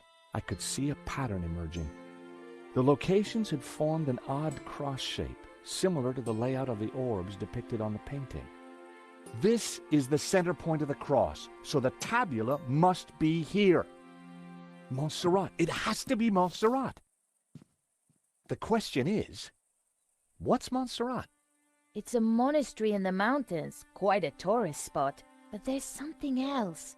I think it used to be a Gnostic refuge, hundreds of years ago. Bravo, my friend. Dovsky? No, Langham. No, it's Genan, isn't it? Very good, Miss Collard. So, what happened to the real Langham? He went for a long swim in the Seine.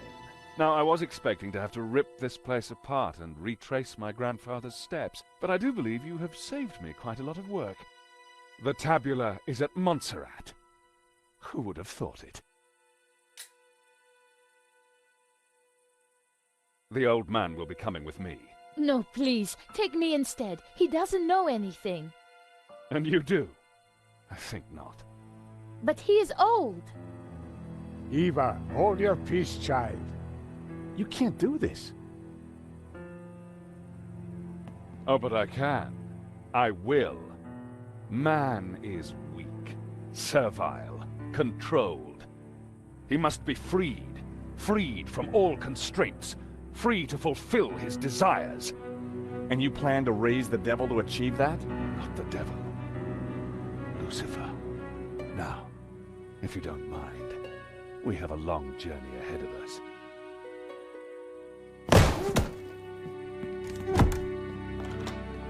Come on. They can rot in there. We have to get out of here now. I assume that lunatic is as dangerous as he looks. I'm afraid so, Eva. I think he's killed before. You know, Nico, we were chasing Medovsky, but all along, we were really up against Ganon's grandson. Look, daylight. That doesn't make any sense. It's a false door, Nico. So that's why Marquez's father tried to escape through here. He didn't have time to open the false door.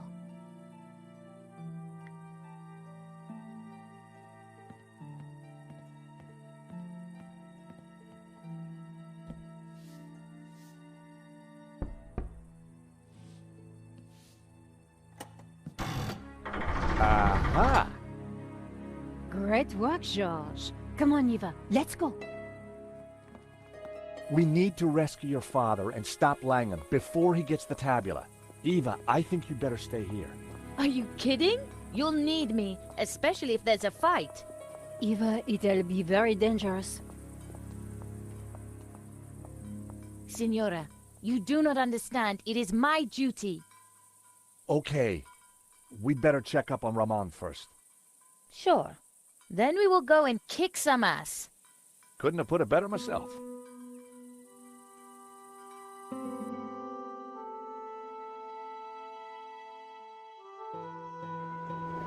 Montserrat was way up in the mountains, a major tourist destination. But we went there as tourists. We had an old man to rescue and an ancient tablet to find.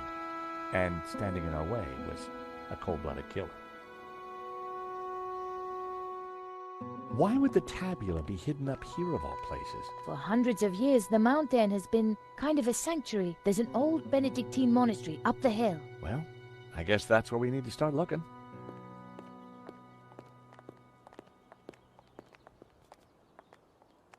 Wow, it's empty. Where is everyone?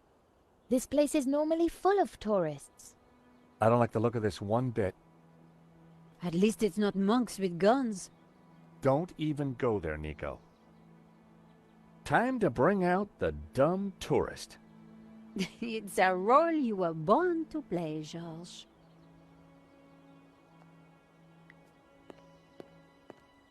We're moving away from the monastery. Yes, but with those goons in the way, we have to find a different approach.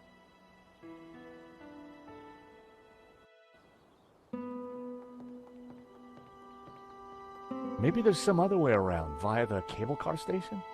Or at least someone in there can tell us what's going on.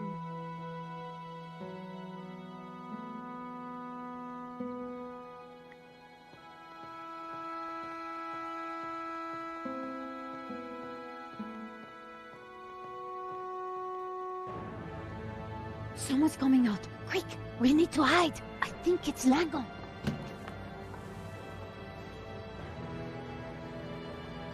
Block everything off. Lock the whole place down, understand? The tabula's got to be up in the monastery. I'm sure of it. Come on. Yes, boss. Close all the routes up to the monastery, and then make the old man talk. Yes, boss. This time, don't be so gentle with him. Did you hear that? They haven't found it yet, but Senor Marquez must be in a bad way.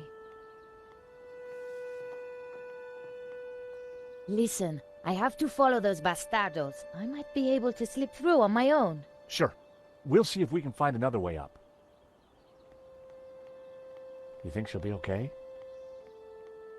Eva can handle herself.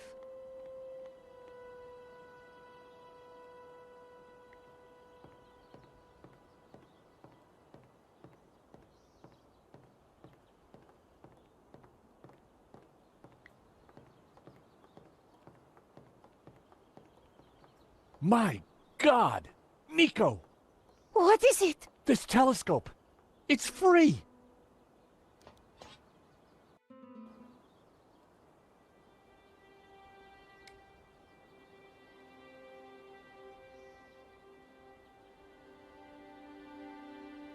There were a couple of people stuck in the cable car. They looked kind of familiar. Then I realized it was my old friends Dwayne and Pearl Henderson. The Hendersons had an uncanny way of showing up wherever I went.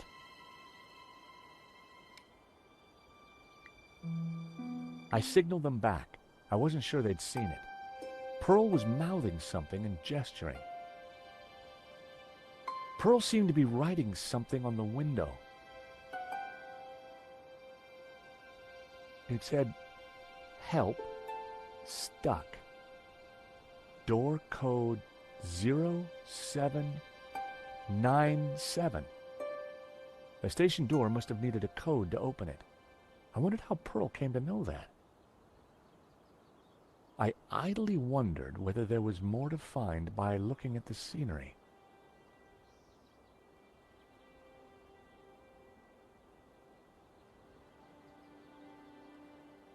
It was the other station for the cable cars.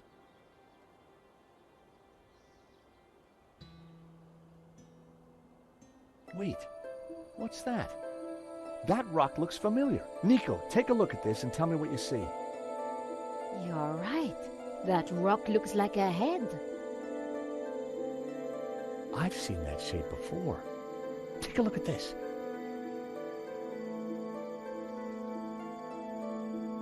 The face in the Ouroboros, it's exactly the same shape as that rock. That can't be a coincidence. And you know what? Langham's got the forged picture, the one without the face. So the rock won't have meant anything to him. Nico, I don't think the tabula's up at the monastery. I think it's down there somewhere, around that rock.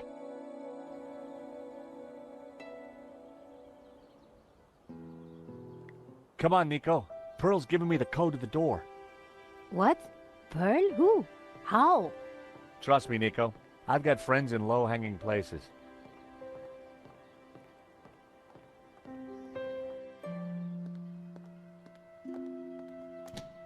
Huh. There's no one here. Looks like everything has been shut down. Help!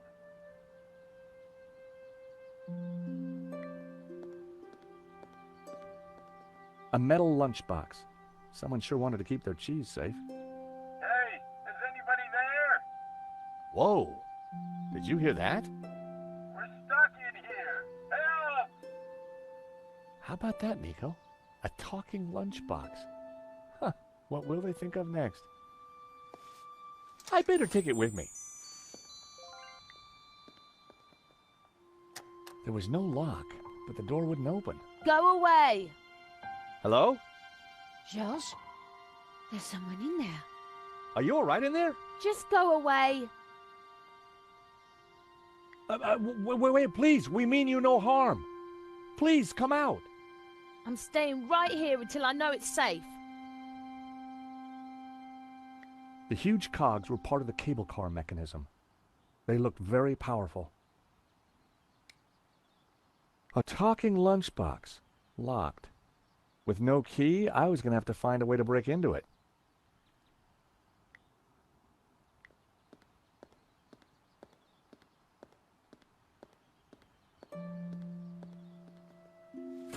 The box was now wedged in the cogs, or rather, the giant can opener.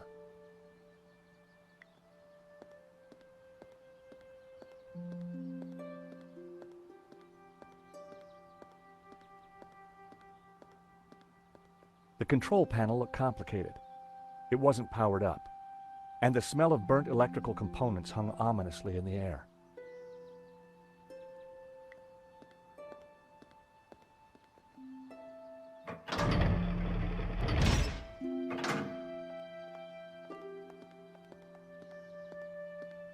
That's quite a mess you've made there, Georges.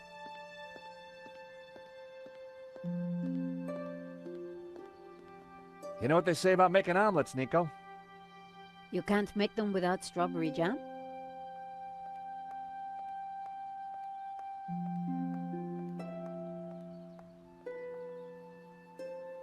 Strawberry jam was smeared all over the machinery. Just as I thought, it's a two-way radio. Can anyone hear me? Dwayne, this is George. George Stobart. Holy cow, George, just the fella I need. How you doing, buddy? I'm good, Dwayne, and don't you worry, I'll have you out of there in a minute. You reckon you can get the cable car running again? No, the console isn't working properly. I've got no idea why not. George, this is Pearl. Get Kat to help you. She knows everything about that place. Kat? Is she the girl in the closet? Has she locked herself in? Oh, dear. Let me talk to her, darling.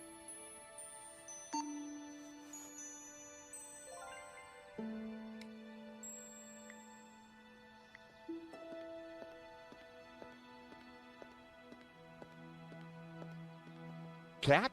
I found you a friendly voice. How do you know my name? Kat, dear, it's me, Pearl. Pearl? How did you get here? That's not possible. Listen, darling, it really is me, but I'm talking on the radio. George here is a very decent guy, and you should open the door. I'm not going to fall for that. Prove it's you. All right. Remember we discovered we both love musicals? Yeah? And my favorite one is? How does it go now? Help out. I am the very model of a modern major general. Of information, vegetable, animal, and mineral. I know the kings of England and I quote the fights historical. From Marathon to Waterloo in order categorical. I'm very good in integral and differential calculus. I know the scientific names of beings and homunculus. In short, it matters vegetable, animal, and mineral. I am the very model of a modern major general.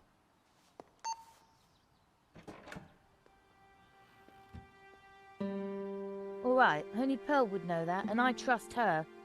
Who are you? I'm George, and this is Nico. How did you end up in a closet? There were some guys with guns. They took over the whole station. I hid in here. We're trying to avoid them too. I was quite surprised, you know. They never mentioned guns at the job interview. Really? We need to use the cable car. Can you operate it? Yeah, if the console was working, but they sabotaged it. And there's no way to get it started? There might be. Let me see.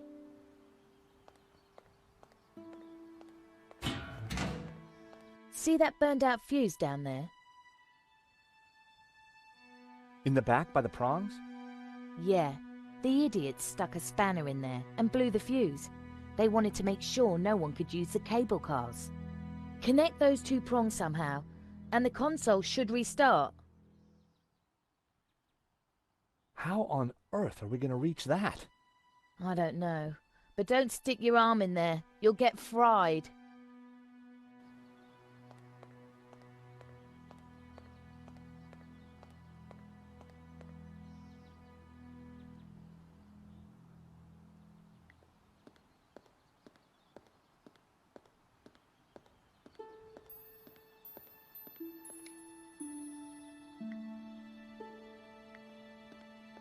Well, I'd done stranger things in my life. The paperclip was now all sticky.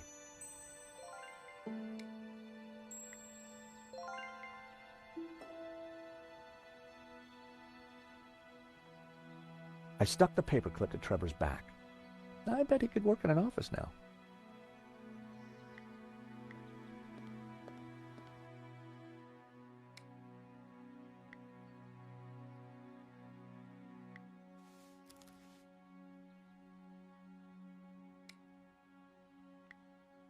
Trevor could help, but I couldn't just throw him in there. I set him down at the edge where it was safe. Go, Trevor, go!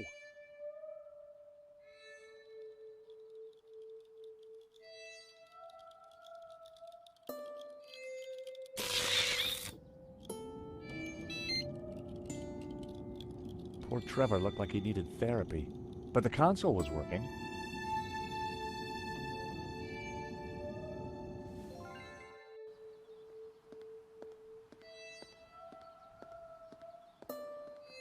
The console. It's working. Cool. I can send you down there if you want. Let me just bring the cable car up here. Pearl and Dwayne are going to be mighty relieved. Oh, they must have been going down in the other cable car. Come on, Nico. There's no time to lose. As we got closer to the face in the rock, I knew for sure that we were on the right track. It was definitely the same as the face in the painting, but with one difference. The symbol of the tabula was missing from the rock formation.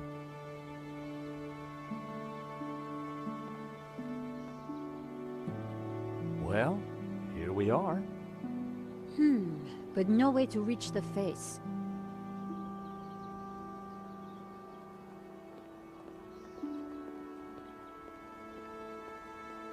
Let's have a look around. There must be a way up.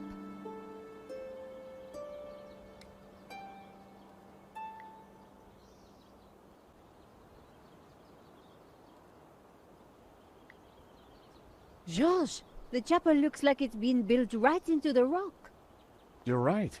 We should take a look inside. I wonder, how old do you think the chapel is? I'm guessing the exterior's a couple of 100 years old, but the inside? Who knows? Some parts could be much older.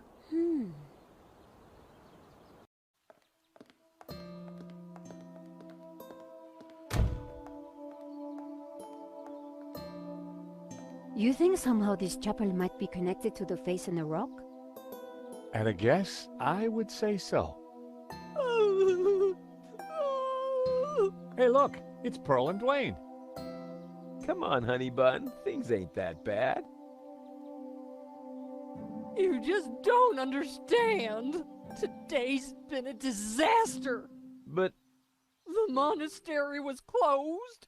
We got stuck in the cable car. And now this place is a building site. Aw, sweetie pie. This was supposed to be the spiritual highlight of our trip, Dwayne. But the only spirit I see is that rotten turpentine over there. Aw, heck. Clearly, the Hendersons weren't having a great vacation. It was a stone carving showing a kneeling figure.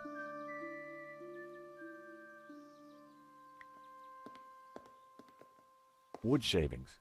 This was one building site that needed Mr. Tidy. They smelt exotic. My mother always said cleanliness is next to godliness.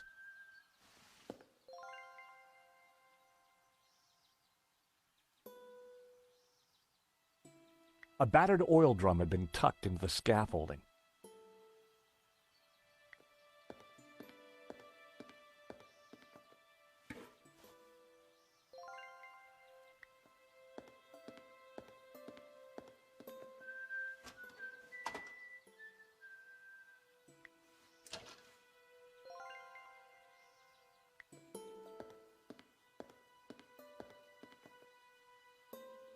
Great to see you again, Mr. Henderson. Great to see you too, George. Great work back there with the cable car. Is Pearl okay? I wish. I'm afraid we're having one of those days where everything goes wrong. Tell me about it. What have you been up to since we last met in Quaramonte? Well, there was that little sideshow in Rome, but we can't talk about that. You know why, George. I do? I do. Why? Top secret. Need to know, Nico. Dwayne is, snoozer. Don't you mean a sleeper? No way, honey. A snoozer's at least 2 pay grades up from a sleeper. So I hear. Anyway, I don't believe I've had the pleasure, Miss, Nicole Collar. Call me Nico. Well, how's about that? So this is the beautiful Nico. No wonder you've been hiding her away from me, Georgie boy. Gosh, no, It's lovely to finally meet you too, Mr. Henderson. George has told me so much about you. Oh, call me Dwayne, my dear. And let me assure you of one thing. Everything you've heard is quite possibly true. Dwayne was loud, large, and short-sighted, but boy, was he a charmer. Is there anything we can do for Pearl? I sure as hell hope so, George. She's been planning and researching this trip for years, our little pilgrimage. And Santa Cova Chapel here was the cherry on the cake. Not a thing she don't know about this place. Madonna, blah, blah, blah. Chapel built in, yada, yada, yada. She's Santa Cova's very own walking encyclopedia. Well, weeping encyclopedia, I should say.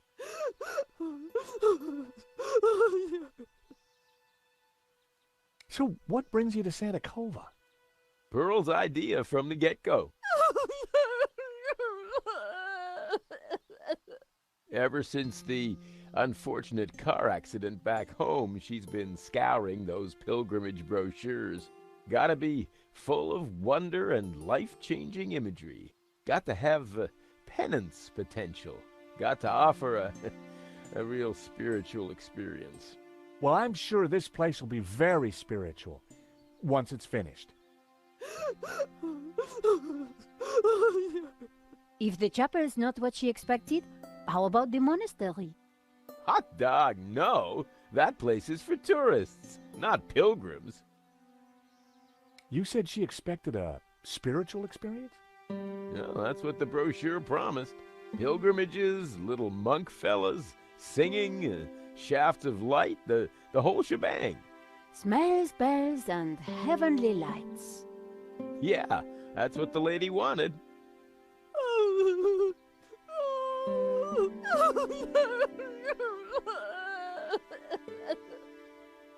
Oh, excuse me. Pearl needs me. There, dear. Pearl could be a mine of information about the chapel, if we could just cheer her up.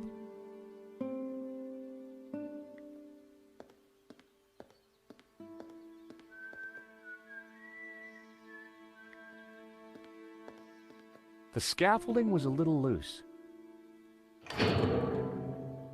Everything rattled. It made a surprisingly dulcet noise.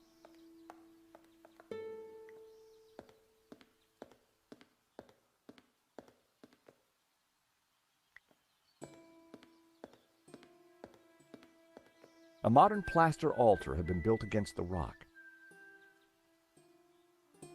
An empty, coffee-stained mug had been left by the altar. A statue of the Madonna and Child watched over the chapel. An old candelabra hung from the ceiling.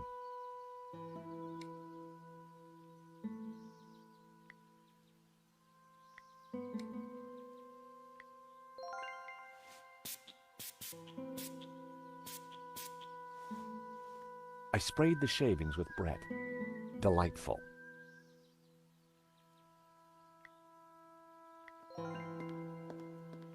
I put the scented shavings in the mug.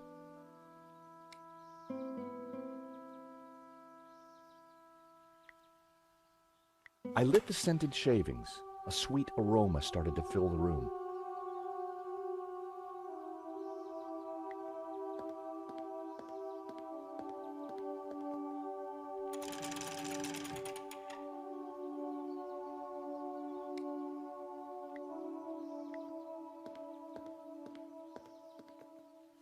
I lit the candles on the candelabra.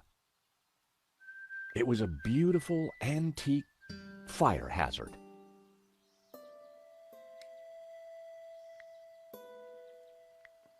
I rested the side mirror precariously on the candelabra.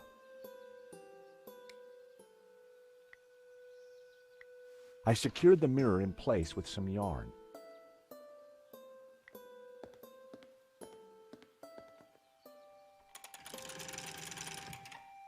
Now that was something.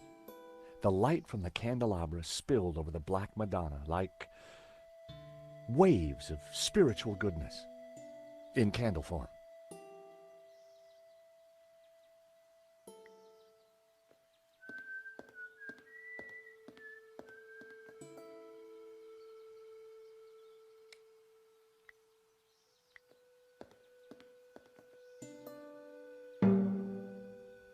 The hammer produced a promising sound.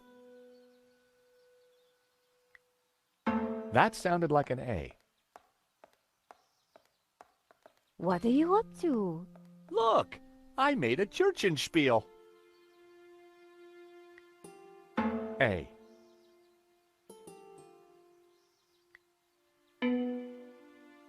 B, if I wasn't mistaken.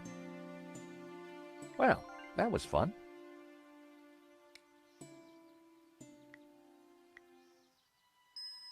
I poured the turpentine into the paint can.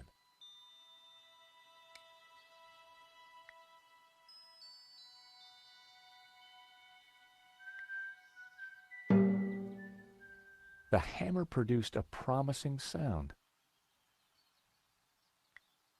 F sharp.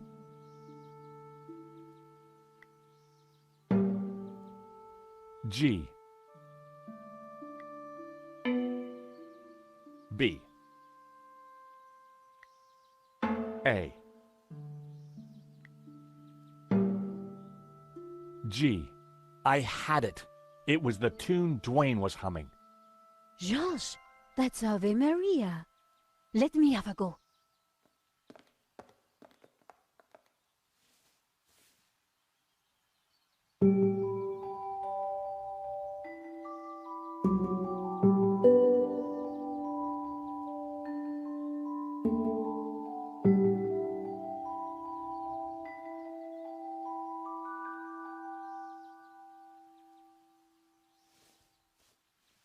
Wow. You really nailed that, Nico. Yep, this mop really is pretty special. Leave this to me.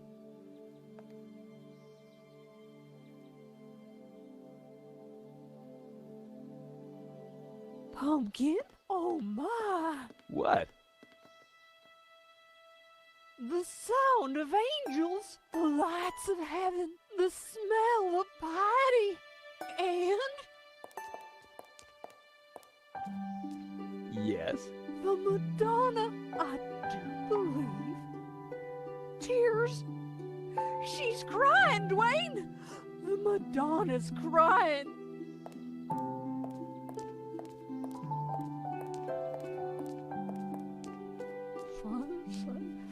Little Timmy. Wrong side of the road. Not my fault. The broken leg. Compensation claim. Forgive me, poor Timmy. Oh, Pearl, my precious. You're such a sensitive soul. Well, now that's done.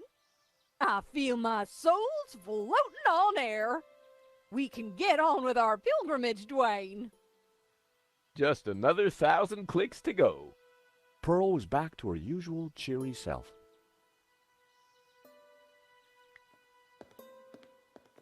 Mrs. Henderson, George, dear boy. how you feeling? Oh, just fine, thank you. I have just seen a miracle, George. It's all gonna be all right from now. I'm sure it is, Mrs. Henderson. I'm sure it is. So, Pearl, what have you been up to since we last met? Well, George, I've been on a journey. Oh, really? Well, what kind of journey? A spiritual one. A journey along the road to enlightenment. Wow.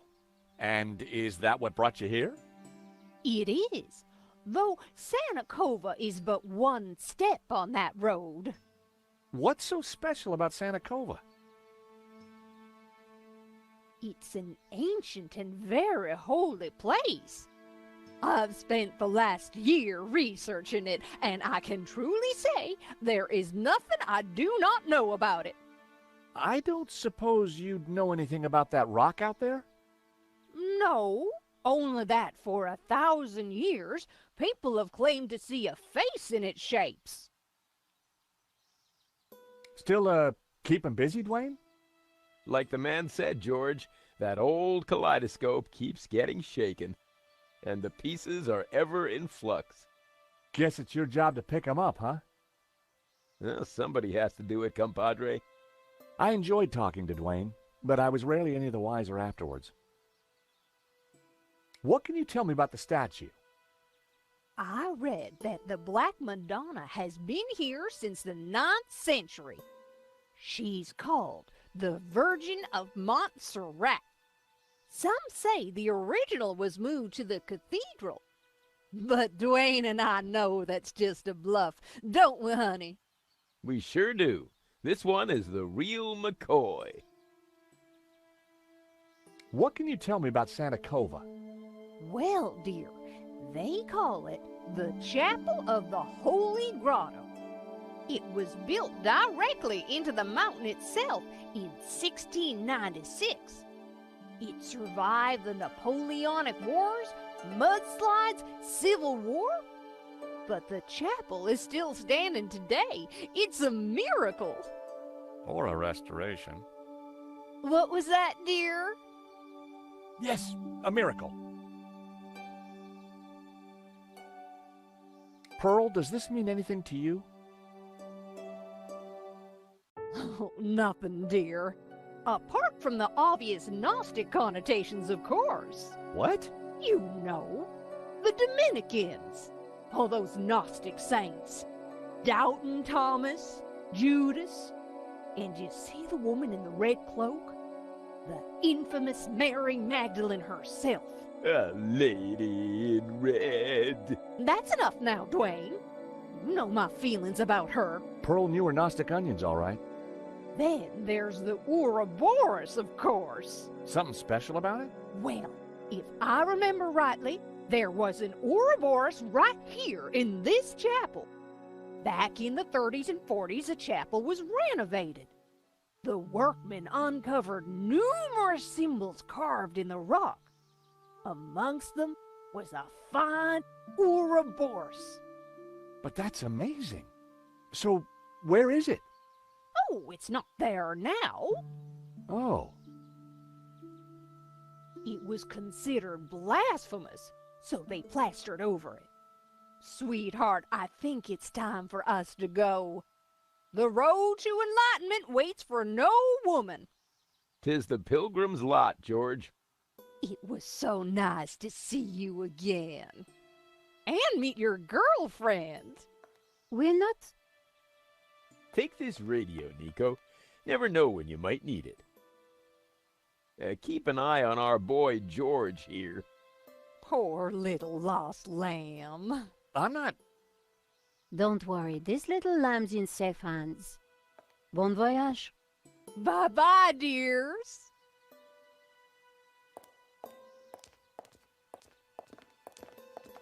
See ya. Nico, don't even start. Little lamb? Let's focus on the task in hand, shall we? Okay, this Ouroboros that Pearl mentioned... You're right. We need to find it.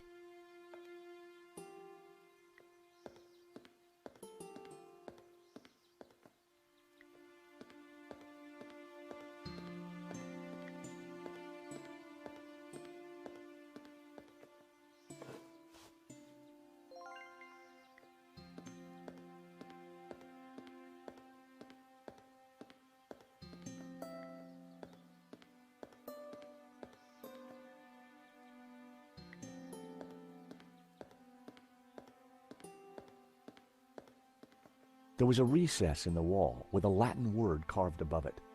Puritas, purity. I'd seen that word before somewhere. That wasn't worth trying.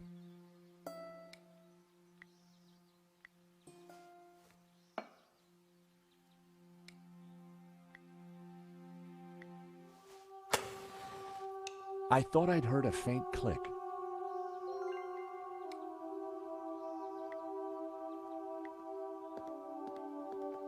I hoped this was the right thing to do.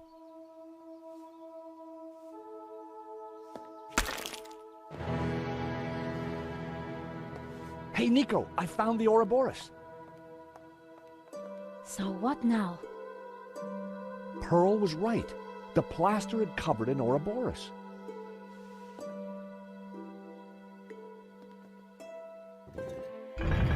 I knew it. Another secret passageway. Amazing, Charles. How did you do it? Just another case of the old Stobart magic, I guess, Nico. It looks a little dark in there. Are you scared, Charles? Of course not. Just worried about you tripping, that's all.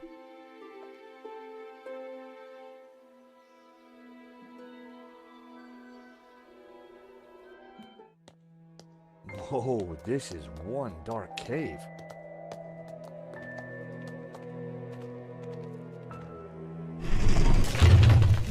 It's the door that worries me, Georges. Well, I'm sure the door will open again if we give it a minute. No need to panic.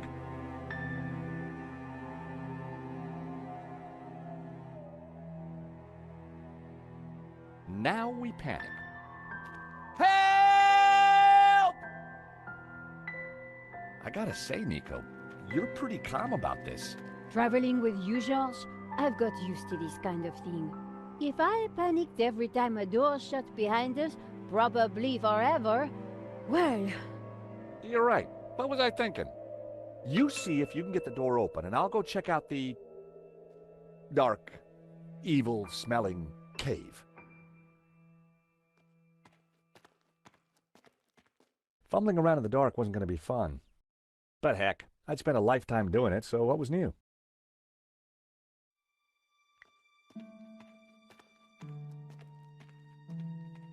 The thing had branches like a tree.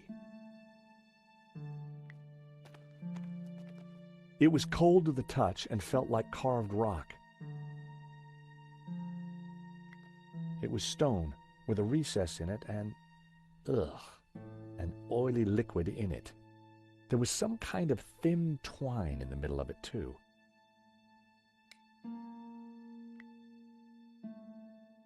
Hey, Nico, I think I found some light.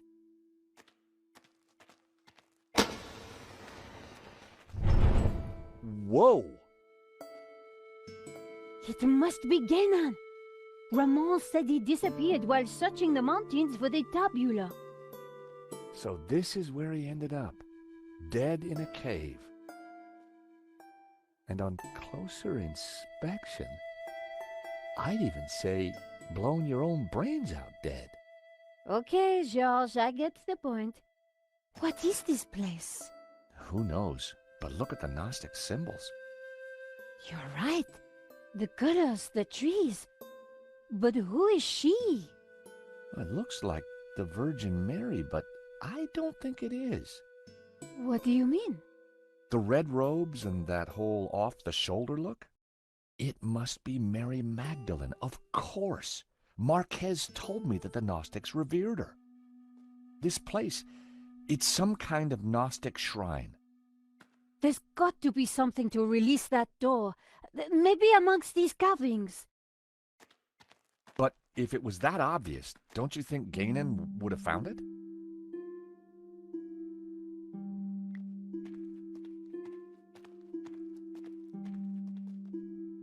Genan had certainly been busy before he blew his brains out. I wonder what he'd been up to. It was an old water canteen. The contents had long since been drunk. It was an old flashlight. It looked like it died around the same time as Genan. Ex luce veritas. Out of light, truth. I'd seen the same words on the fresco at Castel de Sants. Nico! What? Is this what I think it is? It must be the Tabula Veritatis. So Genan did find it. It's so small, so innocent looking. Why would Simeon call it evil? Why so many deaths for this? And why go to such lengths to keep it hidden? Unless it is as genuinely dangerous as Simeon claimed. The question now is, what do we do with it? I picked up the old gun. It was too corroded and rusty to ever be fired again. It was a Fedora, just like the one in Ganon's trunk back at the Castel. The years hadn't been kind to it. It had to be Ganon, in which case the body had been there for decades. There was a bullet hole in the side of his head. Just like us, he'd been trapped. He'd chosen suicide. The photograph was of an ancient clay tablet. Ganon had written on it. Someone, presumably Ganon, had taken the time to translate the inscription. At a glance, the inscription seemed to relate to the exploits of someone called the Sun King. The symbol on the tablets looked similar to the ones etched into the face of the Tabula Veritatis.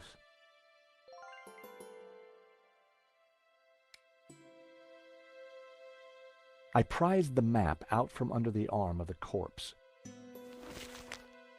It looked like Ganon had scrawled some kind of last testament onto this map. My friends, I know that you will eventually find me, but by then it will be too late. I have decoded the tabula, and I know our destiny lies in paradise. The key to the power of God is in our hands. I die secure in the knowledge that you will now be able to complete my work. Tell my family that I died doing my duty, that I surrender my life gladly to the cause. In the light of the day, these words will fade, like our souls. But rest assured that when they do, their echoes will guide us to where we will meet once again. I'm not sure, but it looks like crafty old Ganon left a secret message in his testament.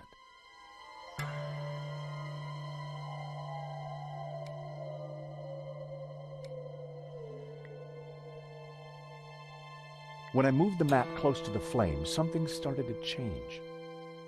The writing on the map started to react to the heat. Well, I'll be darned. What is it? At a guess, the locations on the map might match up with the ones he's marked on this photograph. If this letter matched the one on Ganon's translation, this must be the location of the Sun City. If this letter is the same location as the one marked D on Ganon's translation, this must be Sunset Mountain. If the letter E matches the one on Ganon's translation, this must be the location of the Young Cities. If the letters match the ones on Ganon's translation, this must be the Mountain Kingdom. If this letter matched the one on Ganon's translation, this must be the location of the Three Rivers region.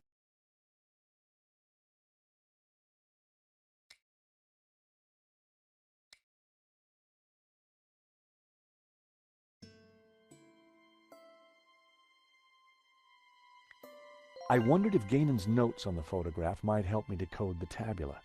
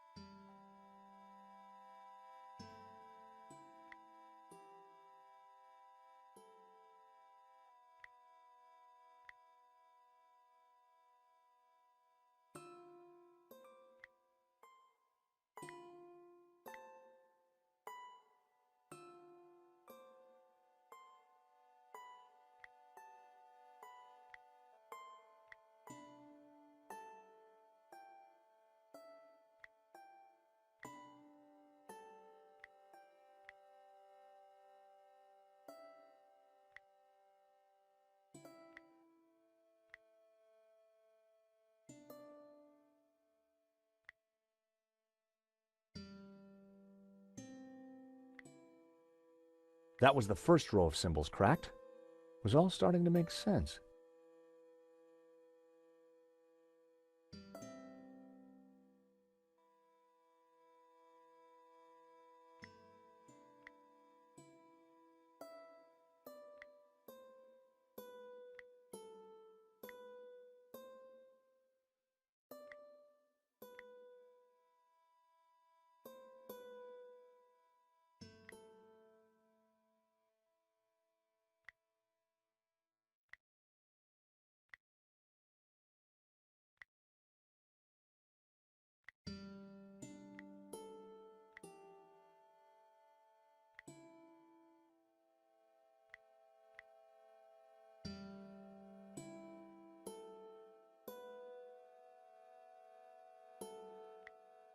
So, these are directions.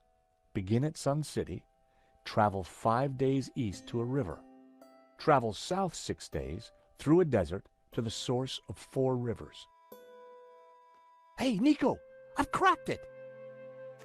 Fantastic! The Tabula Veritatis, it's a set of directions. Take a look at this map. The inscription says to start here at Sun City. Ganon hid the location in his map. It then says to travel 5 days east to a river, then turn south and travel 6 days through a desert to the source of 4 rivers. And what is that? I'm not sure, but it must be important, right? Right. Important enough for the Gnostics to try and keep it a secret for thousands of years. And guess what? I think I may have found a way out. You have? Look, while you were busy playing Ancient Scholar, I found this. What did it do? I'm not sure. It didn't open the door. Perhaps we're missing something. Must be. If Ganon died looking for a way out, there has to be more to it than just a hidden button. Then let's keep looking.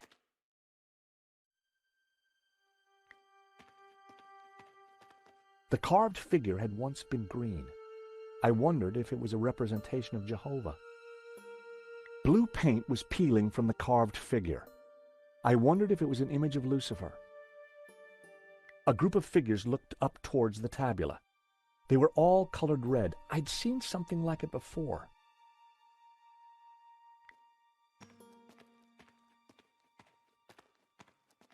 There were ancient scratches on the plinth, as if someone had moved the statue. I'm sure that this is Mary Magdalene. The red robes. It all makes sense. The Madonna would be wearing blue. So, who's the child? Well, according to the Gnostic Gospels, when Mary kissed the lips of Jesus, she, Oh, I see. Yep, So the Gnostics think that the suckling child is... I guess so.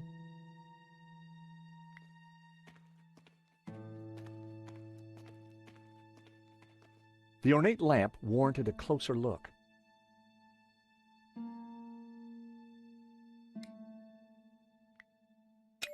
The medallion fitted snugly into the socket. Whoa, would you take a look at that? The light from the medallion is illuminating this blue figure. This could be our ticket out of here. If you're right, that explains why Genham never got out of here. He didn't have the medallion.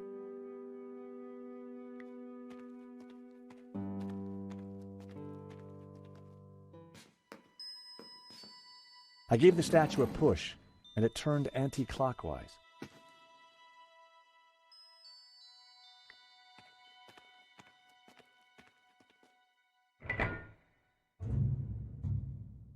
That sounded like something important happened.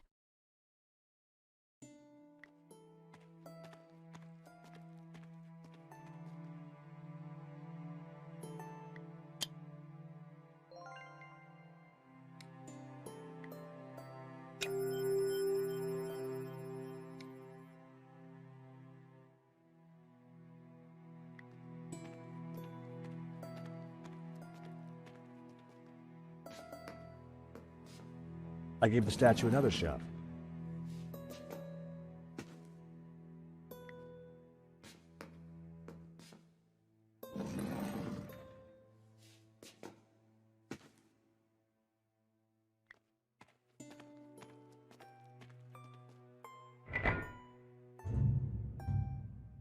That sounded like something important happened.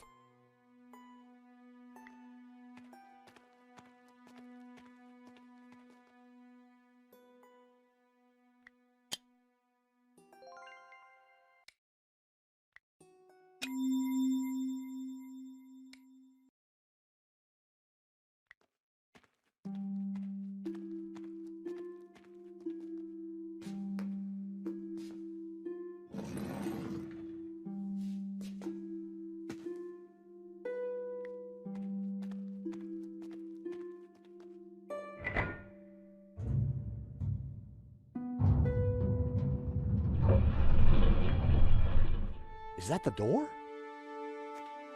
Thank God. I was getting worried we'd be trapped here, just the two of us forever. There could have been worse ways of being trapped forever. It is the door. Come on, Georges.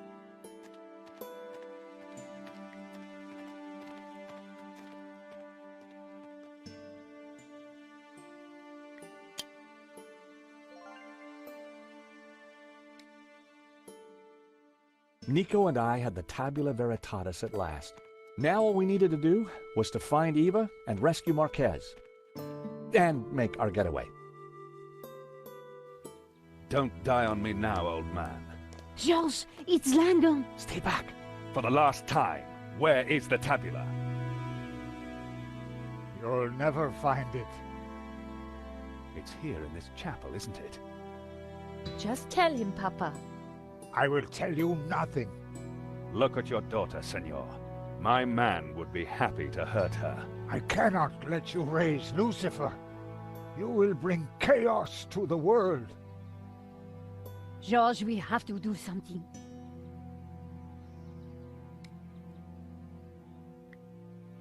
With luck, Langham wouldn't notice that the gun was useless. Hold it there, Langham. Well, if it isn't my least favorite American. Where is the tabula? Even if I did have it, why would I give it to you? Because you don't have a choice. For God's sake, shoot him, George. Yes, go on. Shoot me, why don't you? Don't push me. That gun would never fire. Give me the gun before you hurt yourself. I didn't rate my chances with just a rusty old pistol. Now, do you have the tabula? If I give you the tabula, then you promise you'll let us all go free? I give you my word. No, George, no. So, the tabula veritatis. Actually, I will need to take the girl with me. The old man would just slow us down. No, I'm staying here. My father needs medical help. If he doesn't get it, he will die. Oh, really? No! Problem solved. Langham, you'll rot in hell for what you've done. Hell, quite the opposite, believe me. The world will be a better place, George, once Jehovah has been destroyed. What? Lucifer will set us free. You can't destroy Jehovah. I can, and I will. Bring the girl. But you agreed to let us all go free. She may be of use yet. One of my men will be outside. If they try to follow me, shoot them. It would be my pleasure, boss. Eva.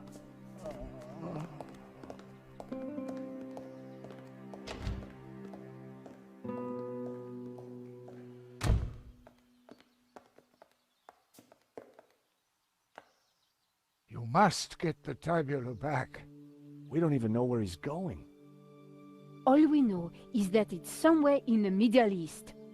Nothing else? There was a note, something about our destiny lies in paradise? And we found a map. It shows the source of 4 rivers, but that's all we have. Can it be? You know what that means? In Genesis, there is a river. It flows from paradise and divides into 4. Where is this place? This paradise? Eden. He's going to Eden. The Garden of Eden? But that's just a Bible story, a myth. No, it's a real place. It's where Jehovah created life, where Lucifer gave Eve knowledge, where the gods are held in balance. And now Langham has the tabula to lead him right to it. Only you can stop him. You must defeat him. But how? Eva, she will know. He'd gone, but I knew he was right. We had to stop Langham and rescue Eva.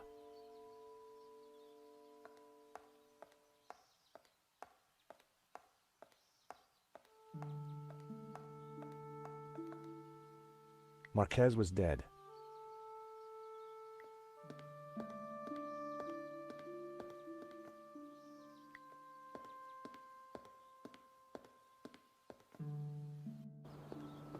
There was a door at the bottom of the steps, but I would never have managed to reach it.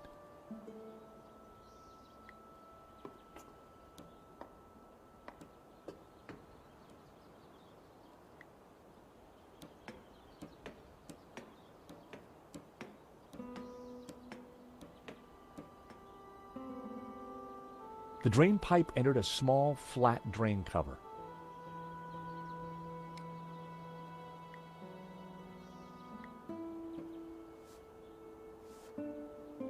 Hey, Nico, I've got a plan. Over.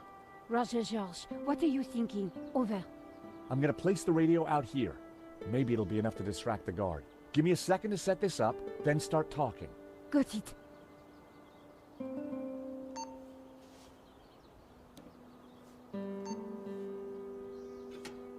I carefully positioned the radio in the drain.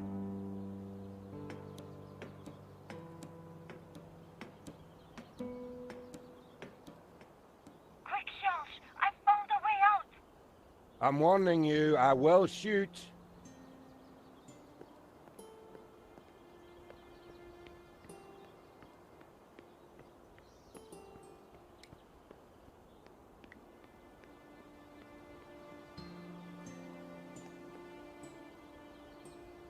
The guard was already pretty worked up.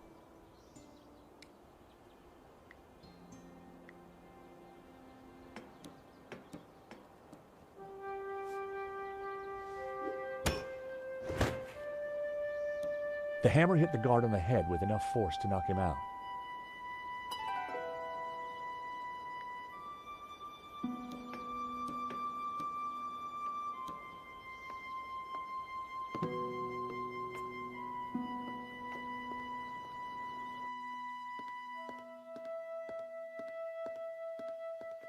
Nico, let's get out of here. That guard won't be causing us any more problems.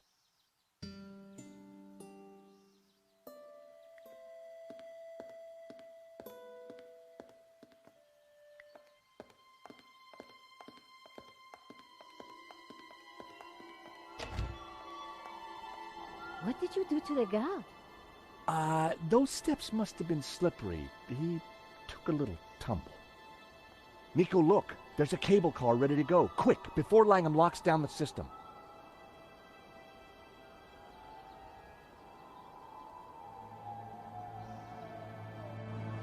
You don't think perhaps we should have waited for the next one? Well, we caught it, didn't we? What's all the fuss? Now, if I can just open this window, I think we'll be fine. Okay, maybe not. Don't panic just yet. I'll think of something.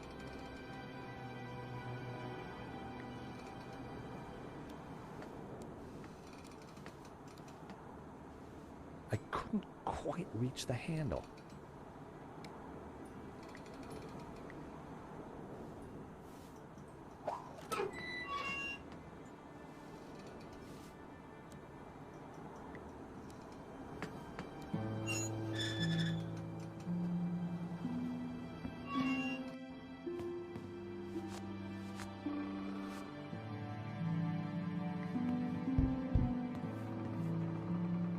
Damn it. It's a little stuck. Just give me a second. Just hurry up! Nico!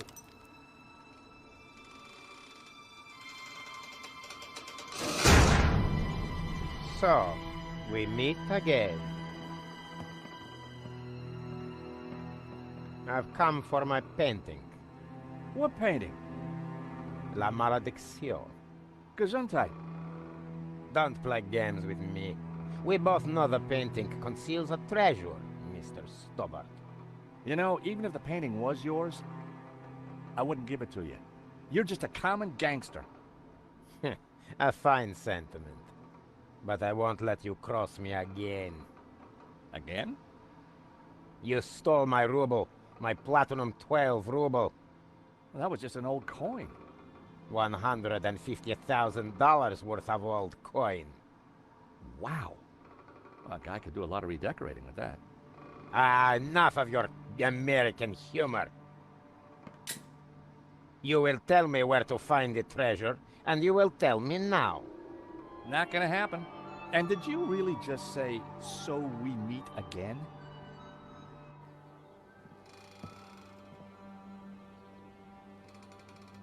Hello?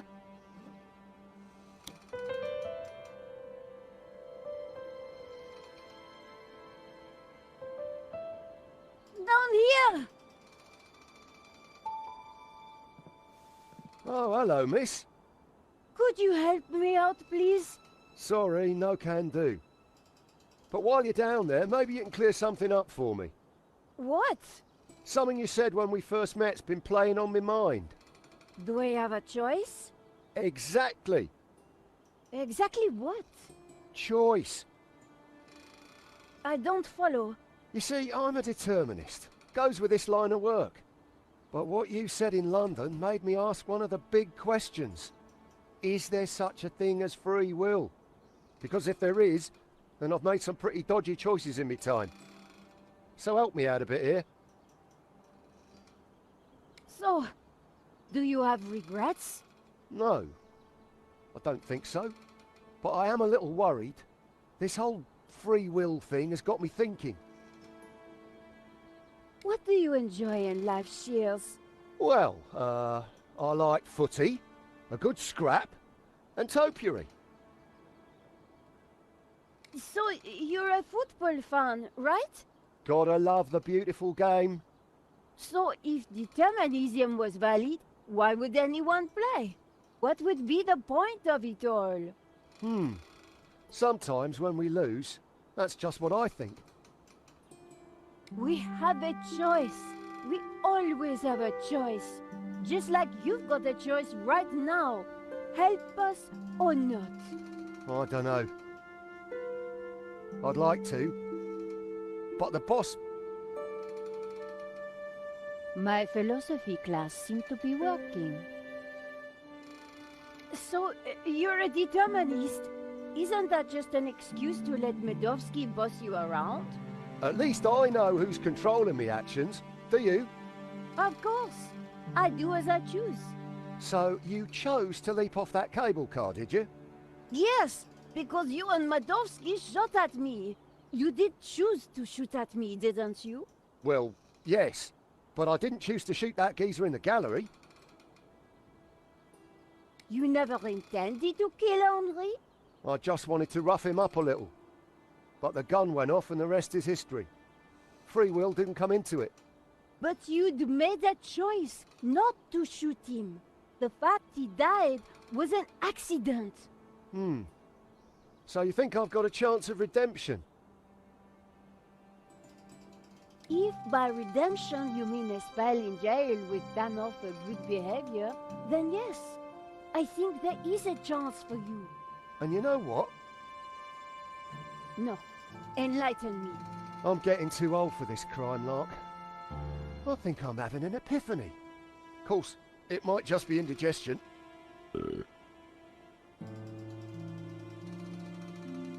No, it's definitely an epiphany. I think you're right. The only thing that has led me here is me and my actions. I'm going to talk to the boss. He's sure to listen to reason. Boss! Boss! What is it, you imbecile? How many times have I told you not to interrupt me when I'm about to kill somebody? Remember what we agreed. I am the big man who takes care of the big things. And I am the little man who takes care of the little things. Exactly. So, haven't you got a little thing you should be doing?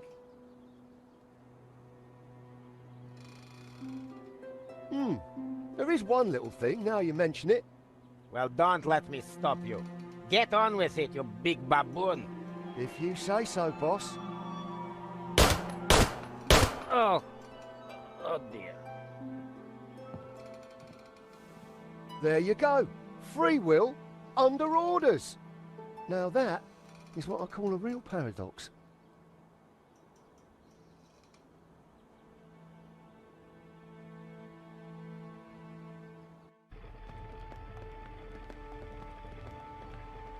George, you took your time back there.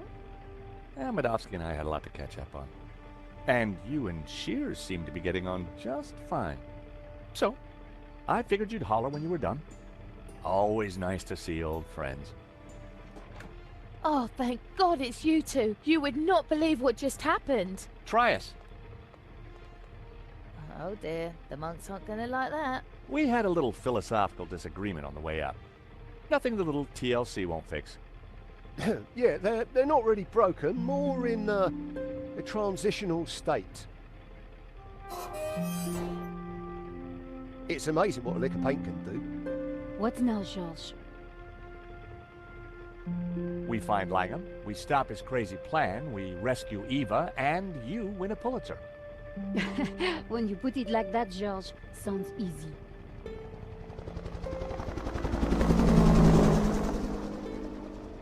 So, how are we going to catch Langham now? Well, we've got a pretty good idea where he's going. True, Mesopotamia. Or Iraq, as it is now. Not exactly a prime tourist spot. Need a lift? I don't think we'll catch Langham in a limo, but thanks. I'm not talking limo, mate. I'm talking Medovsky's full-on, fully fueled tax and ticket Learjet 60. You think you can get us to Iraq? Wouldn't be the first time, if you know what I mean. I've got the keys, the contacts, and a full drinks cabinet. How about it? It's the least I can do. The last thing I remembered was getting on board Medovsky's jet and accepting a cocktail from Shears.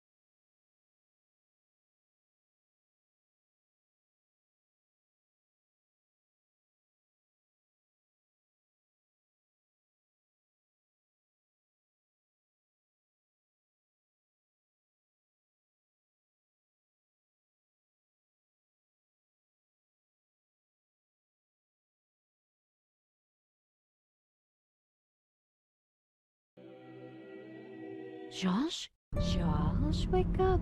You were dreaming.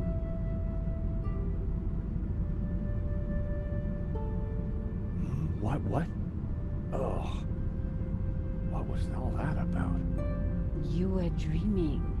Something about sex and drugs from the sound of it. Yeah. Are we there yet? Well, that looks like the source of 4 rivers, so the Garden of Eden is right down there. Ladies and gentlemen, this is your captain speaking. I hope you've had a pleasant flight. The temperature in Eden is a pleasant 30 degrees centigrade. We shall be landing on a flat plain about 2 kilometres into the desert, which you will find is a pleasant stroll to your destination. Fasten your seatbelt and all that gubbins. Finally, may I take this opportunity of thanking you personally for choosing to fly Air Shears. We do hope you'll fly again with us soon.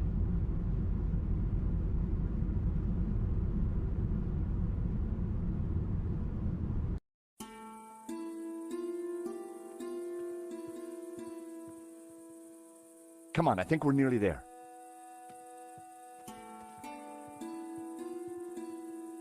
Wait, Charles. I think Shields is having a moment.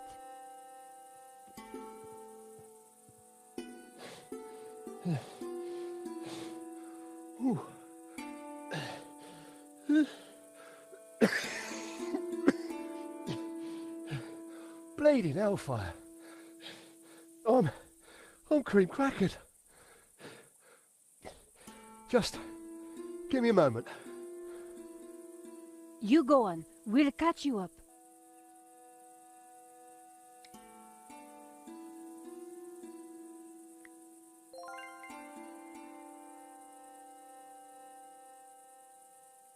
I fed Trevor a little more cookie.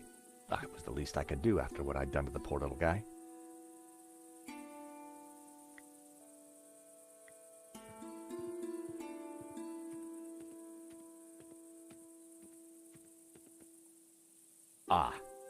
Guys,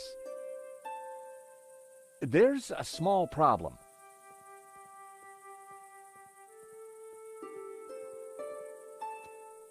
Is it Langam?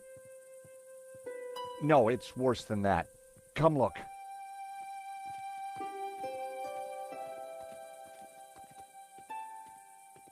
Oh, George, stop being so overdramatic. Oh, look, a goat. You like goats? Love 'em. Hey, we could call it Donna.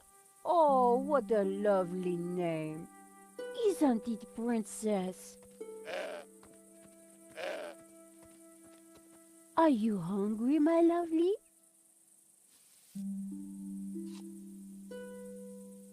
Okay, while you get all David Attenborough on us, I'll take a look around. That's a Wolfram truck, which means Langham can't be far away.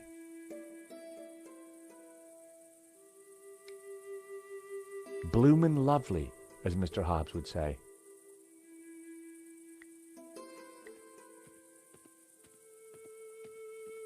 Hey, Nico, check this out. I don't think that will help us right now. It was a huge natural stone arch. This whole place was amazing.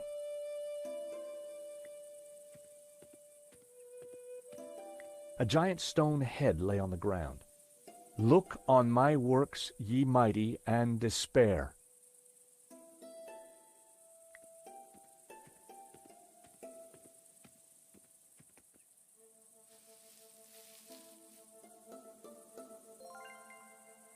It was an old, gnarled fig tree. It looked like it had been growing here for many years.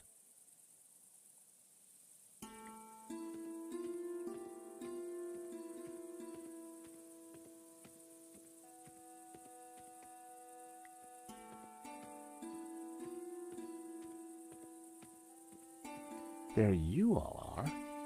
But where's Langham? Psst.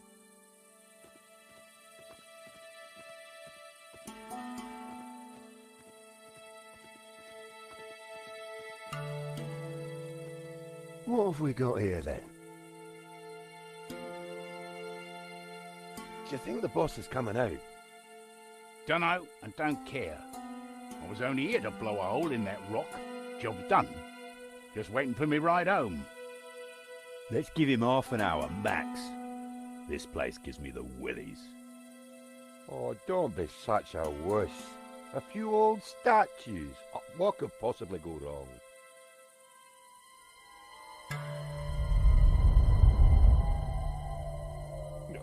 All right. Like you said, 30 minutes. We need to get past these idiots and stop Langham. Tricky. They've got some tasty-looking shooters. Besides, I'm a reformed man. I've given up senseless violence.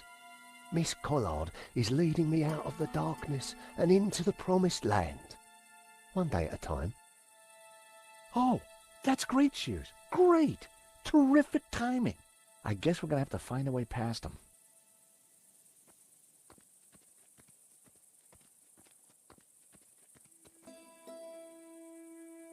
A large statue of a creature with a winged bull's body and a human head. Looked pretty intimidating.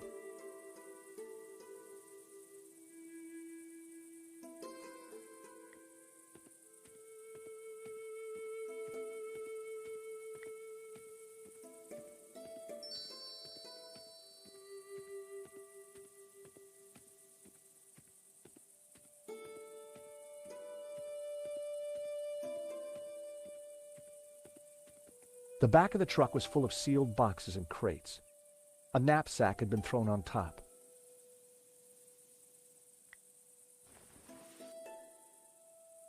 I grabbed the knapsack. It was full of military items.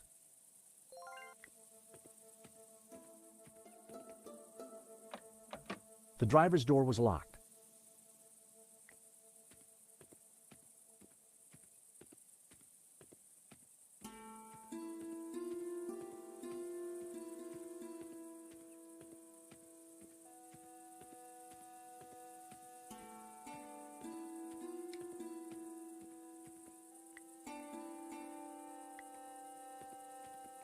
Hey, Shears.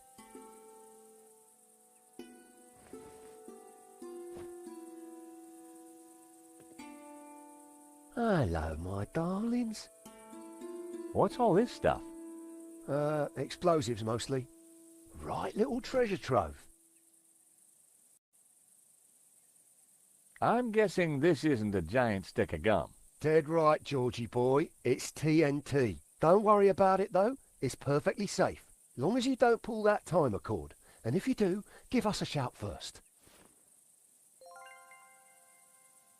Is that what I think it is? Careful! Dynamite is fickle, unpredictable, and dangerous.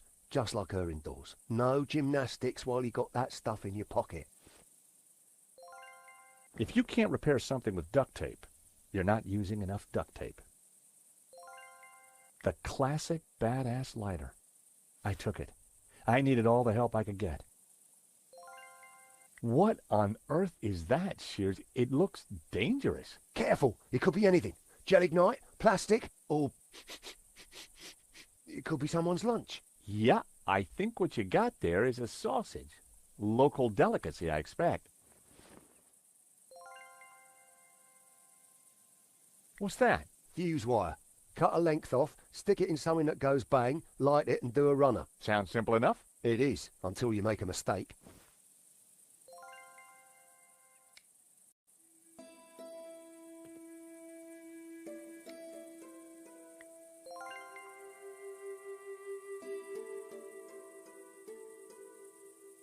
I knew it was a sausage. Shears knew it was a sausage. But one tiny length of fuse wire and... voila! Dynamite.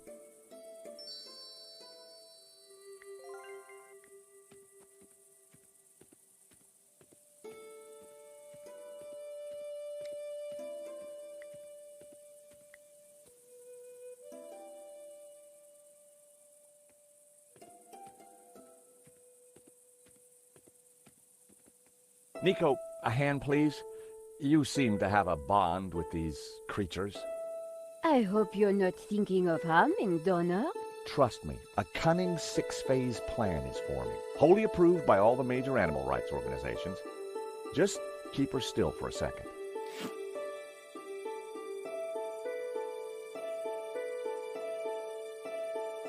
Why have you attached the sausage to Donna?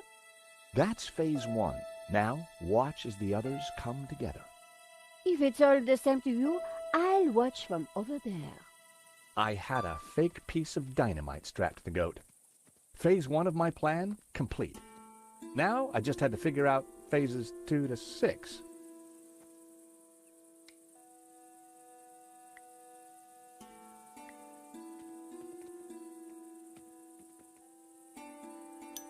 That should do the trick.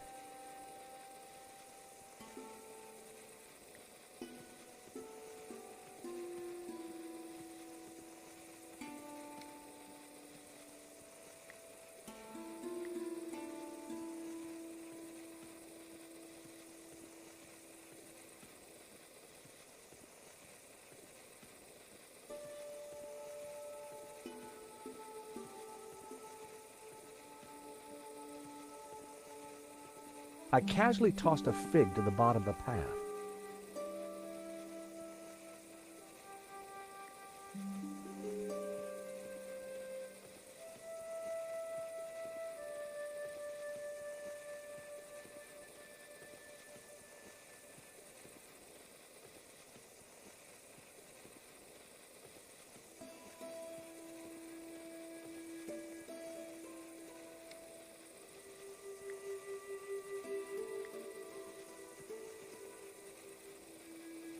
With my best throw, I tossed one of the ripe figs. It landed close to the group.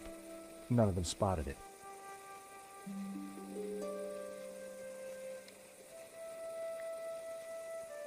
I had an idea. I wondered just how much that goat liked figs.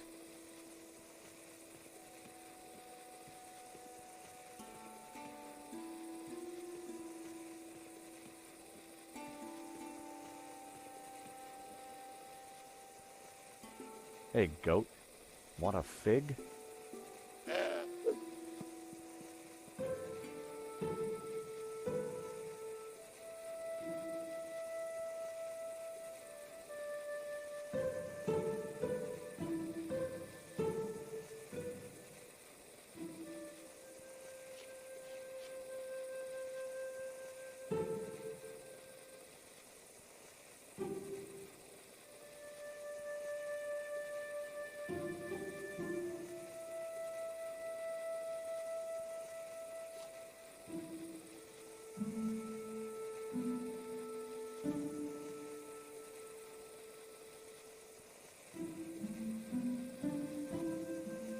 Cry havoc and let slip the goats of war.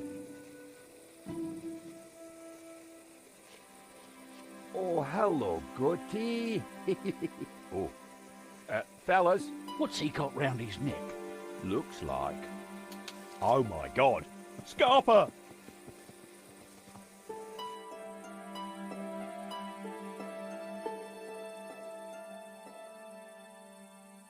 Langham's guards must have been spooked. There was no sign of him.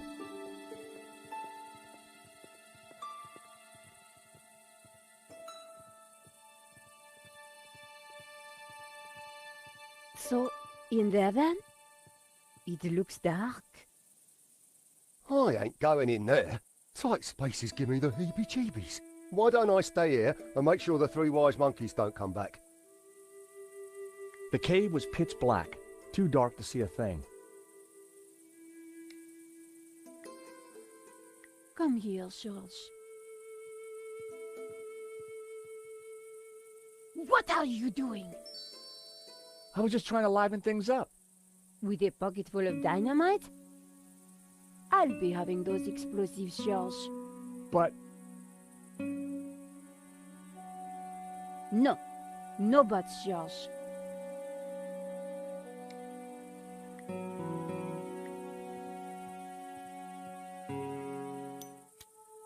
Through the gloom, I could just see stairs leading down. Come on, Nico. We need to find Langham.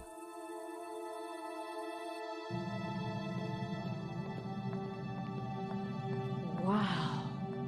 This place is extraordinary. You think this is really Eden? Well, if you see any apples, think twice before you eat them. Look! Lucifer. Jehovah. And Langham. He's got Eva. Whatever he's up to. I hope we're in time. Look, the altar. The glowing thing? It's the shape of the tabula. We have to get across there, quick.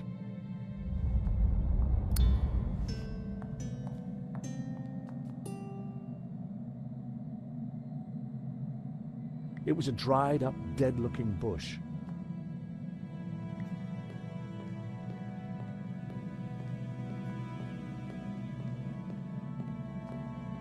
The ancient bridge had collapsed many years ago.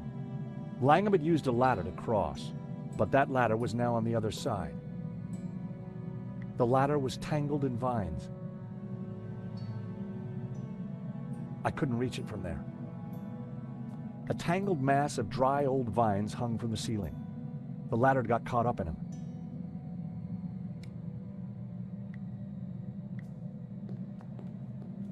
The lighter had run out of fuel, but the flint could still make sparks. George, what are you doing? I kind of have a plan. Well, I hope it works.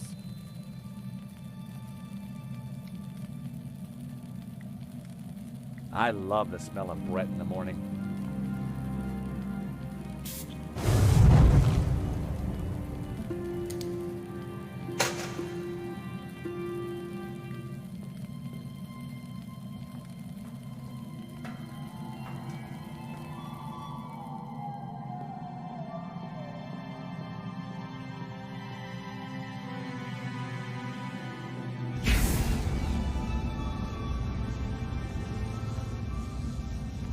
You! Don't you ever give up, but you're too late.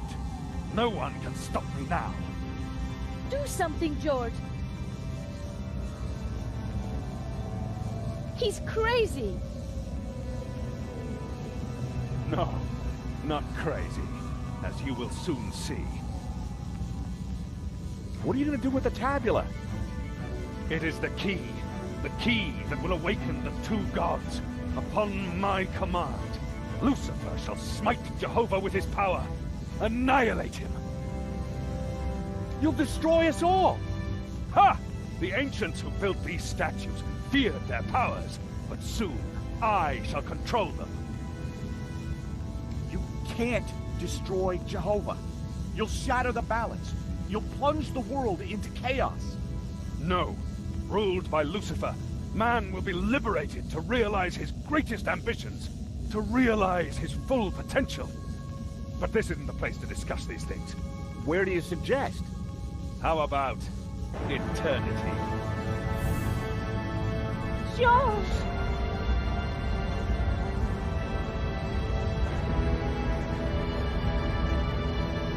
Ecce homo!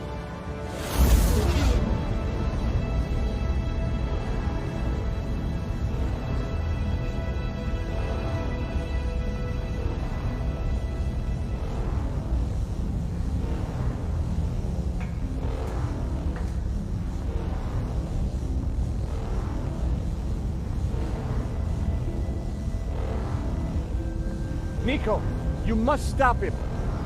Eva, what do we do? I don't know. But your father said you had the answer. He used to talk about pure light. Your light? What does that mean? I don't know. That's what he said. Pure light, white light, will conquer. George!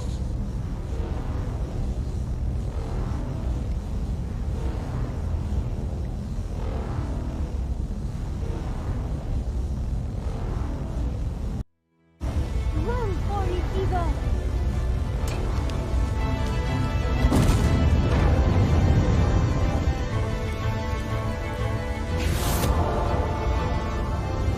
That's it, Nico. Rise up, Lucifer. Smite Jehovah. Just got focus the light. Pura, lux, pictura est. Jehovah must be destroyed. The world will embrace Lucifer. What gives you the right to stand in his way? Free will. That's what we bring. Humanity brings free will. The final piece of the Trinity.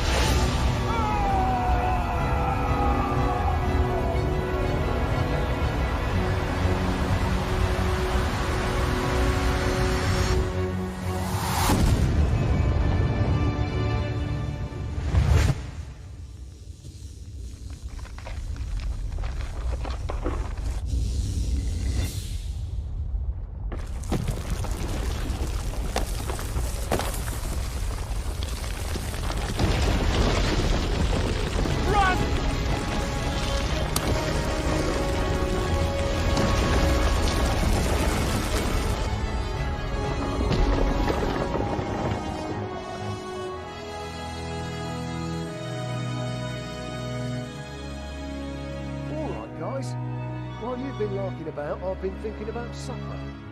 How does a nice barbecue tickle your fancy?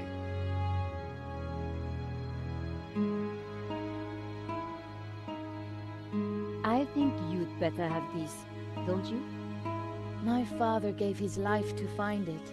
Now I must spend mine protecting it. How? Where will you go? To Catalonia. I have a house and a chapel to restore. And a new life to build as a Gnostic leader.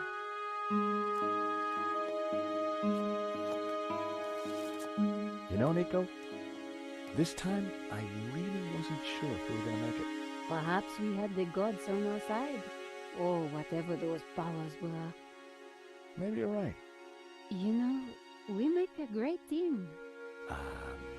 We could be more than a team. Oh? Before this all started, back in Paris, I was just about to invite you out to... Oi! Dinner is served. What's on the menu? Doner kebabs with a spicy fig compote. Wait, Donna as in... Donna? But Nico, I thought you loved goat.